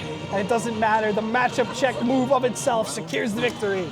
And Smolzer's looking at 1 round away from punching himself up a game in this set, but Levi's not going down without a fight. Early counter hit. Ooh. Ooh. Ooh. And I just love how aggressive he's being, because this is really what he needs to do. He needs to deny Eliza from getting anything started. Absolutely. And by slugging this much, it allows his backswing pressure to come up. Because Eliza has a lot of good forward advancing tools, but her normals themselves are a bit stubby. But when you're sitting at this range, dive kick, knees, counter hits allow you to just turn it into so much more. He's got the special. What? Oh, it doesn't work. You know, I respect the energy. I've never actually seen a rage art, so I wasn't sure what it did. Well, now we see the Uses super. full special. Yeah, that's going to reset it, push all the way to the wall. Oh, no, he's going to get the conversion. I think he wanted on that. And that is all the meter spent on that as well for not the biggest conversion, which is going to give Levi an opportunity to get back in this match. He is down in the health. Oh, interrupts. Nice parry. Oh, dive kick. Oh, no, he dropped it. Oh, dive hop kick again. Oh, wake up kick. He waited patiently and just got up, punished the move, as Levi was trying to preemptively call it a wake up attack. And that has put Smozzer up 2-1, looking at one game away from it silencing any of the doubters that saw the bracket reset here. The Eliza is just looking so clean. This is the first time I've got to watch it, and I gotta say I am damn impressed. Ooh. Oh, that's gonna be a launch punish on that. Oh, I knew the sidewall combo too. Does he get a lot of damage on it because of that? Oh yeah, punish this shoulder. Oh, and you see just how comfortable Kyle is at this range. He's just able to kind of crush around and get these moves out. And it's Levi, the minute he loses mid-range, is just looking unstable. Oh no, that's okay. He gets it. He gets it. Oh, okay, just finish it off with the range. Keep it consistent. That was close. Boom! That was close. I may have forgotten for a second there that one move that screwed, and I got very, very scared. Sweeps into his DMs early on, and the meter is going to allow him to carry this into the wall. Now, Levi's actually been doing a pretty good job of escaping from the wall here with the roll on wake up every single time. Sponsor's not been able to catch that, and that has taken away a huge advantage you could potentially have. Boom! Counter hit. Yeah, gets the extra damage there with nice punish. With punish. Now, the sidewalls unfortunately do save lives today. Oh my God! Just let it rip. Eat it, man. Woo! Now Levi looking at 1 round away from tying us up 2-2 apiece. Does not want to go down early. This is the energy he needs. To the wall. Has control of the wall. Back sway.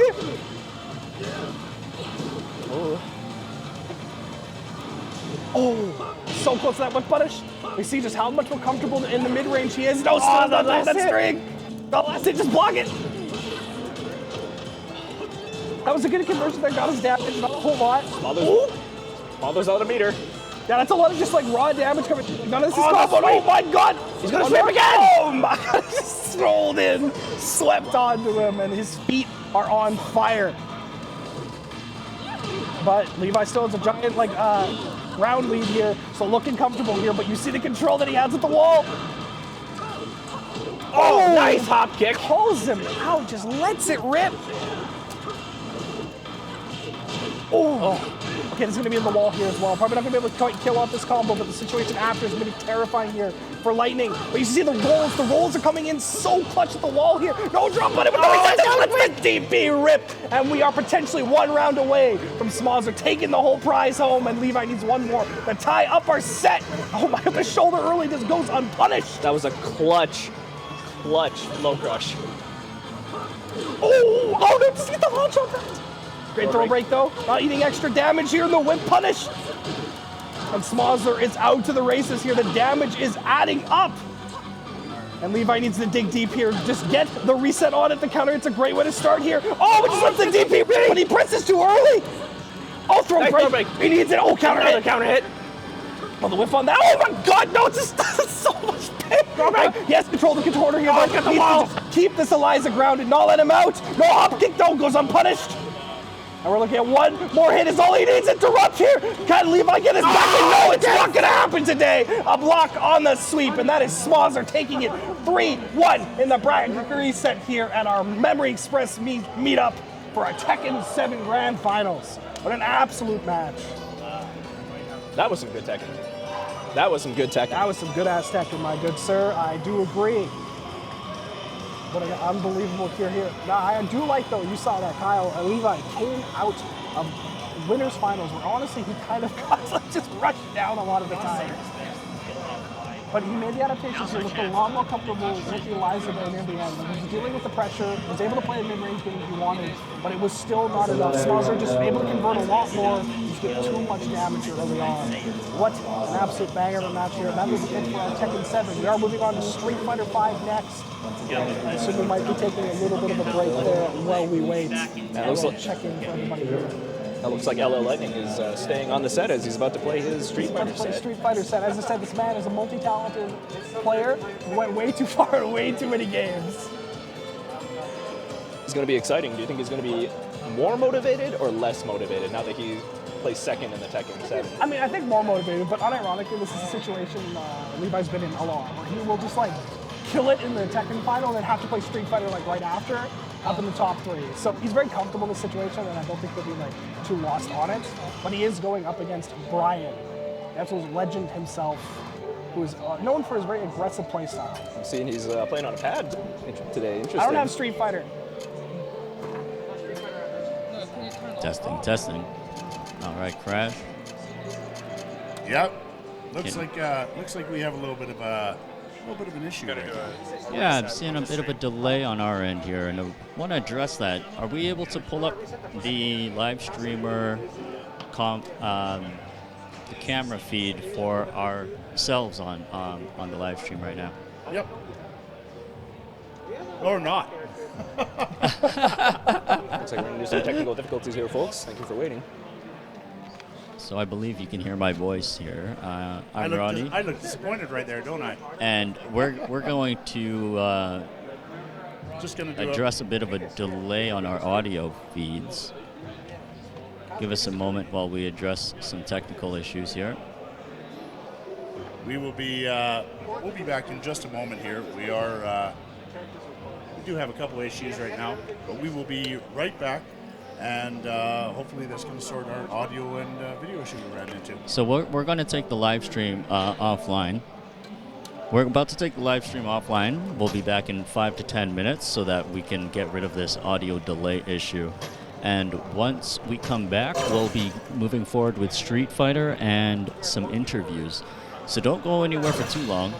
Feel free to take a little breather, washroom break, whatever you feel like doing, of course, but we'll be back in 5 to 10 minutes. You will see the live stream go offline temporarily, and then we'll be right back. So sorry for the delays here, but yep, we'll be back in 5 to 10 minutes, and we're going to go offline in 5, 4,